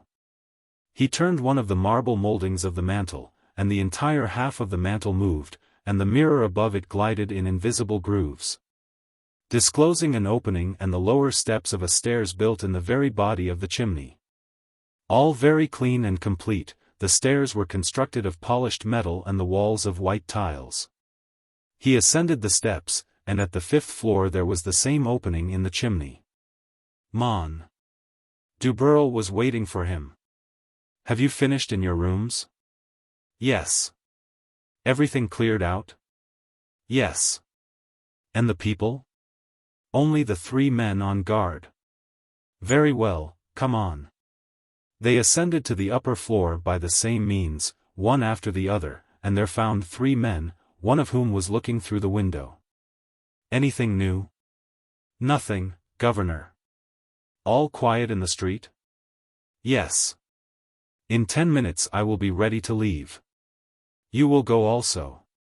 But in the meantime if you see the least suspicious movement in the street, warn me.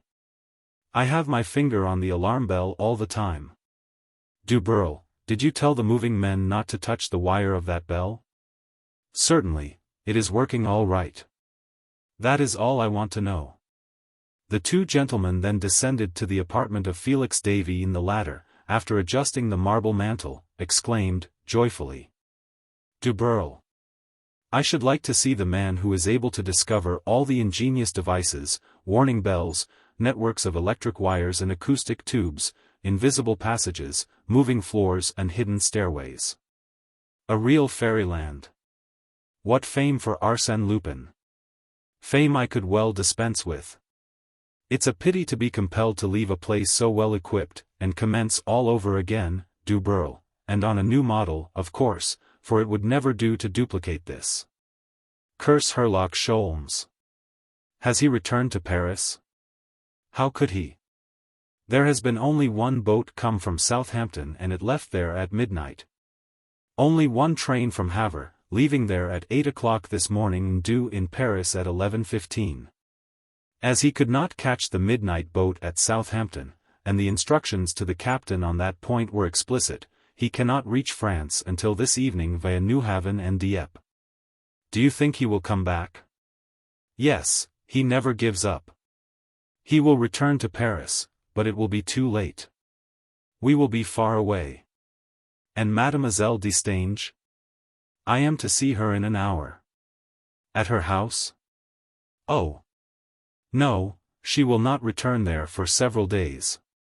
But you, duel, you must hurry. The loading of our goods will take a long time and you should be there to look after them. Are you sure that we are not being watched? By whom? I am not afraid of anyone but Sholmes. Duel retired. Felix Davy made a last tour of the apartment, picked up 2 or 3 torn letters, then, noticing a piece of chalk, he took it and, on the dark paper of the drawing-room, drew a large frame and wrote within it the following. Arsène Lupin, gentleman burglar, lived here for 5 years at the beginning of the 20th century. This little pleasantry seemed to please him very much. He looked at it for a moment, whistling a lively air, then said to himself, "Now that I have placed myself in touch with the historians of future generations, I can go. You must hurry, Herlock Sholmes, as I shall leave my present abode in 3 minutes, and your defeat will be an accomplished fact. 2 minutes more. You are keeping me waiting, Monsieur Sholmes. 1 minute more. Are you not coming? Well, then, I proclaim your downfall and my apotheosis. And now I make my escape. Farewell, kingdom of Arsène Lupin. I shall never see you again. Farewell to the 55 rooms of the 6 apartments over which I reigned. Farewell, my own royal bed chamber." His outburst of joy was interrupted by the sharp ringing of a bell, which stopped twice, started again and then ceased. It was the alarm bell. What was wrong? What unforeseen danger? Ganimard? No. That wasn't possible. He was on the point of returning to his library and making his escape. But, first, he went to the window. There was no one in the street. Was the enemy already in the house? He listened and thought he could discern certain confused sounds. He hesitated no longer. He ran to his library, and as he crossed the threshold he heard the noise of a key being inserted in the lock of the vestibule door. "The deuce," he murmured, "I have no time to lose. The house may be surrounded. The servants' stairway, impossible. Fortunately, there is the chimney." He pushed the molding, it did not move. He made a greater effort, still it refused to move. At the same time he had the impression that the door below opened and that he could hear footsteps. "Good God," he cried, "I am lost if this cursed mechanism." He pushed with all his strength. Nothing moved, nothing. By some incredible accident, by some evil stroke of fortune, the mechanism, which had worked only a few moments ago, would not work now. He was furious. The block of marble remained immovable. He uttered frightful imprecations on the senseless stone. Was his escape to be prevented by that stupid obstacle? He struck the marble wildly, madly. He hammered it, he cursed it. "Ah! What's the matter, Monsieur Lupin? You seem to be displeased about something." Lupin turned around. Herlock Sholmes stood before him. Herlock Sholmes. Lupin gazed at him with squinting eyes as if his sight were defective and misleading. Herlock Sholmes in Paris.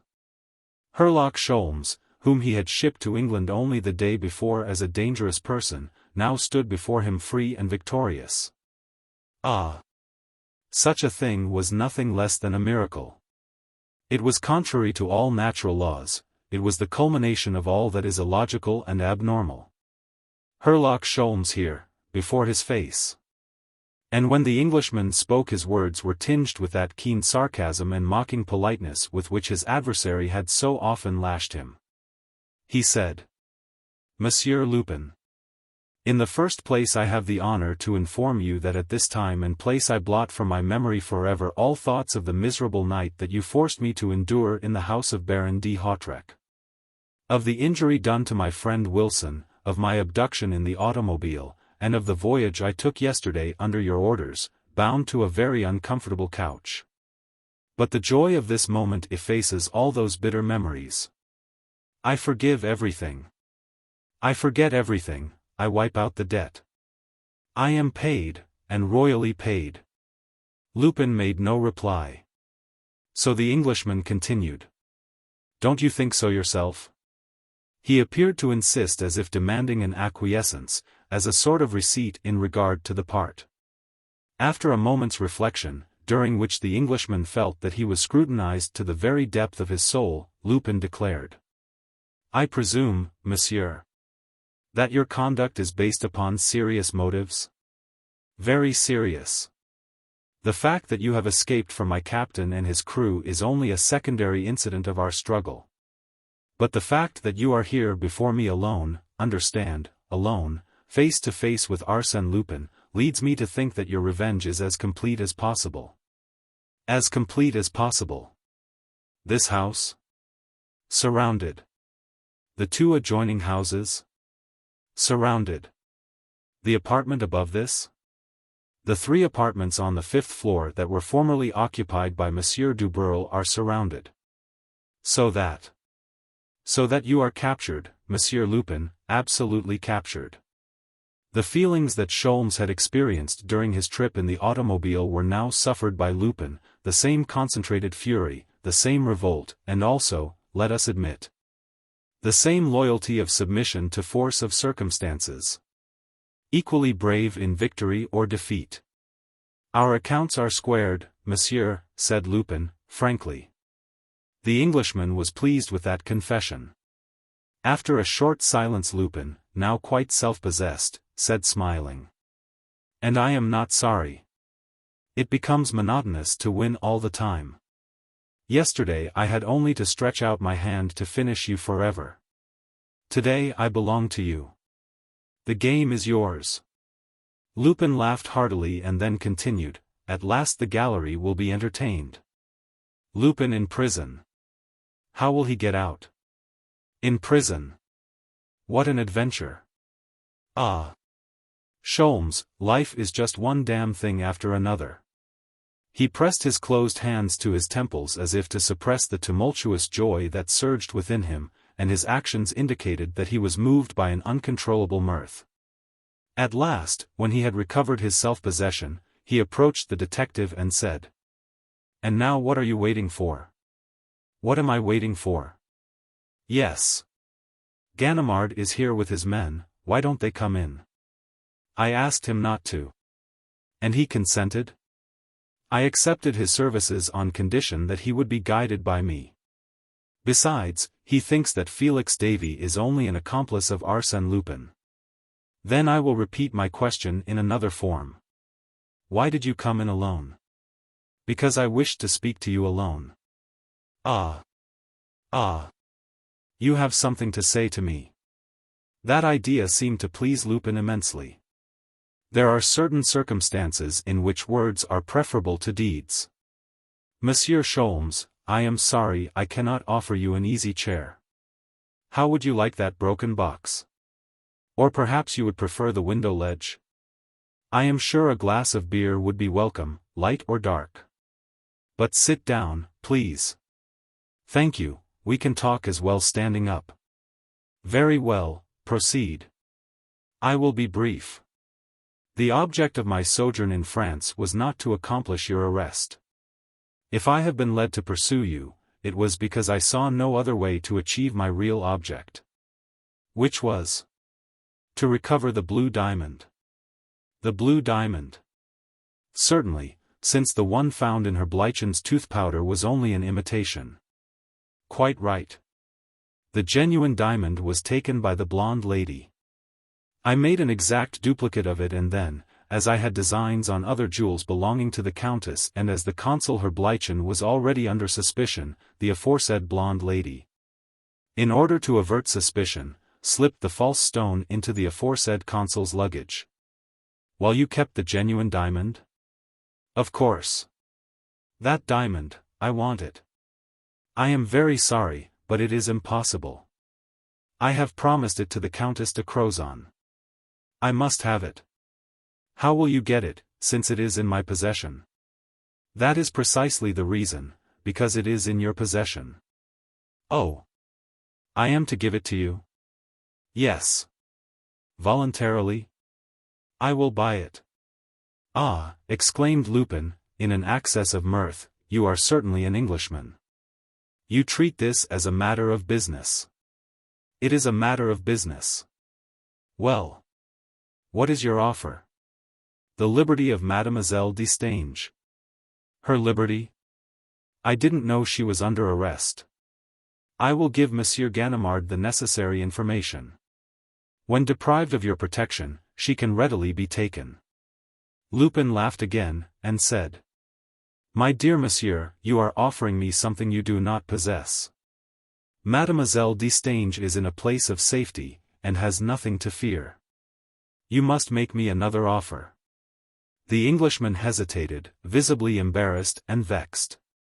Then, placing his hand on the shoulder of his adversary, he said, And if I should propose to you? My liberty? No, but I can leave the room to consult with Ganimard. And leave me alone? Yes. Ah. Mon Dieu, what good would that be? The cursed mechanism will not work, said Lupin, at the same time savagely pushing the molding of the mantle. He stifled a cry of surprise. This time fortune favored him, the block of marble moved. It was his salvation, his hope of escape. In that event, why submit to the conditions imposed by Sholmes?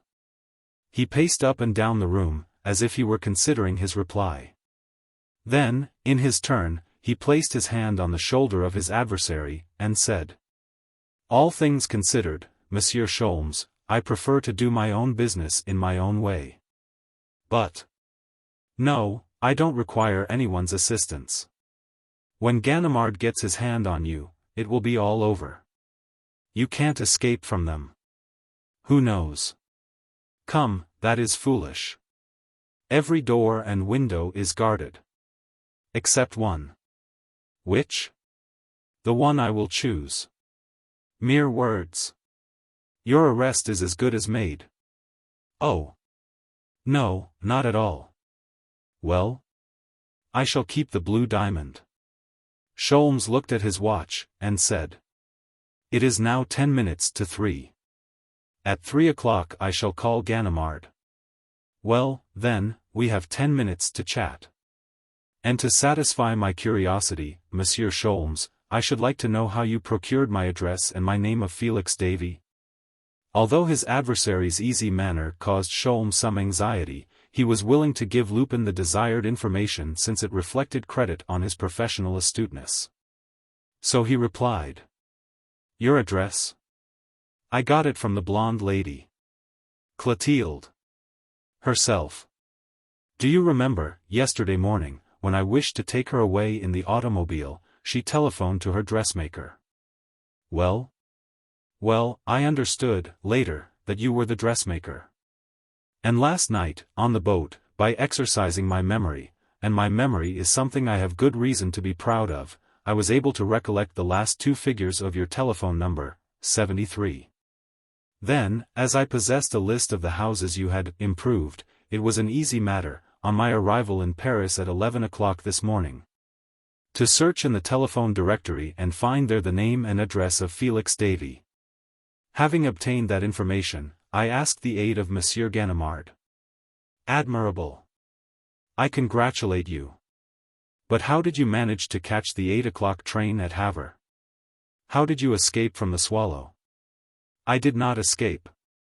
But you ordered the captain not to reach Southampton before 1 o'clock. He landed me there at midnight.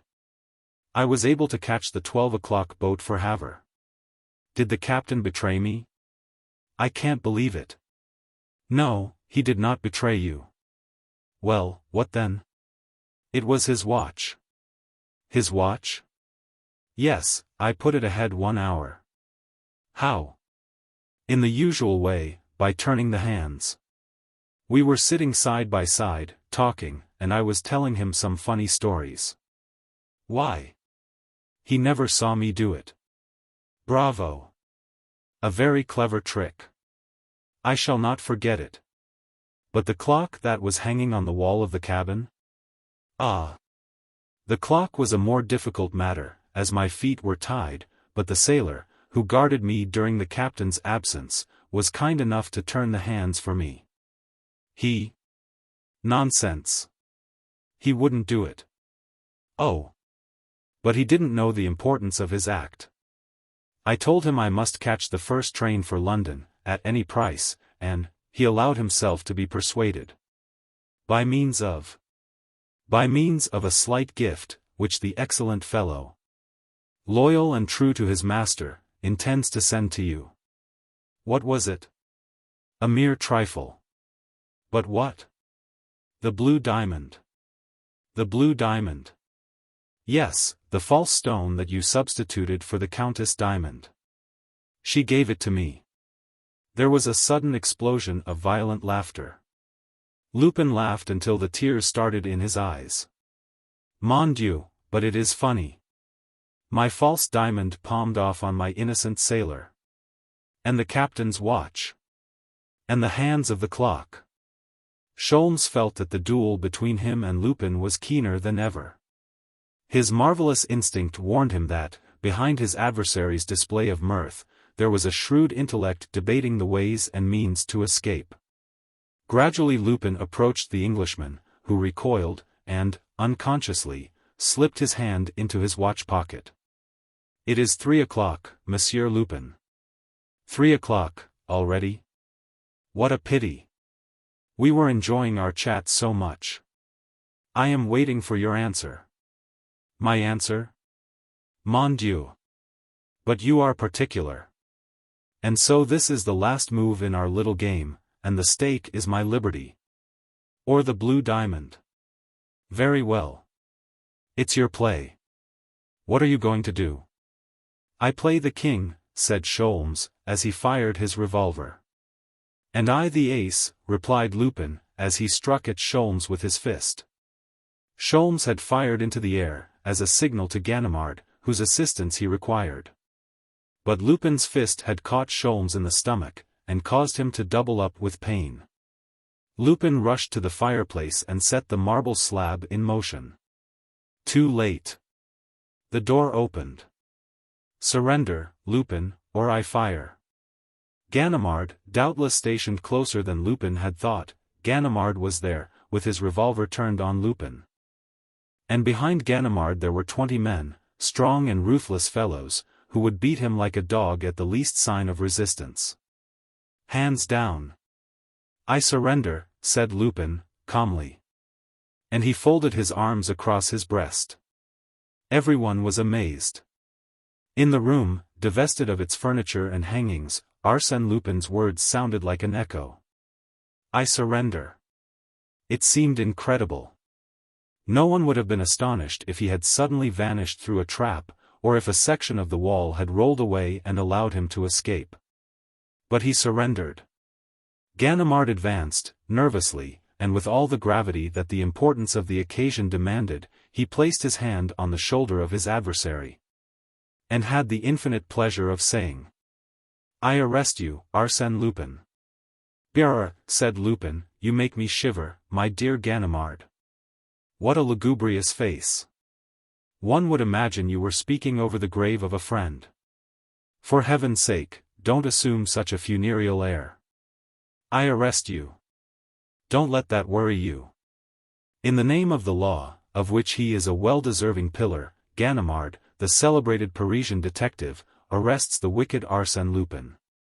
An historic event, of which you will appreciate the true importance. And it is the second time that it has happened.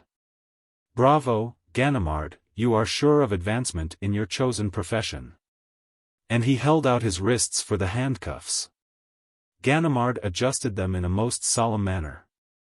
The numerous policemen, despite their customary presumption and the bitterness of their feelings toward Lupin, conducted themselves with becoming modesty. Astonished at being permitted to gaze upon that mysterious and intangible creature. My poor Lupin, sighed our hero, what would your aristocratic friends say if they should see you in this humiliating position? He pulled his wrists apart with all his strength. The veins in his forehead expanded. The links of the chain cut into his flesh. The chain fell off, broken. Another, comrades, that one was useless. They placed two on him this time. Quite right, he said. You cannot be too careful. Then, counting the detectives and policemen, he said. How many are you, my friends? 25? 30? That's too many. I can't do anything. Ah! If there had been only 15. There was something fascinating about Lupin. It was the fascination of the great actor who plays his role with spirit and understanding, combined with assurance and ease. Sholmes regarded him as one might regard a beautiful painting with a due appreciation of all its perfection in coloring and technique. And he really thought that it was an equal struggle between those 30 men on one side, armed as they were with all the strength and majesty of the law, and, on the other side, that solitary individual, unarmed and handcuffed. Yes, the two sides were well matched. Well, master, said Lupin to the Englishman, this is your work. Thanks to you, Lupin is going to rot on the damp straw of a dungeon. Confess that your conscience pricks you a little, and that your soul is filled with remorse. In spite of himself, Sholmes shrugged his shoulders, as if to say, it's your own fault. Never. Never, exclaimed Lupin. Give you the blue diamond? Oh. No, it has cost me too much trouble. I intend to keep it. On my occasion of my first visit to you in London, which will probably be next month, I will tell you my reasons. But will you be in London next month? Or do you prefer Vienna? Or St. Petersburg? Then Lupin received a surprise. A bell commenced to ring. It was not the alarm bell, but the bell of the telephone which was located between the two windows of the room and had not yet been removed. The telephone. Ah! Who could it be? Who was about to fall into this unfortunate trap?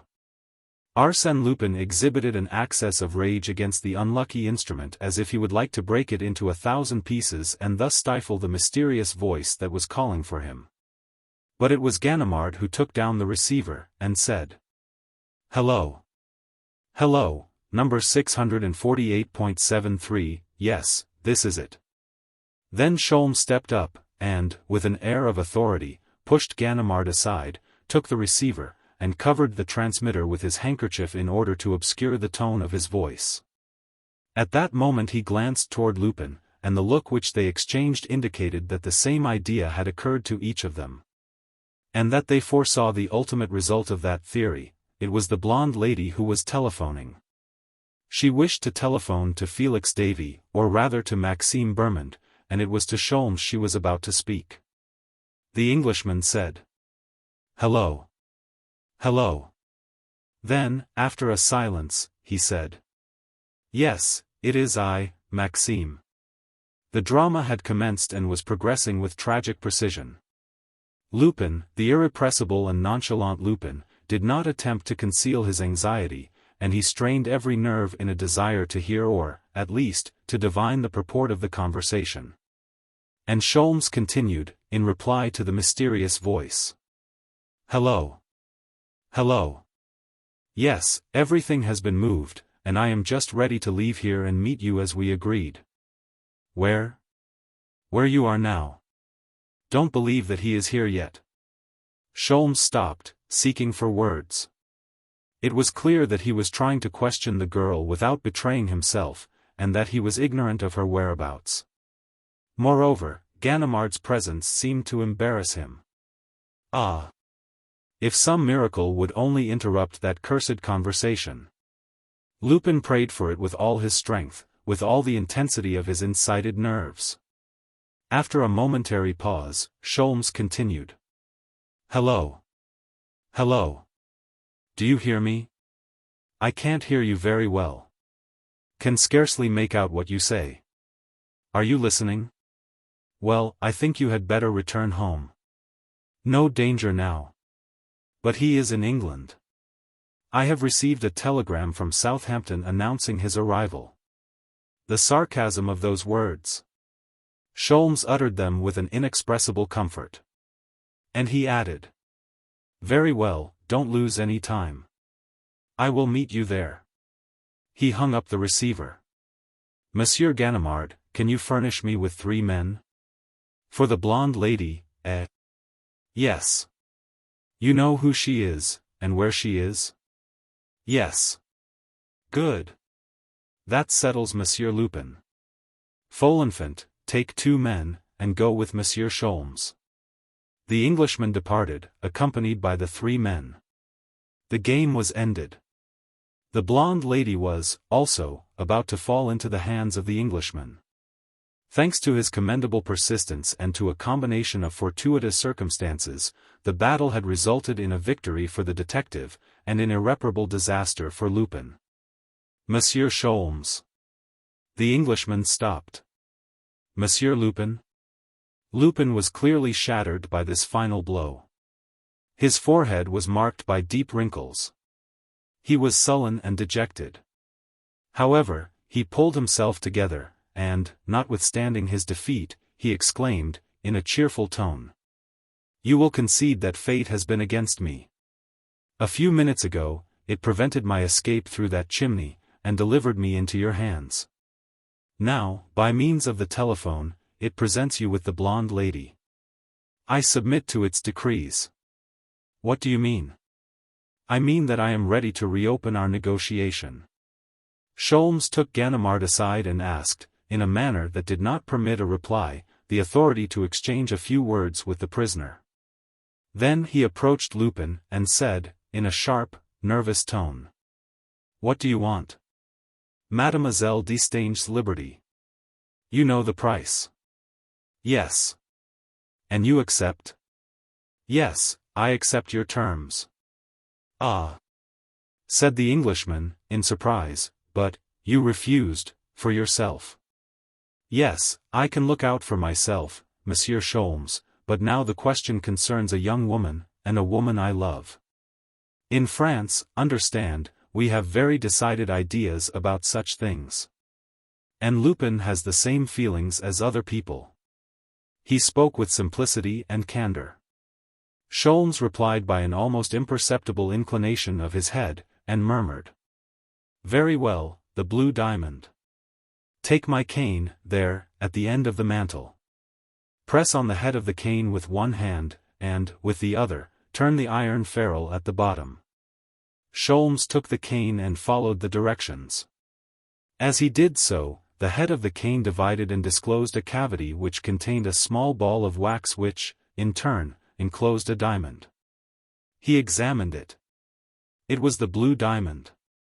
Monsieur Lupin, Mademoiselle Destange is free. Is her future safety assured? Has she nothing to fear from you? Neither from me, nor anyone else. How can you manage it?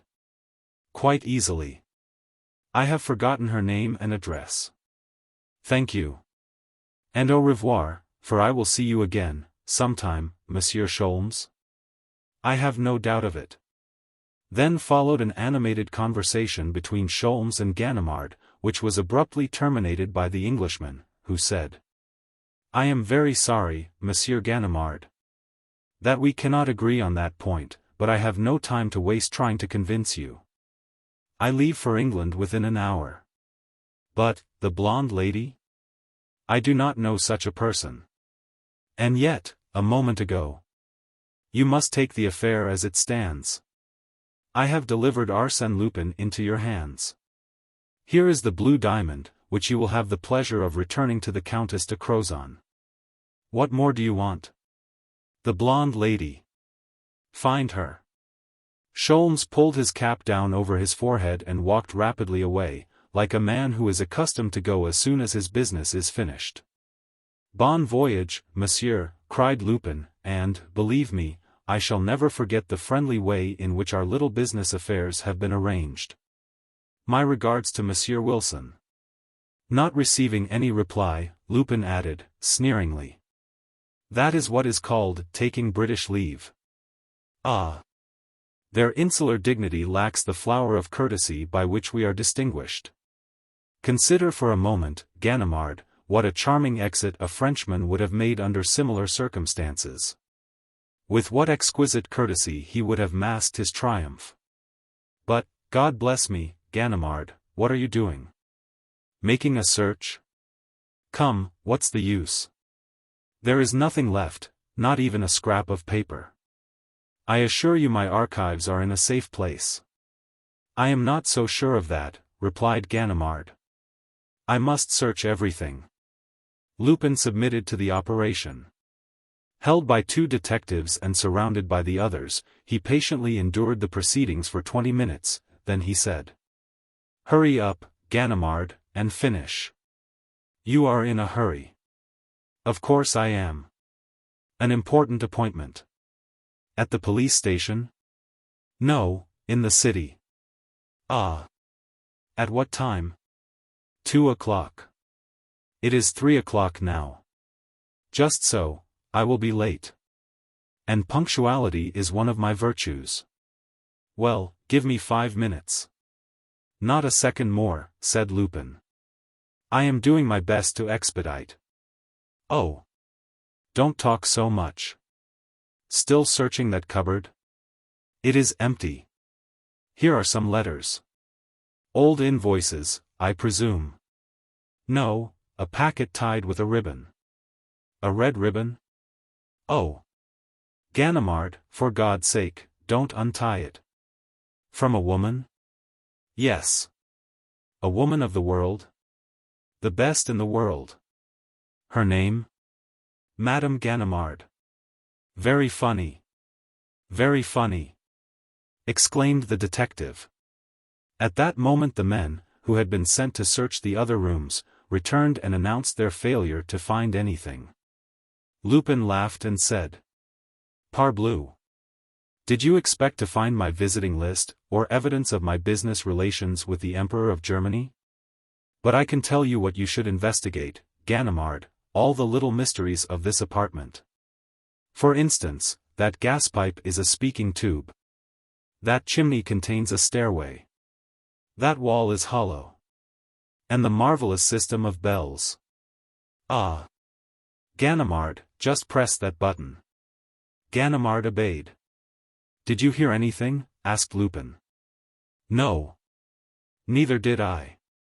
And yet you notified my aeronaut to prepare the dirigible balloon which will soon carry us into the clouds. Come, said Ganimard, who had completed his search. We've had enough nonsense, let's be off. He started away, followed by his men. Lupin did not move. His guardians pushed him in vain. Well, said Ganimard, do you refuse to go? Not at all. But it depends. On what? Where you want to take me? To the station house, of course. Then I refuse to go. I have no business there. Are you crazy? Did I not tell you that I had an important appointment? Lupin. Why, Ganimard, I have an appointment with the blonde lady, and do you suppose I would be so discourteous as to cause her a moment's anxiety? That would be very ungentlemanly.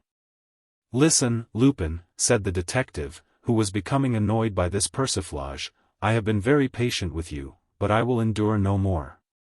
Follow me. Impossible. I have an appointment and I shall keep it. For the last time, follow me. Impossible. At a sign from Ganimard 2 men seized Lupin by the arms. But they released him at once, uttering cries of pain.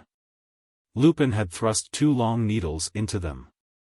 The other men now rushed at Lupin with cries of rage and hatred, eager to avenge their comrades and to avenge themselves for the many affronts he had heaped upon them. And now they struck and beat him to their heart's desire. A violent blow on the temple felled Lupin to the floor. "If you hurt him you will answer to me," growled Ganimard, in a rage. He leaned over Lupin to ascertain his condition. Then, learning that he was breathing freely, Ganimard ordered his men to carry the prisoner by the head and feet, while he himself supported the body. "Go gently, now.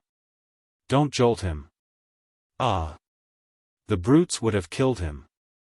"Well, Lupin, how goes it?" "None too well, Ganimard, you let them knock me out." "It was your own fault, you were so obstinate," replied Ganimard.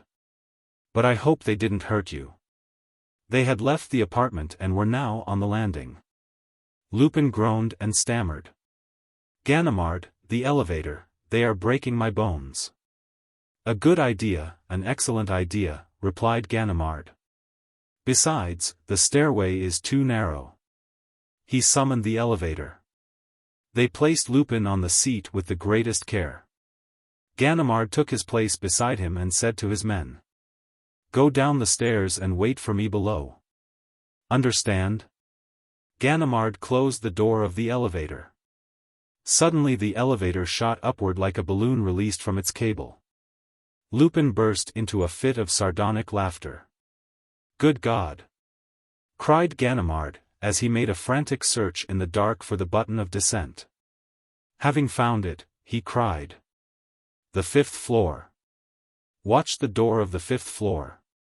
His assistants clambered up the stairs, 2 and 3 steps at a time. But this strange circumstance happened: the elevator seemed to break through the ceiling of the last floor, disappeared from the sight of Ganimard's assistants. Suddenly made its appearance on the upper floor, the servants' floor, and stopped. 3 men were there waiting for it. They opened the door. 2 of them seized Ganimard, who, astonished at the sudden attack, scarcely made any defense. The other man carried off Lupin. "I warned you, Ganimard, about the dirigible balloon. Another time, don't be so tender-hearted. And, moreover, remember that Arsène Lupin doesn't allow himself to be struck and knocked down without sufficient reason. Adieu."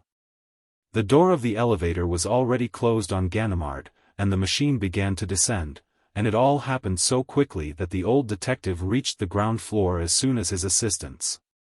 Without exchanging a word they crossed the court and ascended the servants' stairway, which was the only way to reach the servants' floor through which the escape had been made.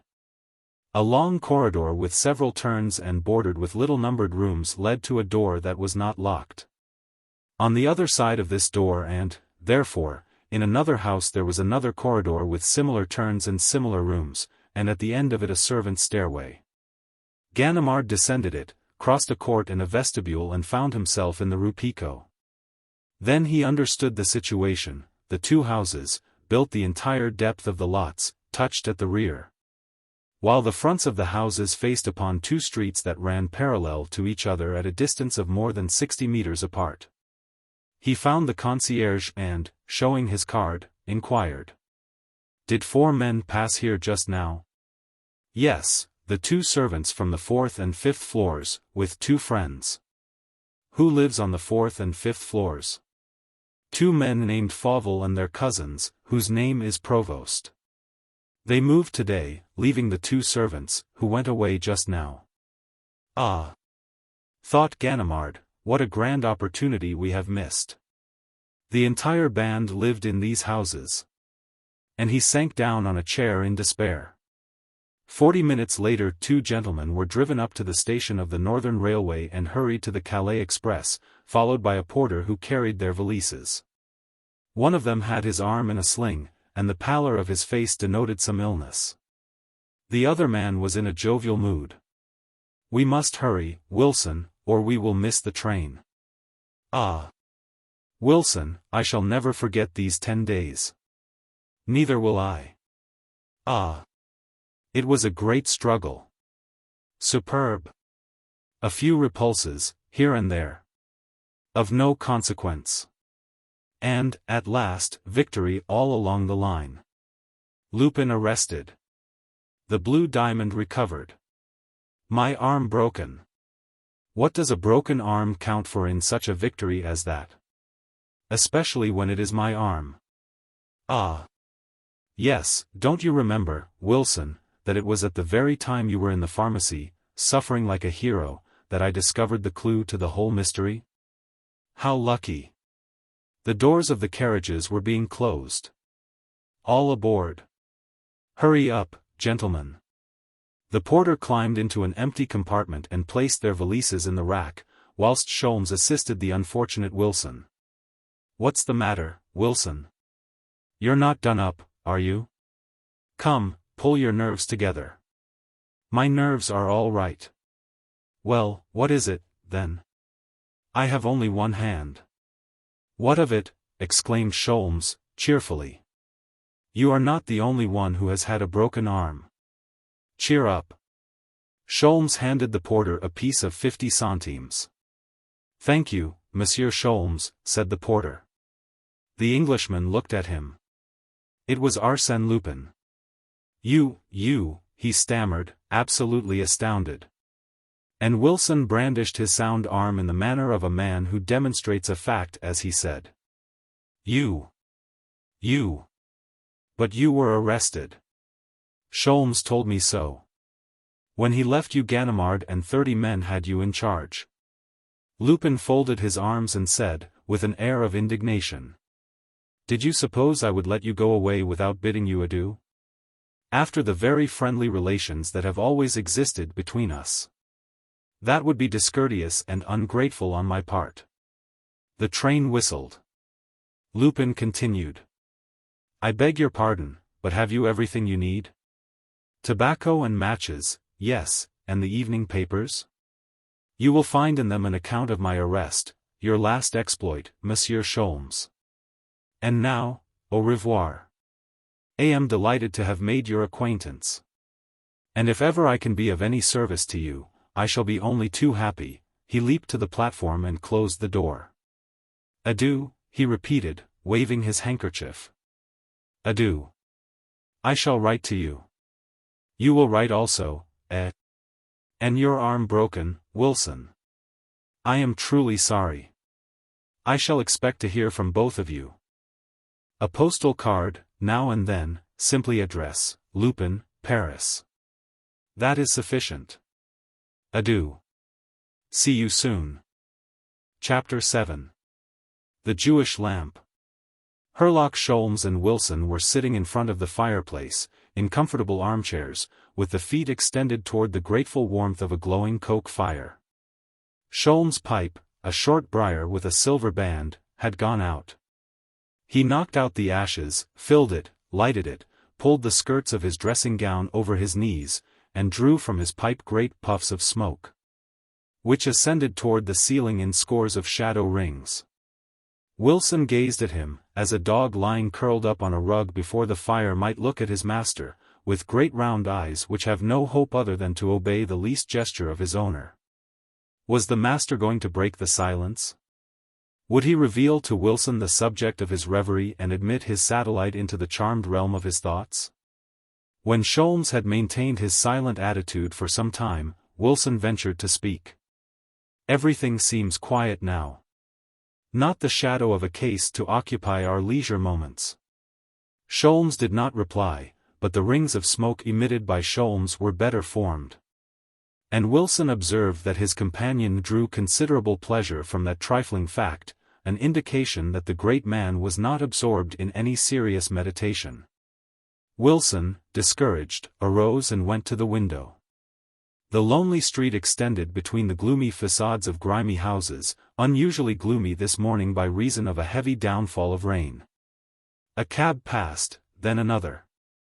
Wilson made an entry of their numbers in his memorandum book. One never knows. Ah, he exclaimed, the postman. The man entered, shown in by the servant. 2 registered letters, sir, if you will sign, please. Sholmes signed the receipts, accompanied the man to the door, and was opening one of the letters as he returned. It seems to please you, remarked Wilson, after a moment's silence. This letter contains a very interesting proposition. You are anxious for a case, here's one. Read. Wilson read. Monsieur. I desire the benefit of your services and experience. I have been the victim of a serious theft, and the investigation has as yet been unsuccessful. I am sending to you by this mail a number of newspapers which will inform you of the affair, and if you will undertake the case. I will place my house at your disposal and ask you to fill in the enclosed check, signed by me, for whatever sum you require for your expenses. Kindly reply by telegraph, and much oblige. Your humble servant. Baron Victor d'Imbleval. 18 Rue Murillo, Paris. Ah! Exclaimed Sholmes, that sounds good, a little trip to Paris, and why not, Wilson? Since my famous duel with Arsène Lupin, I have not had an excuse to go there. I should be pleased to visit the capital of the world under less strenuous conditions. He tore the check into 4 pieces and, while Wilson, whose arm had not yet regained its former strength, uttered bitter words against Paris and the Parisians, Sholmes opened the second envelope. Immediately, he made a gesture of annoyance, and a wrinkle appeared on his forehead during the reading of the letter, then, crushing the paper into a ball, he threw it, angrily, on the floor. Well? What's the matter? Asked Wilson, anxiously. He picked up the ball of paper, unfolded it, and read, with increasing amazement. My dear monsieur. You know full well the admiration I have for you and the interest I take in your renown. Well, believe me, when I warn you to have nothing whatever to do with the case on which you have just now been called to Paris. Your intervention will cause much harm. Your efforts will produce a most lamentable result, and you will be obliged to make a public confession of your defeat. Having a sincere desire to spare you such humiliation, I implore you, in the name of the friendship that unites us, to remain peacefully reposing at your own fireside. My best wishes to Monsieur Wilson, and, for yourself, the sincere regards of your devoted Arsène Lupin. Arsène Lupin, repeated Wilson, astounded. Sholmes struck the table with his fist, and exclaimed. Ah! He is pestering me already, the fool. He laughs at me as if I were a schoolboy. The public confession of my defeat. Didn't I force him to disgorge the blue diamond? I tell you, he's afraid, suggested Wilson. Nonsense. Arsène Lupin is not afraid, and this taunting letter proves it. But how did he know that the Baron d'Imbleval had written to you? What do I know about it? You do ask some stupid questions, my boy. I thought. I supposed. What? That I am a clairvoyant? Or a sorcerer? No, but I have seen you do some marvelous things. No person can perform marvelous things. I know more than you.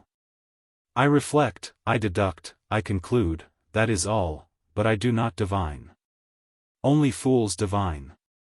Wilson assumed the attitude of a whipped cur, and resolved not to make a fool of himself by trying to divine why Sholmes paced the room with quick, nervous strides.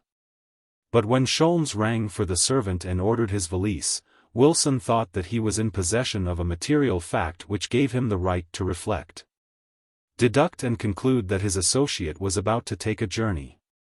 The same mental operation permitted him to assert, with almost mathematical exactness. Sholmes, you are going to Paris. Possibly. And Lupin's affront impels you to go, rather than the desire to assist the Baron d'Imbleval. Possibly. Sholmes, I shall go with you. Ah. My old friend, exclaimed Sholmes, interrupting his walking, you are not afraid that your right arm will meet the same fate as your left? What can happen to me? You will be there. That's the way to talk, Wilson. We will show that clever Frenchman that he made a mistake when he threw his glove in our faces. Be quick, Wilson, we must catch the first train. Without waiting for the papers the Baron has sent you? What good are they? I will send a telegram. No, if you do that, Arsène Lupin will know of my arrival.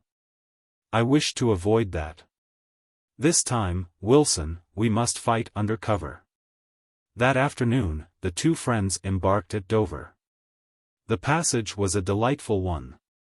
In the train from Calais to Paris, Sholmes had 3 hours sound sleep, while Wilson guarded the door of the compartment.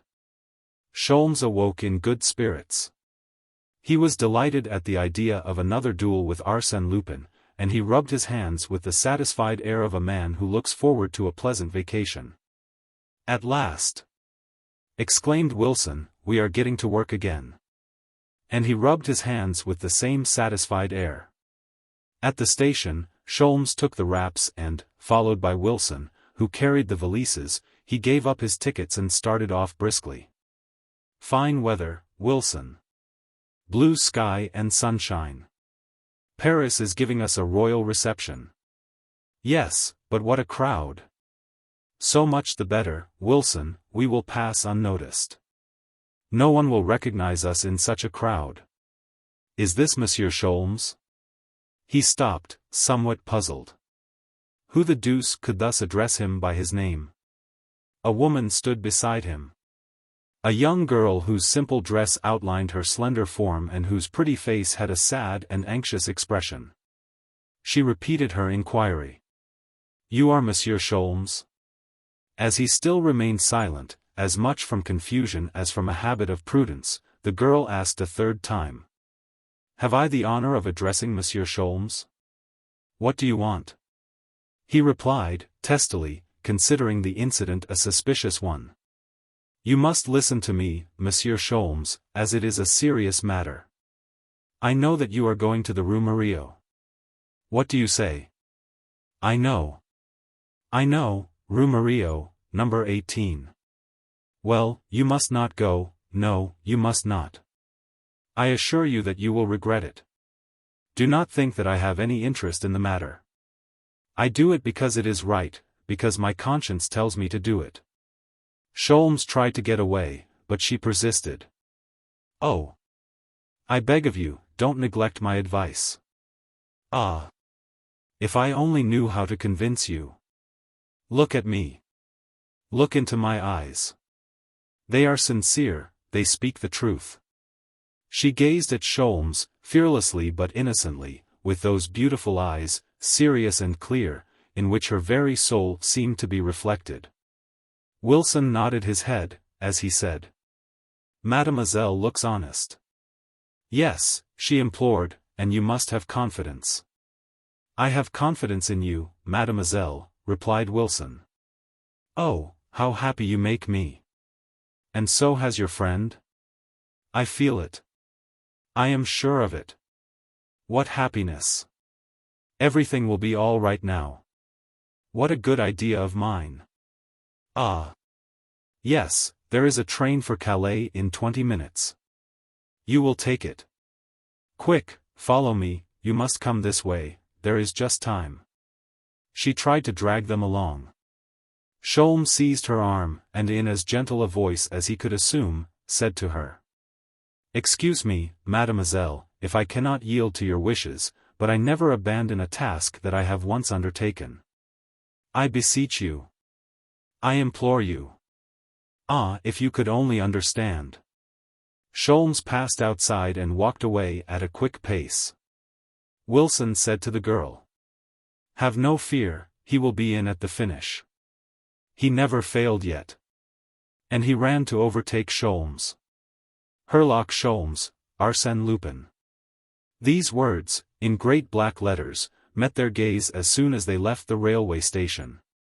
A number of sandwich men were parading through the street, one behind the other, carrying heavy canes with iron ferrules with which they struck the pavement in harmony, and, on their backs, they carried large posters, on which one could read the following notice. The match between Herlock Sholmes and Arsène Lupin. Arrival of the English champion. The great detective attacks. The Mystery of the Rue Murillo. Read the details in the Echo de France. Wilson shook his head, and said, "Look at that, Sholmes, and we thought we were traveling incognito. I shouldn't be surprised to find the Republican Guard waiting for us at the Rue Murillo to give us an official reception with toasts and champagne." "Wilson, when you get funny, you get beastly funny," growled Sholmes. Then he approached one of the sandwich men with the obvious intention of seizing him in his powerful grip and crushing him, together with his infernal signboard. There was quite a crowd gathered about the men, reading the notices, and joking and laughing. Repressing a furious access of rage, Sholmes said to the man, "When did they hire you?" "This morning." "How long have you been parading?" "About an hour." "But the boards were ready before that?"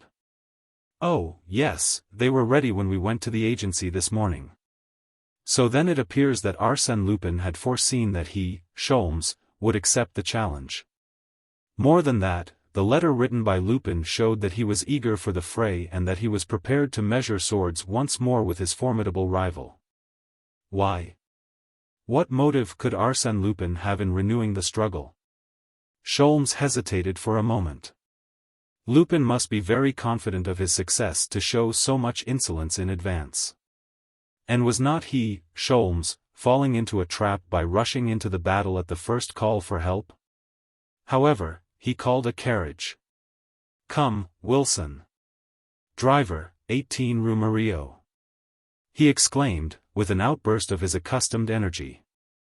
With distended veins and clenched fists, as if he were about to engage in a boxing bout, he jumped into the carriage.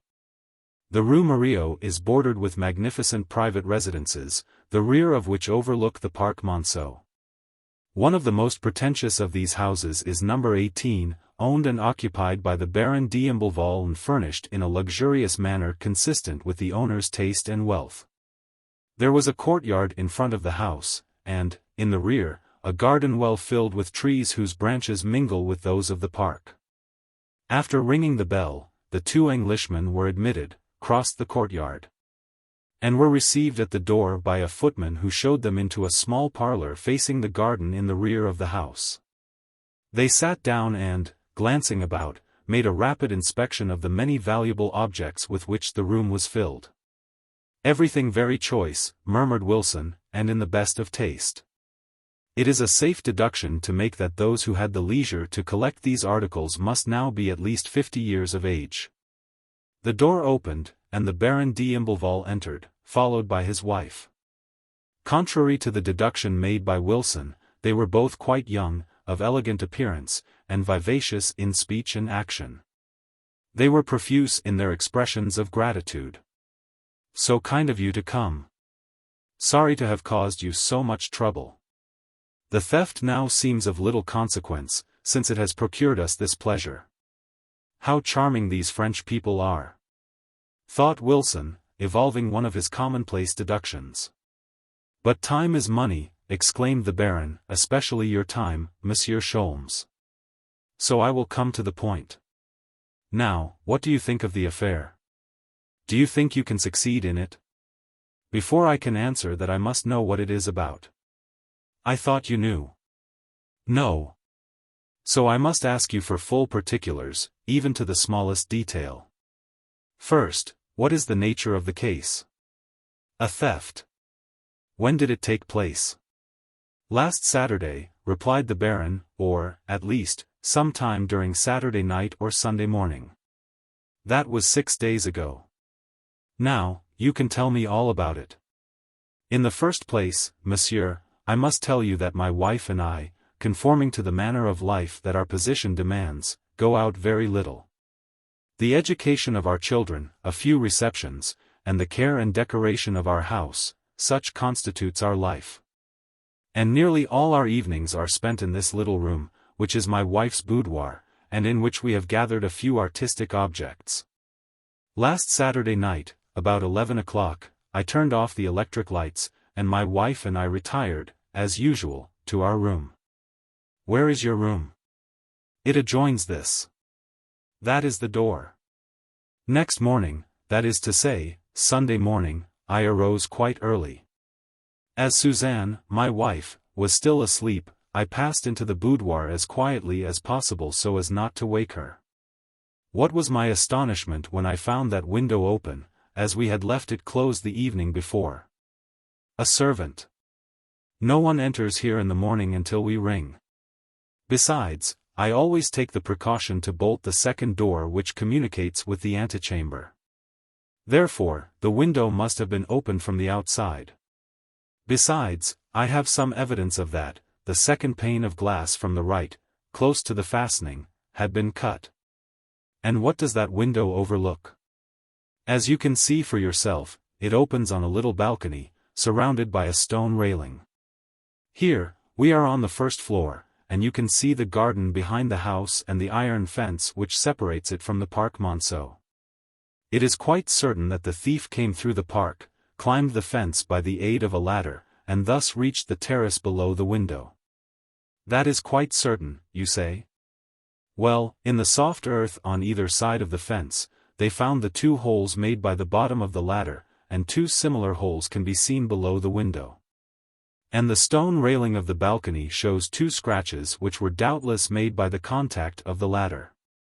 Is the Parc Monceau closed at night? No. But if it were, there is a house in course of erection at number 14, and a person could enter that way.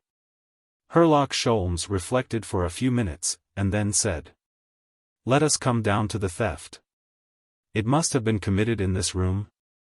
Yes, there was here, between that 12th-century Virgin and that tabernacle of chased silver, a small Jewish lamp. It has disappeared. And is that all? That is all. Ah. And what is a Jewish lamp? One of those copper lamps used by the ancient Jews, consisting of a standard which supported a bowl containing the oil, and from this bowl projected several burners intended for the wicks.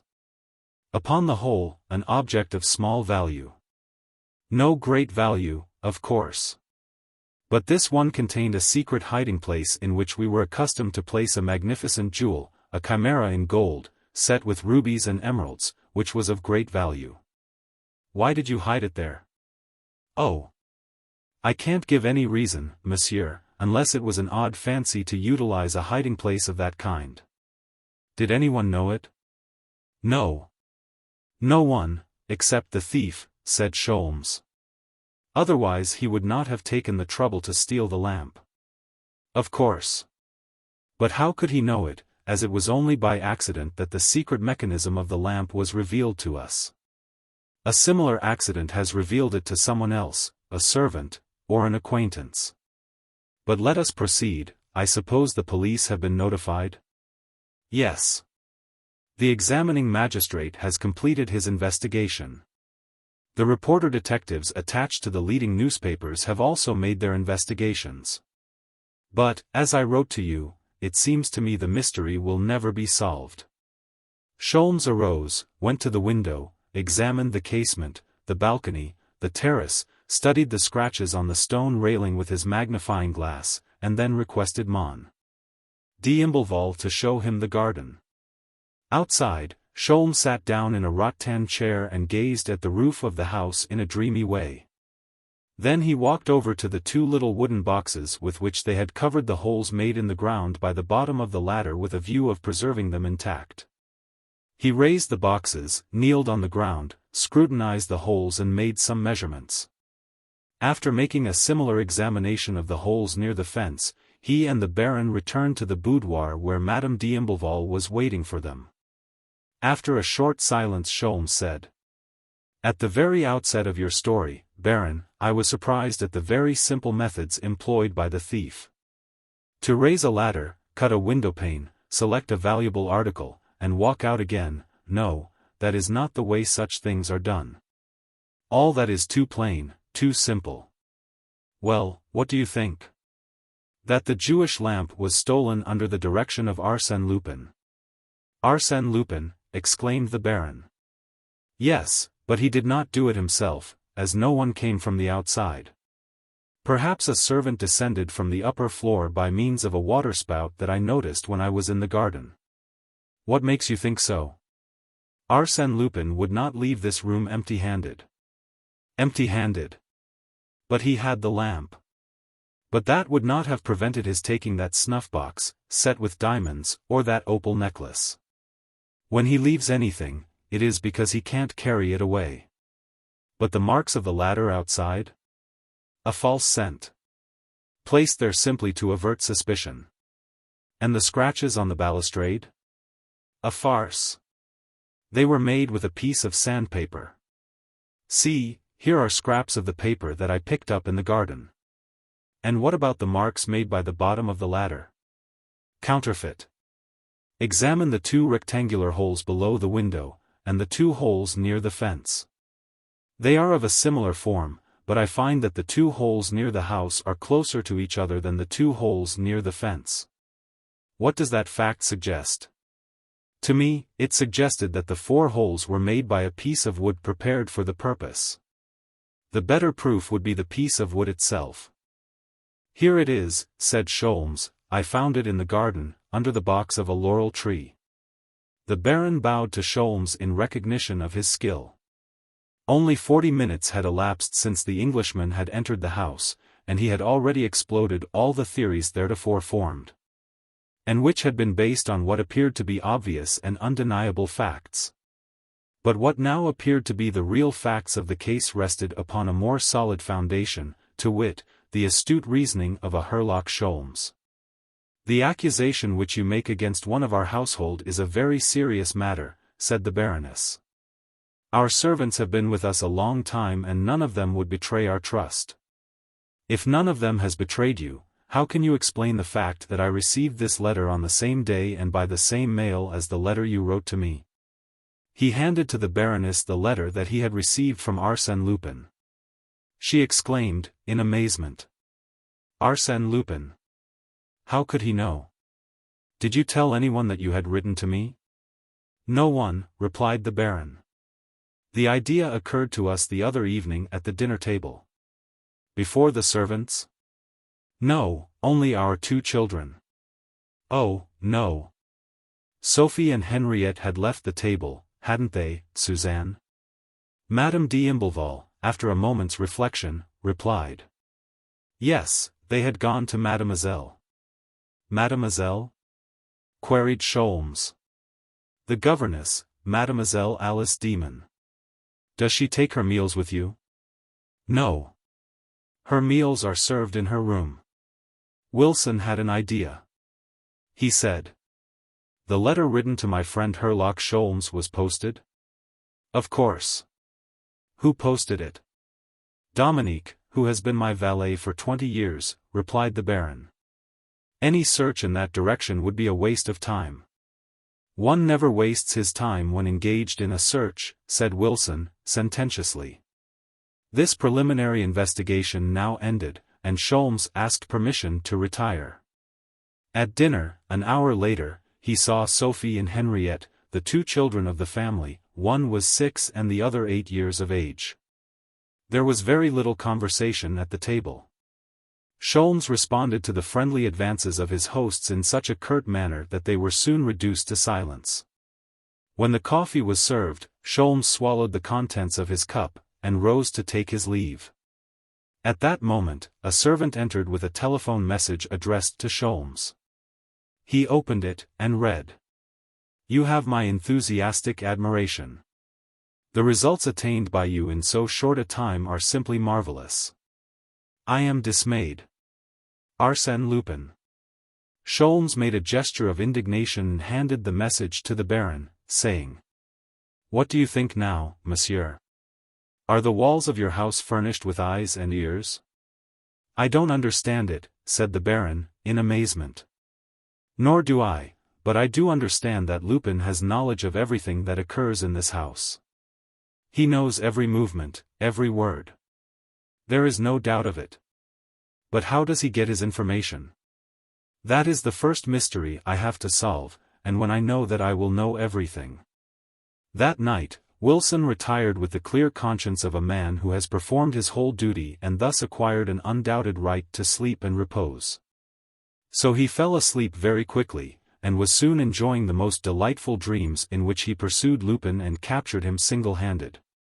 And the sensation was so vivid and exciting that it woke him from his sleep.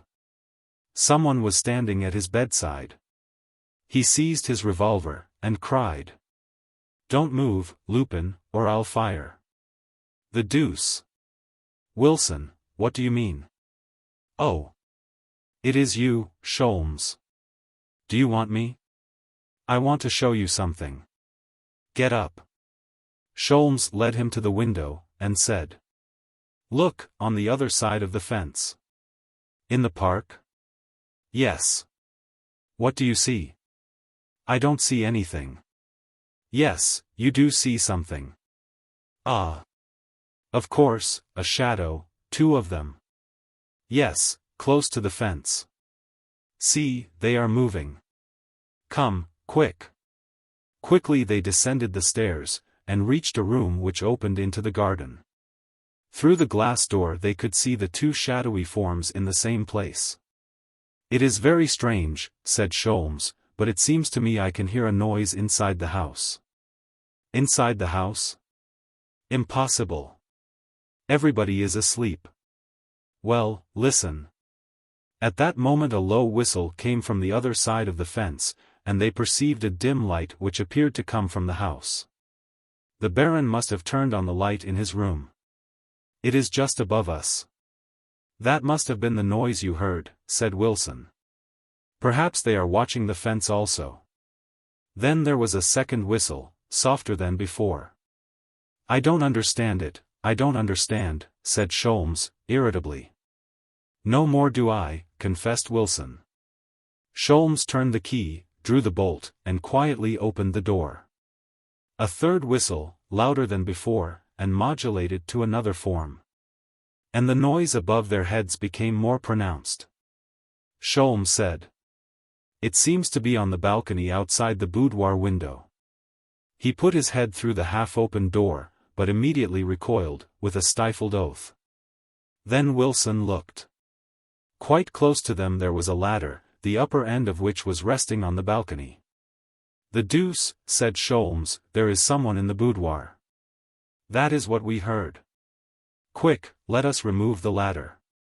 But at that instant a man slid down the ladder and ran toward the spot where his accomplices were waiting for him outside the fence. He carried the ladder with him.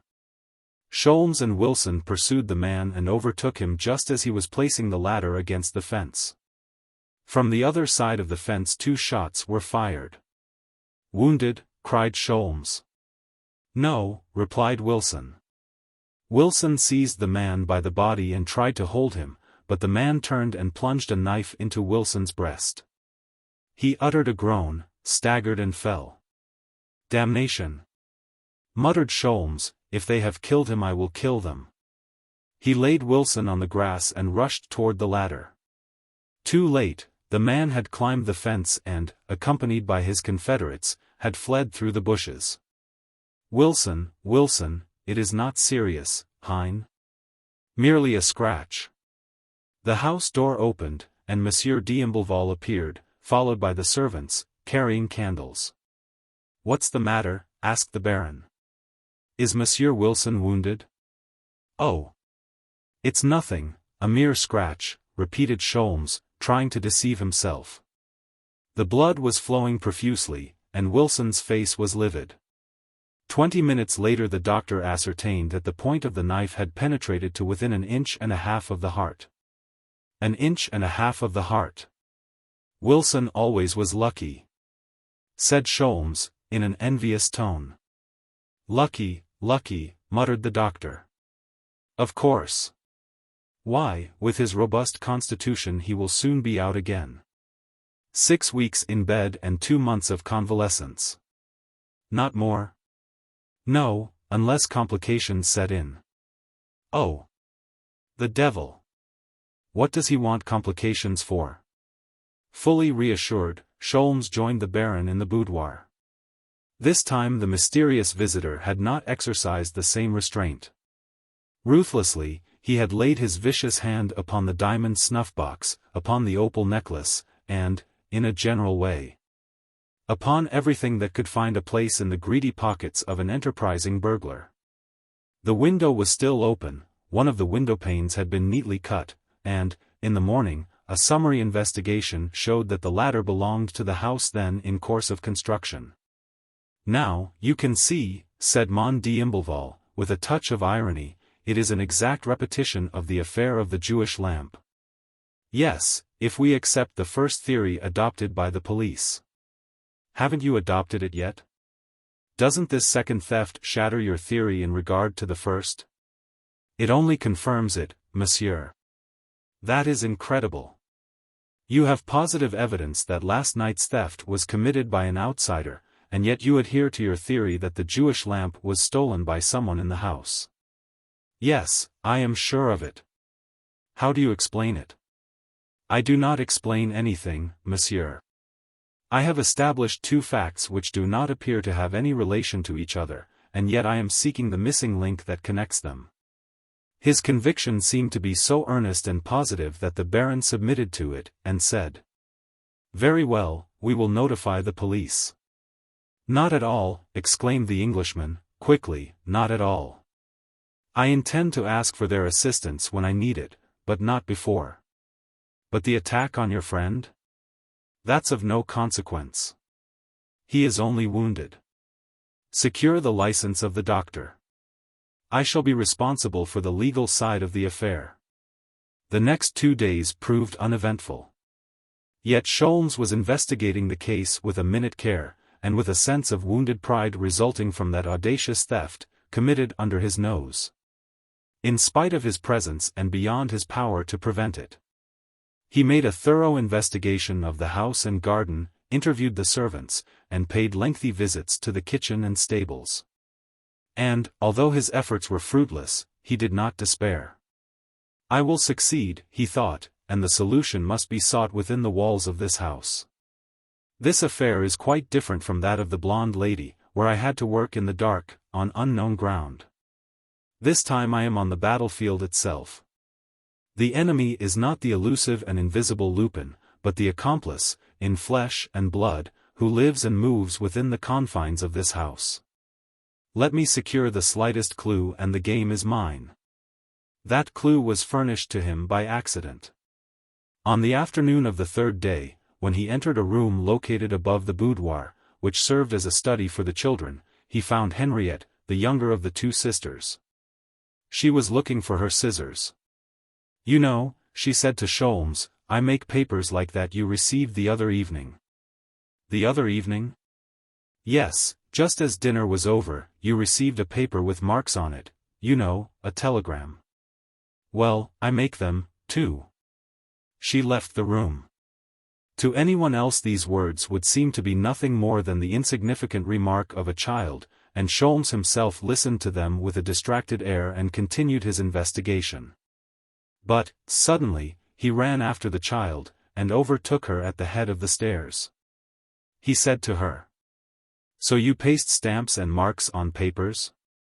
Henriette, very proudly, replied, "Yes, I cut them out and paste them on." "Who taught you that little game?" "Mademoiselle, my governess. I have seen her do it often. She takes words out of the newspapers and pastes them. What does she make out of them? Telegrams and letters that she sends away." Herlock Sholmes returned to the study, greatly puzzled by the information and seeking to draw from it a logical deduction. There was a pile of newspapers on the mantel. He opened them and found that many words and, in some places, entire lines had been cut out. But, after reading a few of the words which preceded or followed, he decided that the missing words had been cut out at random, probably by the child. It was possible that one of the newspapers had been cut by Mademoiselle, but how could he assure himself that such was the case? Mechanically, Sholmes turned over the schoolbooks on the table. Then others which were lying on the shelf of a bookcase. Suddenly he uttered a cry of joy. In a corner of the bookcase, under a pile of old exercise books, he found a child's alphabet book, in which the letters were ornamented with pictures. And on one of the pages of that book he discovered a place where a word had been removed. He examined it. It was a list of the days of the week. Monday, Tuesday, Wednesday, etc. The word Saturday was missing. Now, the theft of the Jewish lamp had occurred on a Saturday night. Sholmes experienced that slight fluttering of the heart which always announced to him, in the clearest manner, that he had discovered the road which leads to victory. That ray of truth, that feeling of certainty, never deceived him. With nervous fingers he hastened to examine the balance of the book. Very soon he made another discovery. It was a page composed of capital letters, followed by a line of figures. 9 of those letters and 3 of those figures had been carefully cut out. Sholmes made a list of the missing letters and figures in his memorandum book, in alphabetical and numerical order, and obtained the following result. Ctenopers, 237. Well. At first sight, it is a rather formidable puzzle, he murmured, but, by transposing the letters and using all of them, is it possible to form 1, 2, or 3 complete words? Sholmes tried it, in vain. Only one solution seemed possible. It constantly appeared before him, no matter which way he tried to juggle the letters, until, at length, he was satisfied it was the true solution. Since it harmonized with the logic of the facts and the general circumstances of the case. As that page of the book did not contain any duplicate letters, it was probable, in fact quite certain, that the words he could form from those letters would be incomplete. And that the original words had been completed with letters taken from other pages. Under those conditions he obtained the following solution: errors and omissions accepted. Répond Z, ch. 237. The first word was quite clear. Répondez, a letter E is missing because it occurs twice in the word, and the book furnished only one letter of each kind. As to the second incomplete word, no doubt it formed, with the aid of the number 237, an address to which the reply was to be sent. They appointed Saturday as the time, and requested a reply to be sent to the address ch. 237. Or, perhaps, ch. 237 was an address for a letter to be sent to the general delivery of some post office, or, again, they might form a part of some incomplete word. Sholmes searched the book once more, but did not discover that any other letters had been removed. Therefore, until further orders, he decided to adhere to the foregoing interpretation. Henriette returned and observed what he was doing. Amusing, isn't it? Yes, very amusing, he replied. But, have you any other papers? Or, rather, words already cut out that I can paste? Papers? No. And Mademoiselle wouldn't like it. Mademoiselle? Yes, she has scolded me already. Why? Because I have told you some things, and she says that a person should never tell things about those they love. You are quite right. Henriette was delighted to receive his approbation, in fact so highly pleased that she took from a little silk bag that was pinned to her dress some scraps of cloth, 3 buttons, 2 cubes of sugar and, lastly, a piece of paper which she handed to Sholmes. See, I give it to you just the same. It was the number of a cab, 8279. Where did this number come from? It fell out of her pocketbook. When? Sunday, at Mass, when she was taking out some sous for the collection. Exactly. And now I shall tell you how to keep from being scolded again. Do not tell Mademoiselle that you saw me. Sholmes then went to Mont d'Imbleval and questioned him in regard to Mademoiselle. The Baron replied, indignantly. Alice Demon. How can you imagine such a thing? It is utterly impossible. How long has she been in your service? Only a year, but there is no one in the house in whom I have greater confidence. Why have I not seen her yet? She has been away for a few days. But she is here now. Yes, since her return she has been watching at the bedside of your friend. She has all the qualities of a nurse, gentle, thoughtful. Monsieur Wilson seems much pleased. Ah, said Sholmes, who had completely neglected to inquire about his friend. After a moment's reflection he asked. Did she go out on Sunday morning? The day after the theft? Yes. The Baron called his wife and asked her. She replied. Mademoiselle went to the 11 o'clock mass with the children, as usual. But before that? Before that? No. Let me see. I was so upset by the theft, but I remember now that, on the evening before, she asked permission to go out on Sunday morning, to see a cousin who was passing through Paris, I think.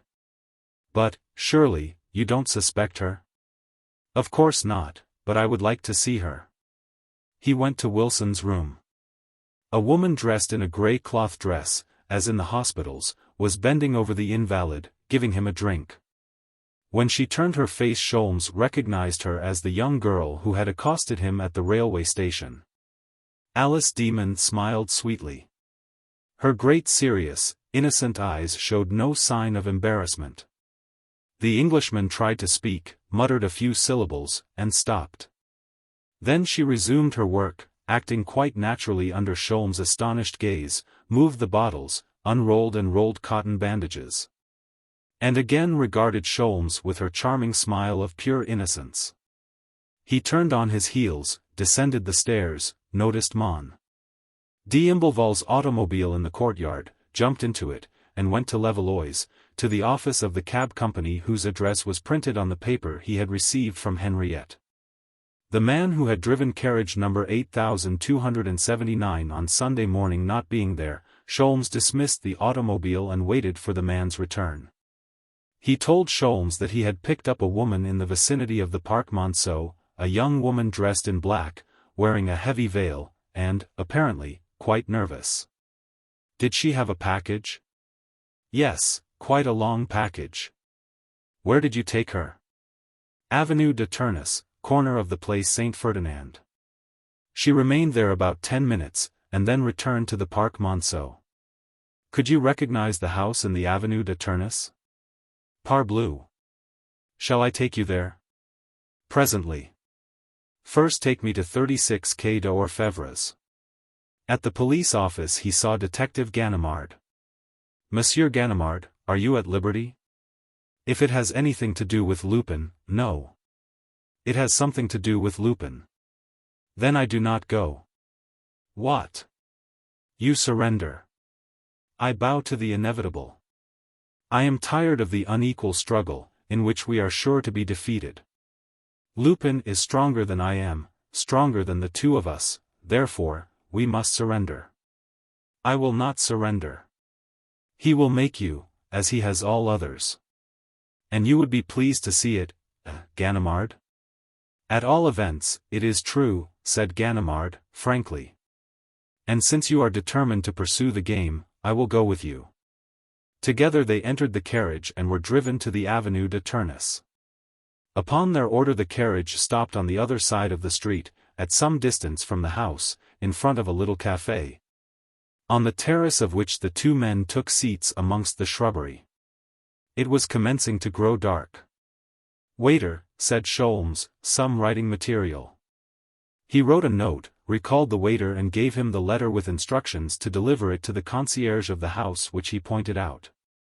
In a few minutes the concierge stood before them. Sholmes asked him if, on the Sunday morning, he had seen a young woman dressed in black. In black? Yes, about 9 o'clock. She went to the second floor. Have you seen her often? No, but for some time, well, during the last few weeks, I have seen her almost every day. And since Sunday? Only once, until today. What? Did she come today? She is here now. Here now? Yes, she came about 10 minutes ago. Her carriage is standing in the Place Saint-Ferdinand, as usual. I met her at the door. Who is the occupant of the second floor? There are two, a modiste, Mademoiselle Languius, and a gentleman who rented 2 furnished rooms a month ago under the name of Bresson. Why do you say, under the name? Because I have an idea that it is an assumed name. My wife takes care of his rooms, and, well, there are not 2 shirts there with the same initials. Is he there much of the time? No.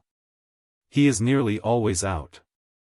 He has not been here for 3 days. Was he here on Saturday night? Saturday night? Let me think. Yes, Saturday night, he came in and stayed all night. What sort of a man is he? Well, I can scarcely answer that. He is so changeable. He is, by turns, big, little, fat, thin, dark and light. I do not always recognize him. Ganimard and Sholmes exchanged looks. That is he, all right, said Ganimard. Ah, said the concierge, there is the girl now. Mademoiselle had just emerged from the house and was walking toward her carriage in the Place Saint Ferdinand. And there is Monsieur Bresson. Monsieur Bresson? Which is he? The man with the parcel under his arm.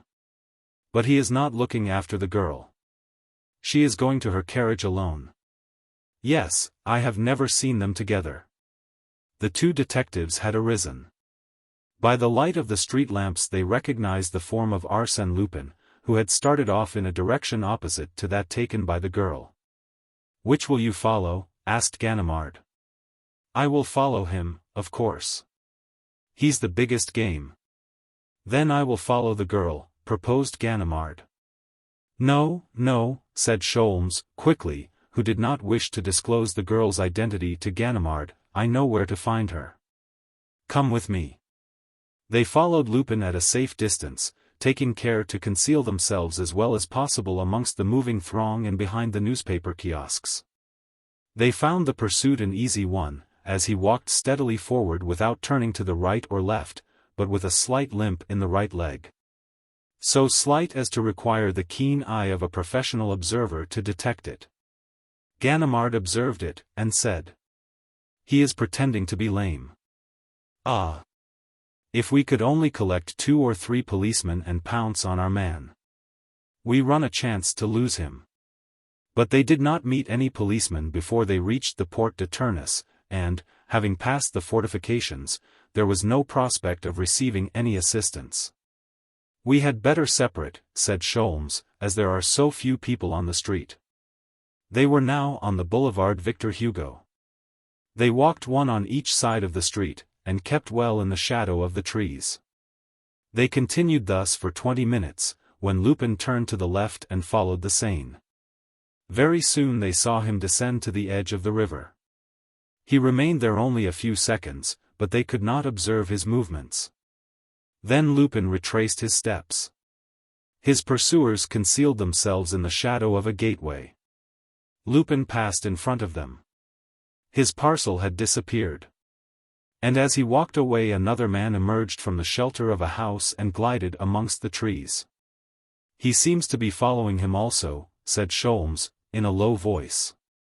The pursuit continued, but was now embarrassed by the presence of the third man. Lupin returned the same way, passed through the Porte de Tournes, and re-entered the house in the Avenue de Tournes. The concierge was closing the house for the night when Ganimard presented himself. Did you see him?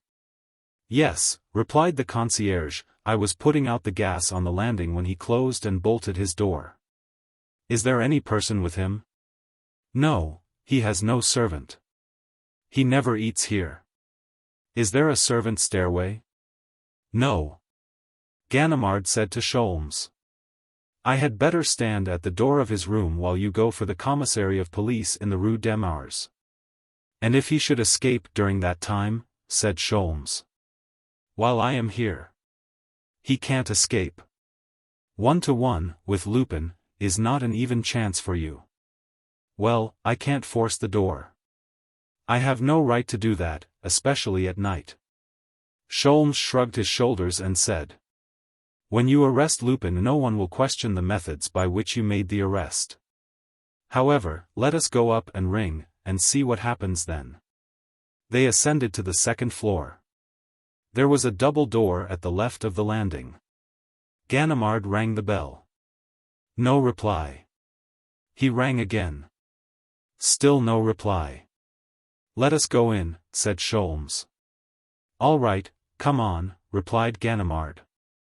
Yet, they stood still, irresolute. Like people who hesitate when they ought to accomplish a decisive action, they feared to move, and it seemed to them impossible that Arsène Lupin was there, so close to them. On the other side of that fragile door that could be broken down by one blow of the fist. But they knew Lupin too well to suppose that he would allow himself to be trapped in that stupid manner. No, no, 1,000 times, no, Lupin was no longer there. Through the adjoining houses, over the roofs, by some conveniently prepared exit, he must have already made his escape, and, once more, it would only be Lupin's shadow that they would seize. They shuddered as a slight noise, coming from the other side of the door, reached their ears. Then they had the impression, amounting almost to a certainty, that he was there, separated from them by that frail wooden door, and that he was listening to them, that he could hear them. What was to be done? The situation was a serious one. In spite of their vast experience as detectives, they were so nervous and excited that they thought they could hear the beating of their own hearts. Ganimard questioned Sholmes by a look. Then he struck the door a violent blow with his fist. Immediately they heard the sound of footsteps, concerning which there was no attempt at concealment. Ganimard shook the door. Then he and Sholmes, uniting their efforts, rushed at the door, and burst it open with their shoulders. Then they stood still, in surprise. A shot had been fired in the adjoining room. Another shot, and the sound of a falling body. When they entered they saw the man lying on the floor with his face toward the marble mantel. His revolver had fallen from his hand. Ganimard stooped and turned the man's head. The face was covered with blood, which was flowing from 2 wounds, one in the cheek, the other in the temple. You can't recognize him for blood. No matter, said Sholmes. It is not Lupin. How do you know? You haven't even looked at him. Do you think that Arsène Lupin is the kind of a man that would kill himself? Asked Sholmes, with a sneer. But we thought we recognized him outside. We thought so, because the wish was father to the thought. That man has us bewitched. Then it must be one of his accomplices. The accomplices of Arsène Lupin do not kill themselves. Well, then, who is it? They searched the corpse. In one pocket Herlock Sholmes found an empty pocketbook, in another Ganimard found several louis. There were no marks of identification on any part of his clothing. In a trunk and 2 valises they found nothing but wearing apparel. On the mantel there was a pile of newspapers. Ganimard opened them. All of them contained articles referring to the theft of the Jewish lamp. An hour later, when Ganimard and Sholmes left the house, they had acquired no further knowledge of the strange individual who had been driven to suicide by their untimely visit. Who was he? Why had he killed himself? What was his connection with the affair of the Jewish lamp? Who had followed him on his return from the river? The situation involved many complex questions, many mysteries. Herlock Sholmes went to bed in a very bad humor. Early next morning he received the following telephonic message. Arsène Lupin has the honor to inform you of his tragic death in the person of Monsieur Bresson, and requests the honor of your presence at the funeral service and burial, which will be held at the public expense on Thursday, June 25th. Chapter 8. The Shipwreck. That's what I don't like, Wilson, said Herlock Sholmes, after he had read Arsène Lupin's message. That is what exasperates me in this affair, to feel that the cunning, mocking eye of that fellow follows me everywhere. He sees everything, he knows everything, he reads my inmost thoughts. He even foresees my slightest movement. Ah! He is possessed of a marvelous intuition, far surpassing that of the most instinctive woman, yes, surpassing even that of Herlock Sholmes himself. Nothing escapes him. I resemble an actor whose every step and movement are directed by a stage manager, who says this and does that in obedience to a superior will. That is my position. Do you understand, Wilson? Certainly Wilson would have understood if his faculties had not been deadened by the profound slumber of a man whose temperature varies between 100 and 103 degrees. But whether he heard or not was a matter of no consequence to Herlock Sholmes, who continued, "I have to concentrate all my energy and bring all my resources into action in order to make the slightest progress.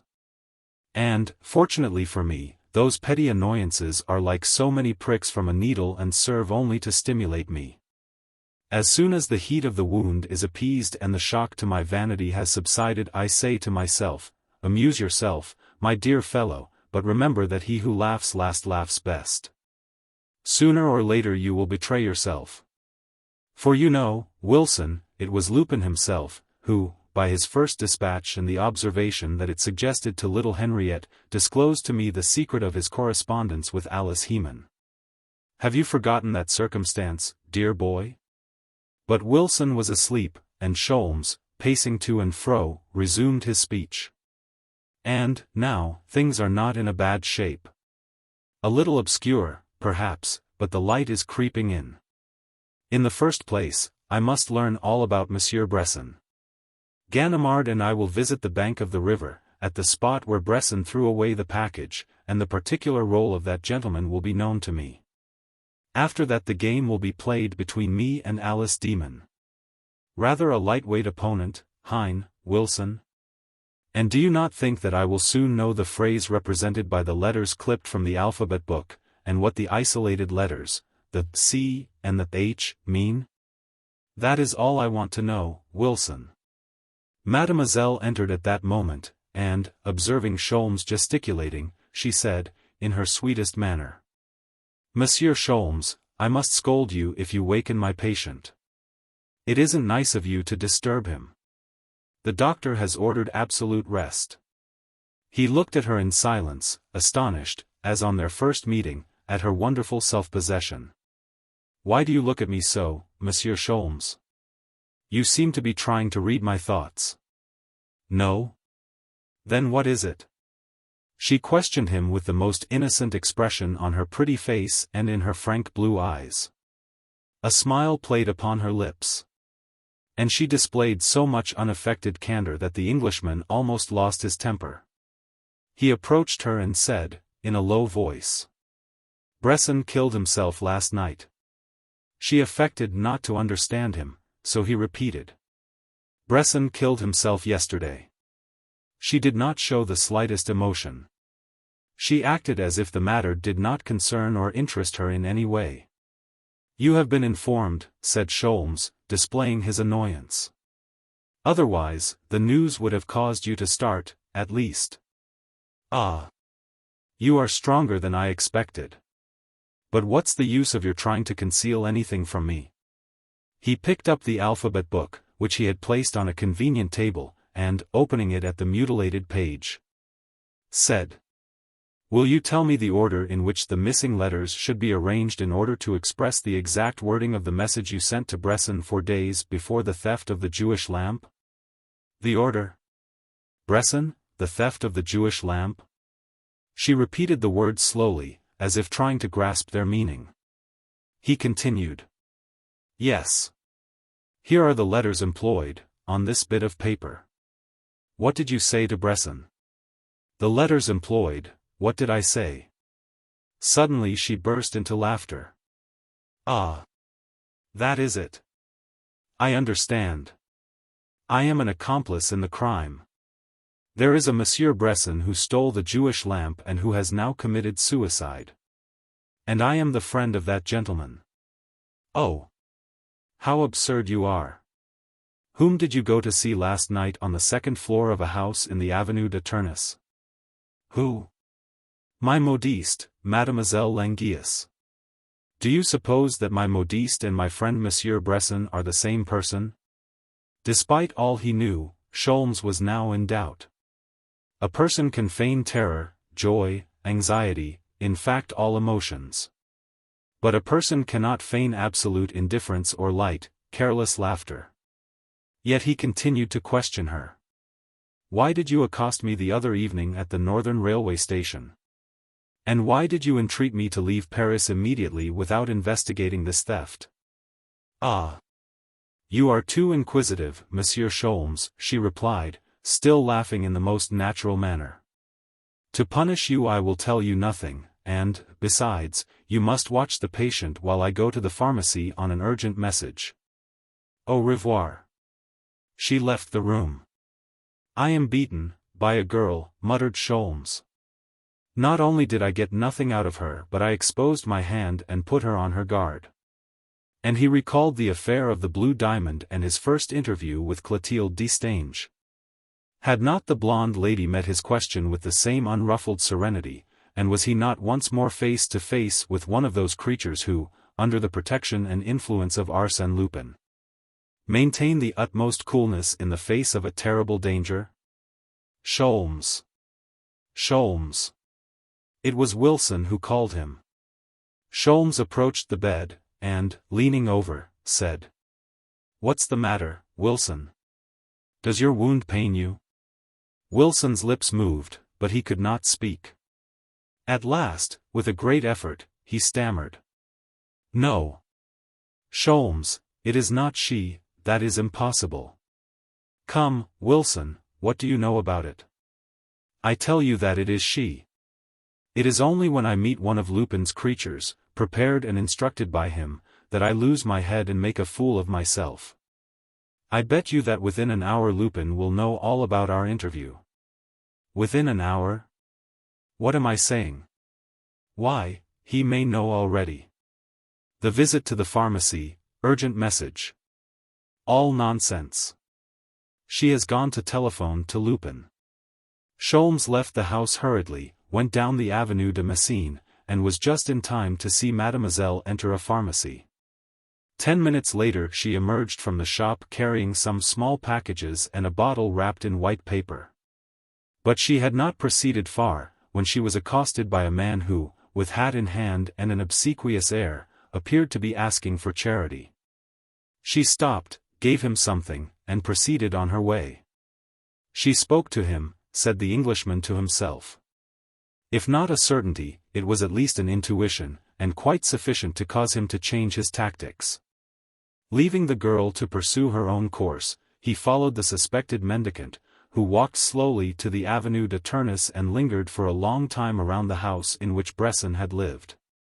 Sometimes raising his eyes to the windows of the second floor and watching the people who entered the house. At the end of an hour he climbed to the top of a tramcar going in the direction of Neuilly. Sholmes followed and took a seat behind the man, and beside a gentleman who was concealed behind the pages of a newspaper. At the fortifications the gentleman lowered the paper, and Sholmes recognized Ganimard, who thereupon whispered, as he pointed to the man in front. "It is the man who followed Bresson last night.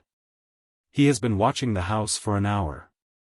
"Anything new in regard to Bresson?" asked Sholmes. "Yes, a letter came to his address this morning." "This morning? Then it was posted yesterday before the sender could know of Bresson's death." "Exactly. It is now in the possession of the examining magistrate." "But I read it. It says, he will not accept any compromise. He wants everything, the first thing as well as those of the second affair. Otherwise he will proceed."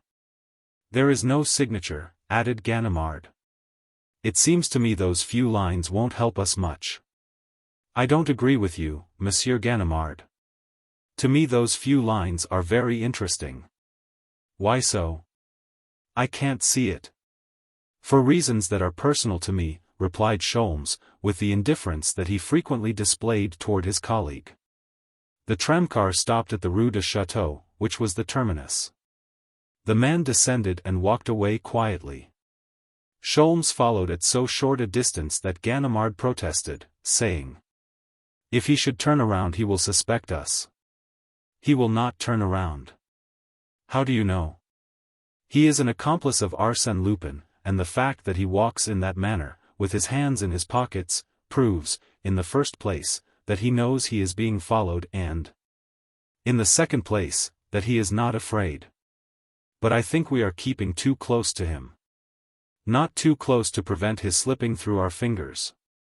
He is too sure of himself. Ah! Look there. In front of that café there are 2 of the bicycle police.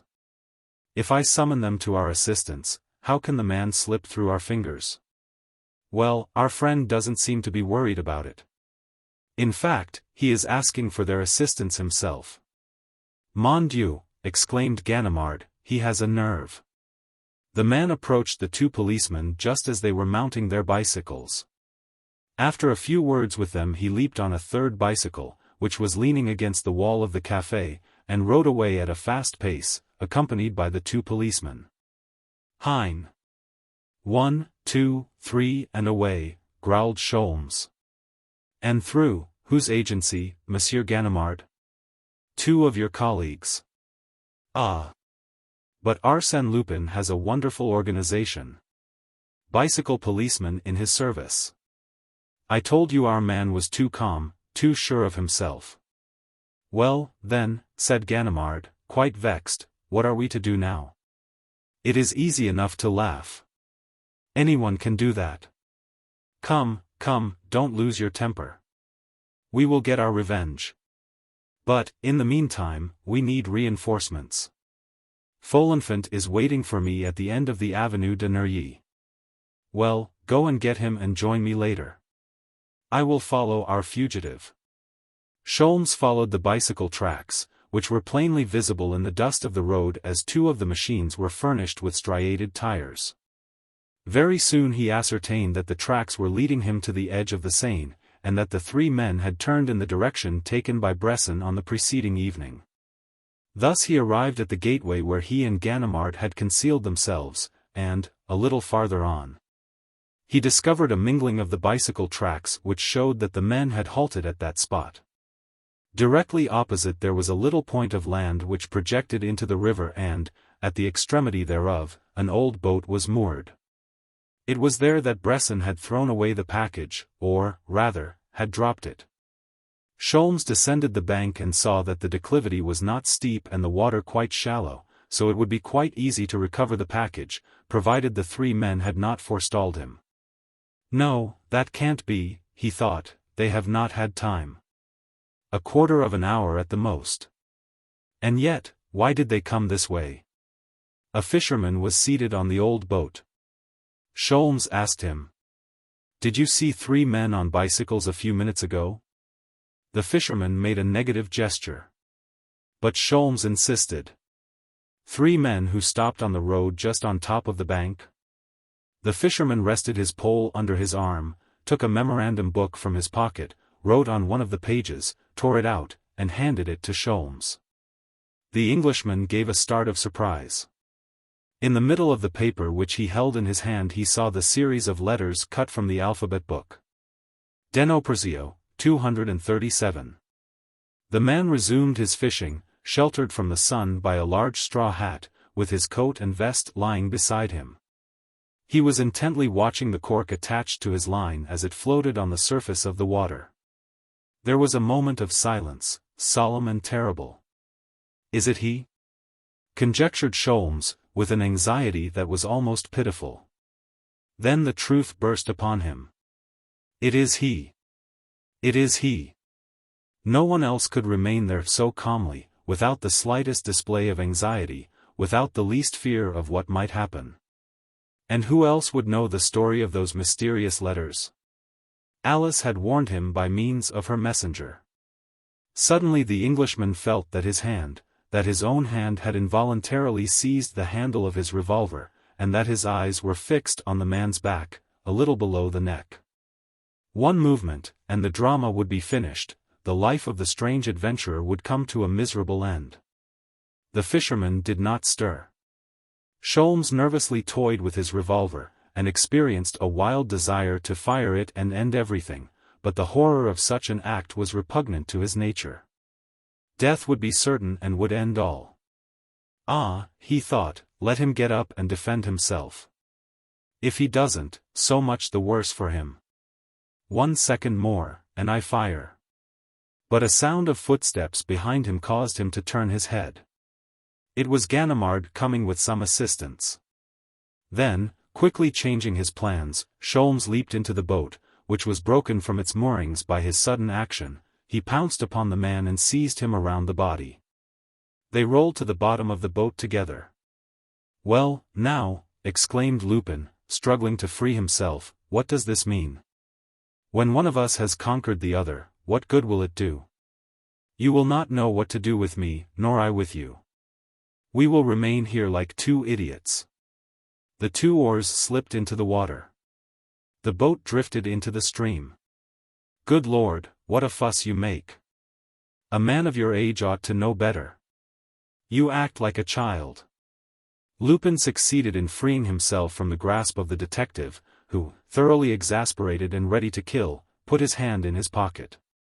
He uttered an oath. Lupin had taken his revolver.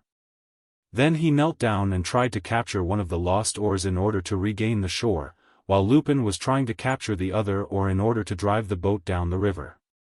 It's gone. I can't reach it, said Lupin. But it's of no consequence. If you get your oar I can prevent your using it. And you could do the same to me. But, you see, that is the way in this world. We act without any purpose or reason, as our efforts are in vain since fate decides everything. Now, don't you see, fate is on the side of his friend Lupin. The game is mine. The current favors me. The boat was slowly drifting down the river. Look out, cried Lupin, quickly. Someone on the bank was pointing a revolver. Lupin stooped, a shot was fired, it struck the water beyond the boat. Lupin burst into laughter. God bless me. It's my friend Ganimard. But it was very wrong of you to do that, Ganimard. You have no right to shoot except in self-defense. Does poor Lupin worry you so much that you forget yourself? Now, be good, and don't shoot again. If you do you will hit our English friend. He stood behind Sholmes, facing Ganimard, and said. Now, Ganimard, I am ready.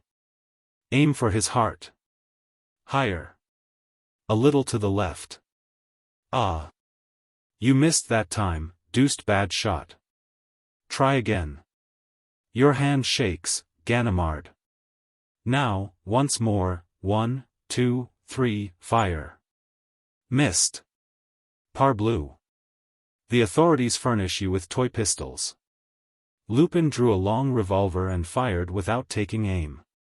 Ganimard put his hand to his hat, the bullet had passed through it. What do you think of that, Ganimard? Ah. That's a real revolver. A genuine English bulldog. It belongs to my friend, Herlock Sholmes. And, with a laugh, he threw the revolver to the shore, where it landed at Ganimard's feet. Sholmes could not withhold a smile of admiration. What a torrent of youthful spirits! And how he seemed to enjoy himself. It appeared as if the sensation of peril caused him a physical pleasure. And this extraordinary man had no other purpose in life than to seek for dangers simply for the amusement it afforded him in avoiding them. Many people had now gathered on the banks of the river, and Ganimard and his men followed the boat as it slowly floated down the stream. Lupin's capture was a mathematical certainty. Confess, old fellow, said Lupin, turning to the Englishman, that you would not exchange your present position for all the gold in the Transvaal. You are now in the first row of the orchestra chairs. But, in the first place, we must have the prologue, after which we can leap, at one bound, to the fifth act of the drama, which will represent the capture or escape of Arsène Lupin. Therefore, I am going to ask you a plain question, to which I request a plain answer, a simple yes or no. Will you renounce this affair? At present I can repair the damage you have done. Later it will be beyond my power. Is it a bargain? No. Lupin's face showed his disappointment and annoyance. He continued. I insist. More for your sake than my own, I insist, because I am certain you will be the first to regret your intervention. For the last time, yes or no? No. Lupin stooped down, removed one of the boards in the bottom of the boat, and, for some minutes, was engaged in a work the nature of which Sholmes could not discern. Then he arose, seated himself beside the Englishman, and said, I believe, monsieur, that we came to the river today for the same purpose, to recover the object which Bresson threw away. For my part, one had invited a few friends to join me here, and I was on the point of making an examination of the bed of the river when my friends announced your approach. I confess that the news did not surprise me, as I have been notified every hour concerning the progress of your investigation. That was an easy matter. Whenever anything occurred in the Rue Murillo that might interest me, simply a ring on the telephone and I was informed. He stopped. The board that he had displaced in the bottom of the boat was rising and water was working into the boat all around it. The deuce! I didn't know how to fix it. I was afraid this old boat would leak. You are not afraid, monsieur?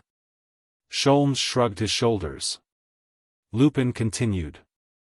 You will understand then, in those circumstances, and knowing in advance that you would be more eager to seek a battle than I would be to avoid it. I assure you I was not entirely displeased to enter into a contest of which the issue is quite certain, since I hold all the trump cards in my hand.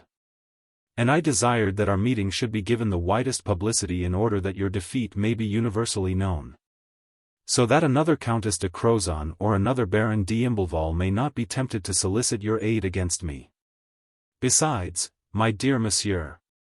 He stopped again and, using his half-closed hands as a lorgnette, he scanned the banks of the river. Mon Dieu!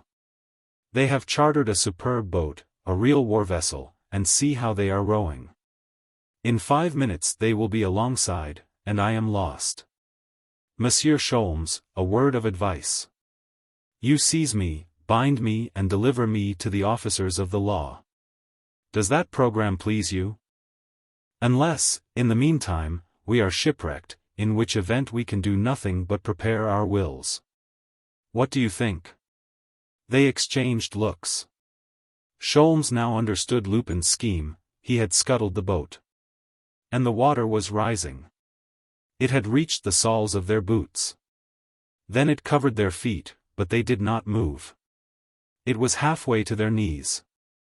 The Englishman took out his tobacco, rolled a cigarette, and lighted it. Lupin continued to talk.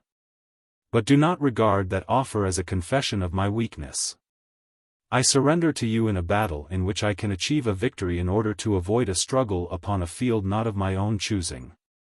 In so doing I recognize the fact that Sholmes is the only enemy I fear, and announce my anxiety that Sholmes will not be diverted from my track.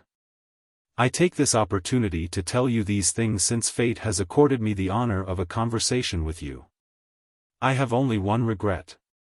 It is that our conversation should have occurred while we are taking a foot bath, a situation that is lacking in dignity, I must confess. What did I say? A foot bath? It is worse than that. The water had reached the board on which they were sitting, and the boat was gradually sinking. Sholmes, smoking his cigarette, appeared to be calmly admiring the scenery. For nothing in the world, while face to face with that man who, while threatened by dangers, surrounded by a crowd, followed by a posse of police, maintained his equanimity in good humor. For nothing in the world would he, Sholmes, display the slightest sign of nervousness. Each of them looked as if he might say, should a person be disturbed by such trifles? Are not people drowned in a river every day? Is it such an unusual event as to deserve special attention? One chatted, whilst the other dreamed, both concealing their wounded pride beneath a mask of indifference. 1 minute more and the boat will sink. Lupin continued his chatter. The important thing to know is whether we will sink before or after the arrival of the champions of the law. That is the main question. As to our shipwreck, that is a foregone conclusion. Now, monsieur, the hour has come in which we must make our wills. I give, devise and bequeath all my property to Herlock Sholmes, a citizen of England, for his own use and benefit.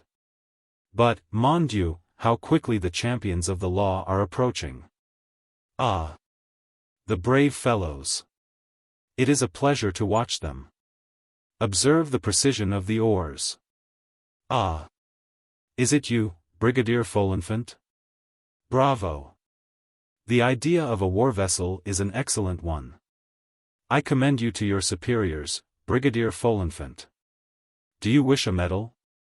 You shall have it. And your comrade Dieuzy, where is he? Ah. Yes, I think I see him on the left bank of the river at the head of 100 natives. So that, if I escape shipwreck, I shall be captured on the left by Dieuzy and his natives, or, on the right, by Ganimard and the populace of Neuilly. An embarrassing dilemma. The boat entered an eddy, it swung around and Sholmes caught hold of the oarlocks. Lupin said to him, "Monsieur, you should remove your coat. You will find it easier to swim without a coat." "No? You refuse? Then I shall put on my own." He donned his coat, buttoned it closely, the same as Sholmes, and said, "What a discourteous man you are! And what a pity that you should be so stubborn in this affair, in which, of course, you display your strength, but, oh, so vainly. Really, you mar your genius." "Monsieur Lupin," interrupted Sholmes, emerging from his silence, "you talk too much, and you frequently err through excess of confidence and through your frivolity. That is a severe reproach. Thus, without knowing it, you furnished me, only a moment ago, with the information I required." "What? You required some information and you didn't tell me?" "I had no occasion to ask you for it, you volunteered it. Within 3 hours I can deliver the key of the mystery to Monsieur d'Imblevalle. That is the only reply." He did not finish the sentence. The boat suddenly sank, taking both of the men down with it. It emerged immediately, with its keel in the air. Shouts were heard on either bank, succeeded by an anxious moment of silence. Then the shouts were renewed. One of the shipwrecked party had come to the surface. It was Herlock Sholmes. He was an excellent swimmer, and struck out, with powerful strokes, for Folenfant's boat. "Courage, Monsieur Sholmes," shouted Folenfant, "we are here. Keep it up, we will get you, a little more, Monsieur Sholmes, catch the rope." The Englishman seized the rope they had thrown to him. But, while they were hauling him into the boat, he heard a voice behind him, saying, "The key of the mystery, monsieur, yes, you shall have it. I am astonished that you haven't got it already." "What then? What good will it do you? By that time you will have lost the battle." Now comfortably installed astride the keel of the boat, Lupin continued his speech with solemn gestures, as if he hoped to convince his adversary. "You must understand, my dear Sholmes, there is nothing to be done, absolutely nothing. You find yourself in the deplorable position of a gentleman." "Surrender, Lupin," shouted Folenfant. "You are an ill-bred fellow, Folenfant, to interrupt me in the middle of a sentence. I was saying, surrender, Lupin." "Oh. Parbleu. Brigadier Folenfant, a man surrenders only when he is in danger. Surely, you do not pretend to say that I am in any danger. For the last time, Lupin, I call on you to surrender. Brigadier Folenfant, you have no intention of killing me, you may wish to wound me since you are afraid I may escape. But if by chance the wound prove mortal? Just think of your remorse. It would embitter your old age." The shot was fired. Lupin staggered, clutched at the keel of the boat for a moment, then let go and disappeared. It was exactly 3 o'clock when the foregoing events transpired.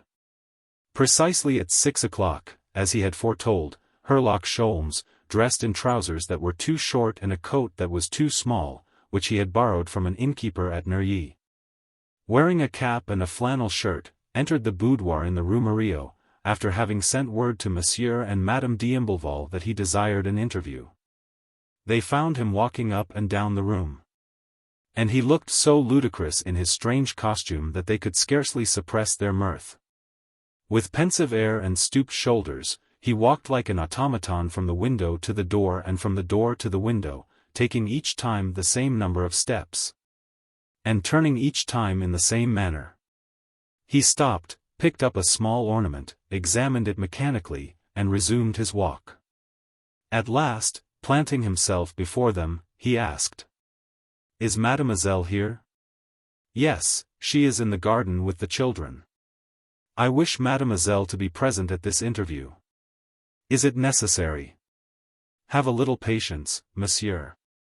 From the facts I am going to present to you, you will see the necessity for her presence here. Very well. Suzanne, will you call her? Madame d'Imbleval arose, went out, and returned almost immediately, accompanied by Alice Demon. Mademoiselle, who was a trifle paler than usual, remained standing, leaning against a table, and without even asking why she had been called. Sholmes did not look at her, but, suddenly turning toward Monsieur d'Imbleval, he said, in a tone which did not admit of a reply. After several days' investigation, monsieur.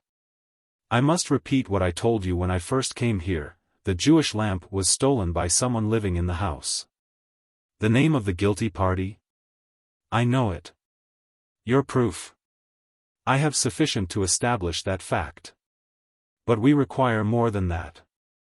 We desire the restoration of the stolen goods. The Jewish lamp? It is in my possession.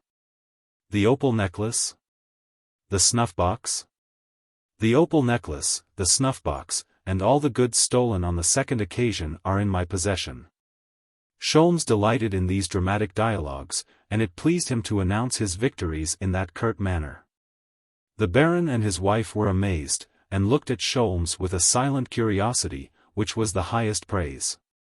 He related to them, very minutely, what he had done during those 3 days. He told of his discovery of the alphabet book, wrote upon a sheet of paper the sentence formed by the missing letters. Then related the journey of Bresson to the bank of the river and the suicide of the adventurer, and, finally, his struggle with Lupin, the shipwreck, and the disappearance of Lupin. When he had finished, the Baron said, in a low voice, "Now, you have told us everything except the name of the guilty party. Whom do you accuse?" "I accuse the person who cut the letters from the alphabet book, and communicated with Arsène Lupin by means of those letters." "How do you know that such correspondence was carried on with Arsène Lupin?" "My information comes from Lupin himself. He produced a piece of paper that was wet and crumpled. It was the page which Lupin had torn from his memorandum book, and upon which he had written the phrase. And you will notice, said Sholmes, with satisfaction, that he was not obliged to give me that sheet of paper, and, in that way, disclose his identity. Simple childishness on his part, and yet it gave me exactly the information I desired. What was it? Asked the Baron. I don't understand. Sholmes took a pencil and made a fresh copy of the letters and figures. Deno Prezio, 237. Well, said the Baron, it is the formula you showed me yourself. No. If you had turned and returned that formula in every way, as I have done, you would have seen at first glance that this formula is not like the first one. In what respect do they differ? This one has 2 more letters, an E and an O. Really, I hadn't noticed that. Join those 2 letters to the C and the H which remained after forming the word respondas, and you will agree with me that the only possible word is echo. What does that mean? It refers to the Echo de France, Lupin's newspaper, his official organ, the one in which he publishes his communications. Reply in the Echo de France, in the personal advertisements, under number 237. That is the key to the mystery, and Arsène Lupin was kind enough to furnish it to me. I went to the newspaper office. What did you find there? I found the entire story of the relations between Arsène Lupin and his accomplice. Sholmes produced 7 newspapers which he opened at the 4th page and pointed to the following lines. Ars. Lup. Lady implores protection. 540. 540, awaiting particulars. A. L. A. L. Under Damen. Enemy. Lost. 540, right address. Will make investigation. A. L. Murillo. 540, Park 3 o'clock. Violets. 237, understand. Saturday. Will be Sunday morn. Park. And you call that the whole story, exclaimed the Baron. Yes, and if you will listen to me for a few minutes, I think I can convince you. In the first place, a lady who signs herself 540 implores the protection of Arsène Lupin, who replies by asking for particulars. The lady replies that she is under the domination of an enemy, who is Bresson, no doubt, and that she is lost if someone does not come to her assistance. Lupin is suspicious and does not yet venture to appoint an interview with the unknown woman, demands the address and proposes to make an investigation. The lady hesitates for 4 days, look at the dates. Finally, under stress of circumstances and influenced by Bresson's threats, she gives the name of the street, Murillo. Next day, Arsène Lupin announces that he will be in the Parc Monceau at 3 o'clock, and asks his unknown correspondent to wear a bouquet of violets as a means of identification. Then there is a lapse of 8 days in the correspondence. Arsène Lupin and the lady do not require to correspond through the newspaper now, as they see each other or write directly. The scheme is arranged in this way: in order to satisfy Bresson's demands, the lady is to carry off the Jewish lamp. The date is not yet fixed. The lady who, as a matter of prudence, corresponds by means of letters cut out of a book, decides on Saturday and adds, reply Echo 237. Lupin replies that it is understood and that he will be in the park on Sunday morning. Sunday morning, the theft takes place. Really, that is an excellent chain of circumstantial evidence and every link is complete, said the Baron. The theft has taken place, continued Sholmes. The lady goes out on Sunday morning, tells Lupin what she has done, and carries the Jewish lamp to Bresson. Everything occurs then exactly as Lupin had foreseen. The officers of the law, deceived by an open window, for holes in the ground and 2 scratches on the balcony railing, immediately advanced the theory that the theft was committed by a burglar. The lady is safe. Yes, I confess the theory was a logical one, said the Baron. But the second theft? The second theft was provoked by the first. The newspapers having related how the Jewish lamp had disappeared, someone conceived the idea of repeating the crime and carrying away what had been left. This time, it was not a simulated theft, but a real one, a genuine burglary, with ladders and other paraphernalia. Lupin, of course. No. Lupin does not act so stupidly. He doesn't fire at people for trifling reasons. Then, who was it? Bresson, no doubt, and unknown to the lady whom he had menaced. It was Bresson who entered here, it was Bresson that I pursued. It was Bresson who wounded poor Wilson. Are you sure of it? Absolutely.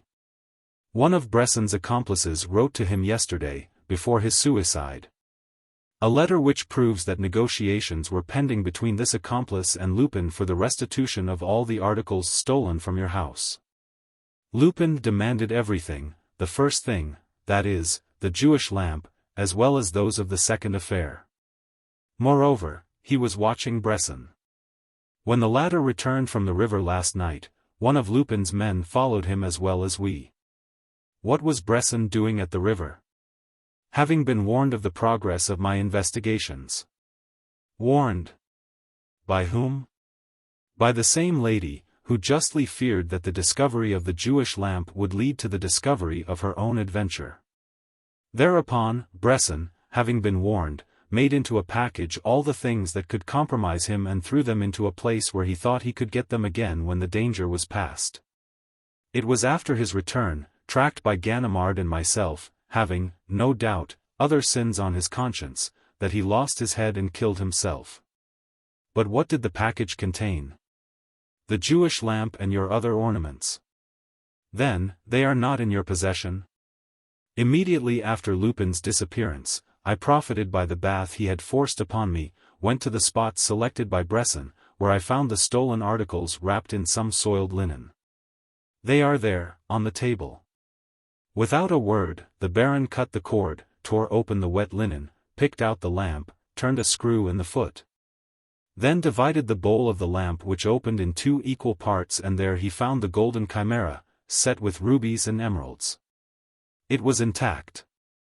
There was in that scene, so natural in appearance and which consisted of a simple exposition of facts, something which rendered it frightfully tragic. It was the formal, direct, irrefutable accusation that Sholmes launched in each of his words against Mademoiselle. And it was also the impressive silence of Alice Demon. During that long, cruel accumulation of accusing circumstances heaped one upon another, not a muscle of her face had moved, not a trace of revolt or fear had marred the serenity of her limpid eyes. What were her thoughts? And, especially, what was she going to say at the solemn moment when it would become necessary for her to speak and defend herself in order to break the chain of evidence that Herlock Sholmes had so cleverly woven around her? That moment had come, but the girl was silent. "Speak! Speak!" cried Mon d'Imblevalle. She did not speak. So he insisted. "One word will clear you. One word of denial, and I will believe you." That word she would not utter.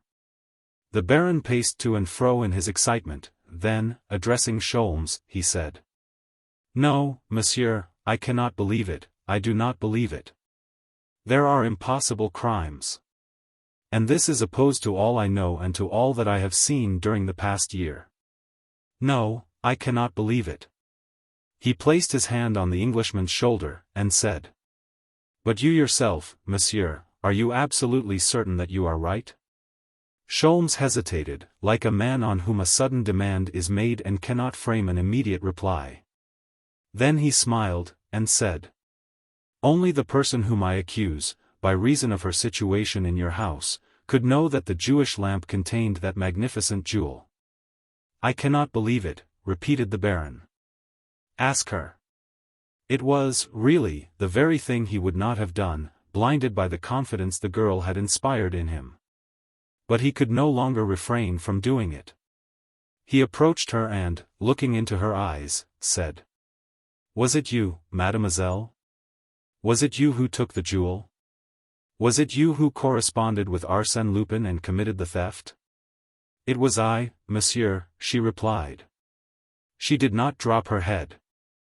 Her face displayed no sign of shame or fear. "Is it possible?" murmured Mon d'Imblevalle. "I would never have believed it. You are the last person in the world that I would have suspected. How did you do it?" "I did it exactly as Monsieur Sholmes has told it. On Saturday night I came to the boudoir, took the lamp, and, in the morning I carried it, to that man." "No," said the Baron. "What you pretend to have done is impossible." "Impossible, why?" "Because, in the morning I found the door of the boudoir bolted." She blushed, and looked at Sholmes as if seeking his counsel. Sholmes was astonished at her embarrassment. Had she nothing to say? Did the confessions, which had corroborated the report that he, Sholmes, had made concerning the theft of the Jewish lamp, merely serve to mask a lie? Was she misleading them by a false confession? The Baron continued. "That door was locked. I found the door exactly as I had left it the night before. If you entered by that door, as you pretend, someone must have opened it from the interior, that is to say, from the boudoir or from our chamber. Now, there was no one inside these two rooms, there was no one except my wife and myself." Sholmes bowed his head and covered his face with his hands in order to conceal his emotion. A sudden light had entered his mind, that startled him and made him exceedingly uncomfortable. Everything was revealed to him, like the sudden lifting of a fog from the morning landscape. He was annoyed as well as ashamed, because his deductions were fallacious and his entire theory was wrong. Alice Demon was innocent. Alice Demon was innocent. That proposition explained the embarrassment he had experienced from the beginning in directing the terrible accusation against that young girl. Now, he saw the truth, he knew it. After a few seconds, he raised his head, and looked at Madame d'Imblevalle as naturally as he could. She was pale, with that unusual pallor which invades us in the relentless moments of our lives.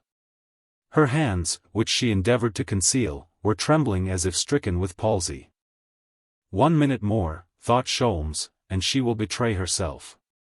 He placed himself between her and her husband in the desire to avert the awful danger which, through his fault, now threatened that man and woman. But, at sight of the Baron, he was shocked to the very center of his soul. The same dreadful idea had entered the mind of Monsieur d'Imblevalle. The same thought was at work in the brain of the husband. He understood, also. He saw the truth. In desperation, Alice Demon hurled herself against the implacable truth, saying, "You are right, monsieur. I made a mistake. I did not enter by this door. I came through the garden and the vestibule, by aid of a ladder." It was a supreme effort of true devotion. But a useless effort. The words rang false. The voice did not carry conviction, and the poor girl no longer displayed those clear, fearless eyes and that natural air of innocence which had served her so well. Now, she bowed her head, vanquished. The silence became painful. Madame d'Imblevalle was waiting for her husband's next move, overwhelmed with anxiety and fear. The Baron appeared to be struggling against the dreadful suspicion, as if he would not submit to the overthrow of his happiness. Finally, he said to his wife, "Speak. Explain." "I have nothing to tell you," she replied, in a very low voice, and with features drawn by anguish. "So, then. Mademoiselle. Mademoiselle saved me, through devotion, through affection, and accused herself." "Saved you from what?" "From whom?" "From that man." "Bresson?" "Yes. It was I whom he held in fear by threats. I met him at one of my friends, and I was foolish enough to listen to him." "Oh. There was nothing that you cannot pardon. But I wrote him 2 letters, letters which you will see. I had to buy them back, you know how. Oh. Have pity on me. I have suffered so much. You. Suzanne." He raised his clenched fists, ready to strike her, ready to kill her. But he dropped his arms, and murmured, "You, Suzanne. You. Is it possible?" By short detached sentences, she related the heartrending story, her dreadful awakening to the infamy of the man, her remorse, her fear, and she also told of Alice's devotion. How the young girl divined the sorrow of her mistress, wormed a confession out of her, wrote to Lupin, and devised the scheme of the theft in order to save her from Bresson. "You, Suzanne, you," repeated Monsieur d'Imblevalle, bowed with grief and shame. "How could you?"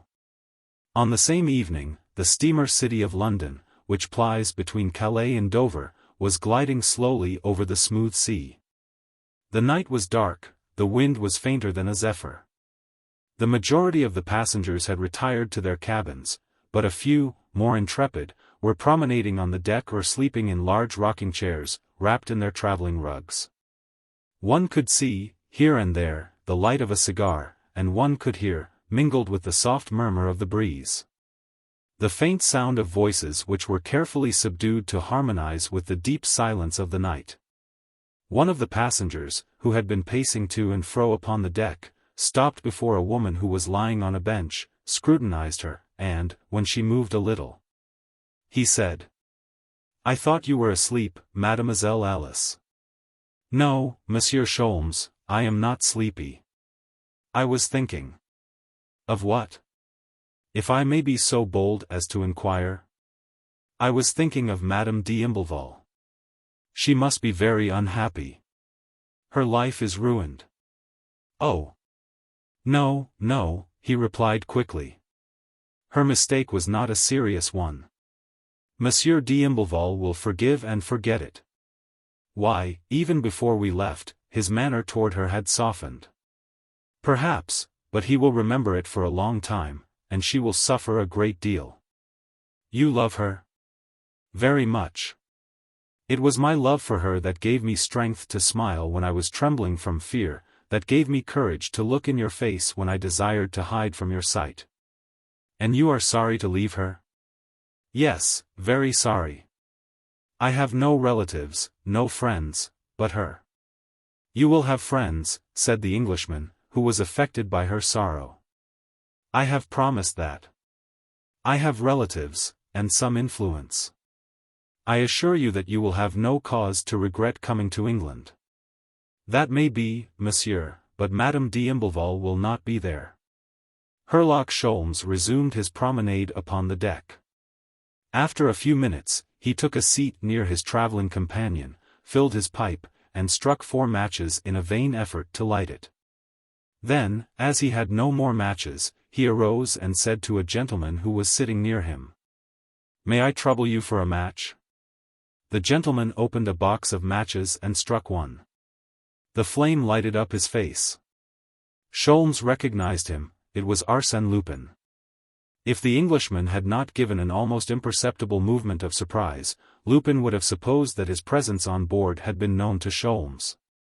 So well did he control his feelings, and so natural was the easy manner in which he extended his hand to his adversary. "How's the good health, Monsieur Lupin?" "Bravo!" exclaimed Lupin, who could not repress a cry of admiration at the Englishman's sang-froid. "Bravo? And why?" "Why? Because I appear before you like a ghost, only a few hours after you saw me drowned in the Seine, and through pride, a quality that is essentially English, you evince not the slightest surprise. You greet me as a matter of course. Ah! I repeat, bravo! Admirable! There is nothing remarkable about it. From the manner in which you fell from the boat, I knew very well that you fell voluntarily, and that the bullet had not touched you. And you went away without knowing what had become of me? What had become of you? Why, I knew that. There were at least 500 people on the 2 banks of the river within a space of half a mile. If you escaped death, your capture was certain. And yet I am here. Monsieur Lupin, there are 2 men in the world at whom I am never astonished, in the first place, myself, and then, Arsène Lupin. The treaty of peace was concluded. If Sholmes had not been successful in his contests with Arsène Lupin, if Lupin remained the only enemy whose capture he must never hope to accomplish.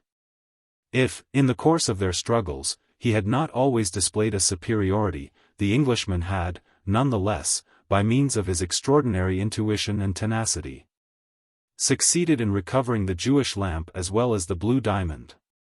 This time, perhaps, the finish had not been so brilliant, especially from the standpoint of the public spectators. Since Sholmes was obliged to maintain a discreet silence in regard to the circumstances in which the Jewish lamp had been recovered, and to announce that he did not know the name of the thief. But as man to man, Arsène Lupin against Herlock Sholmes, detective against burglar, there was neither victor nor vanquished. Each of them had won corresponding victories. Therefore they could now converse as courteous adversaries who had lain down their arms and held each other in high regard. At Sholmes' request, Arsène Lupin related the strange story of his escape. "If I may dignify it by calling it an escape," he said. "It was so simple. My friends were watching for me, as I had asked them to meet me there to recover the Jewish lamp.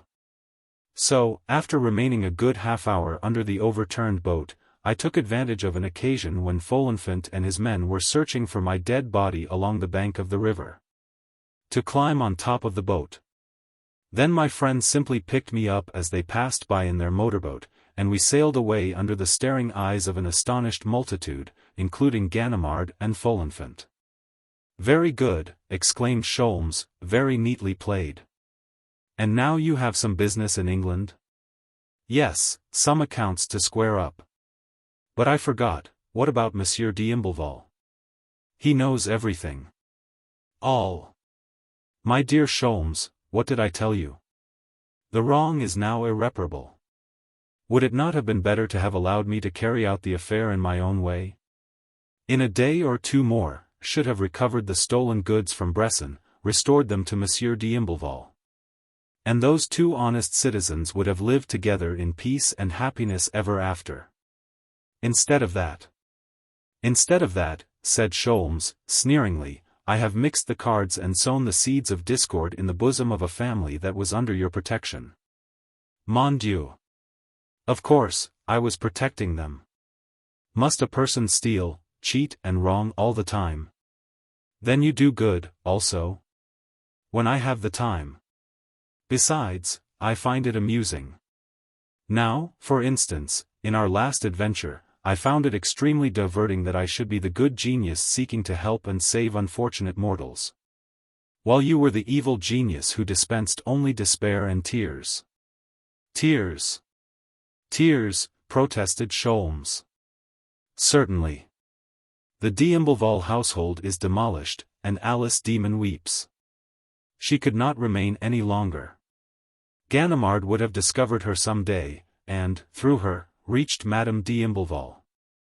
Quite right, monsieur, but whose fault is it? Two men passed by. Sholmes said to Lupin, in a friendly tone. Do you know those gentlemen? I thought I recognized one of them as the captain of the steamer. And the other? I don't know. It is Austin Gillett, who occupies in London a position similar to that of Monsieur de Duys in Paris. Ah! How fortunate! Will you be so kind as to introduce me? Monsieur de Duys is one of my best friends, and I shall be delighted to say as much of Monsieur Austin Gillett. The two gentlemen passed again. And if I should take you at your word, Monsieur Lupin, said Sholmes, rising, and seizing Lupin's wrist with a hand of iron. Why do you grasp me so tightly, monsieur? I am quite willing to follow you. In fact, he allowed himself to be dragged along without the least resistance. The two gentlemen were disappearing from sight. Sholmes quickened his pace. His fingernails even sank into Lupin's flesh. Come! Come, he exclaimed, with a sort of feverish haste, in harmony with his action. Come! Quicker than that. But he stopped suddenly. Alice Demon was following them. What are you doing, mademoiselle? You need not come. You must not come. It was Lupin who replied. You will notice, monsieur, that she is not coming of her own free will. I am holding her wrist in the same tight grasp that you have on mine. Why? Because I wish to present her also. Her part in the affair of the Jewish lamp is much more important than mine.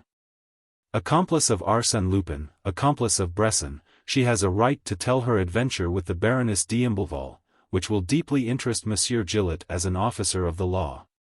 And by introducing her also, you will have carried your gracious intervention to the very limit, my dear Sholmes. The Englishman released his hold on his prisoner's wrist. Lupin liberated Mademoiselle. They stood looking at each other for a few seconds, silently and motionless. Then Sholmes returned to the bench and sat down, followed by Lupin and the girl. After a long silence, Lupin said, You see, monsieur, whatever we may do, we will never be on the same side. You are on one side of the fence, I am on the other. We can exchange greetings, shake hands, converse a moment, but the fence is always there. You will remain Herlock Sholmes, detective, and I, Arsène Lupin, gentleman burglar.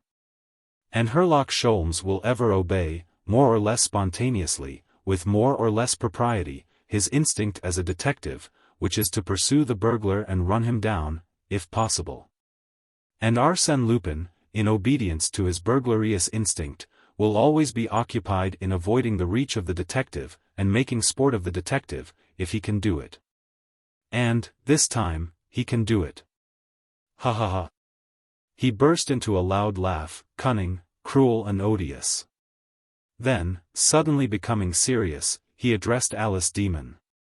You may be sure, mademoiselle, even when reduced to the last extremity, I shall not betray you. Arsène Lupin never betrays anyone, especially those whom he loves and admires. And, may I be permitted to say, I love and admire the brave, dear woman you have proved yourself to be. He took from his pocket a visiting card, tore it in two, gave one half of it to the girl, as he said, in a voice shaken with emotion. If Monsieur Sholmes' plans for you do not succeed, mademoiselle, go to Lady Strongborough, you can easily find her address, and give her that half of the card, and, at the same time, say to her, faithful friend. Lady Strongborough will show you the true devotion of a sister. Thank you, said the girl, I shall see her tomorrow. "And now, Monsieur Sholmes," exclaimed Lupin, with the satisfied air of a gentleman who has fulfilled his duty, "I will say good night. We will not land for an hour yet, so I will get that much rest." He lay down on the bench, with his hands beneath his head.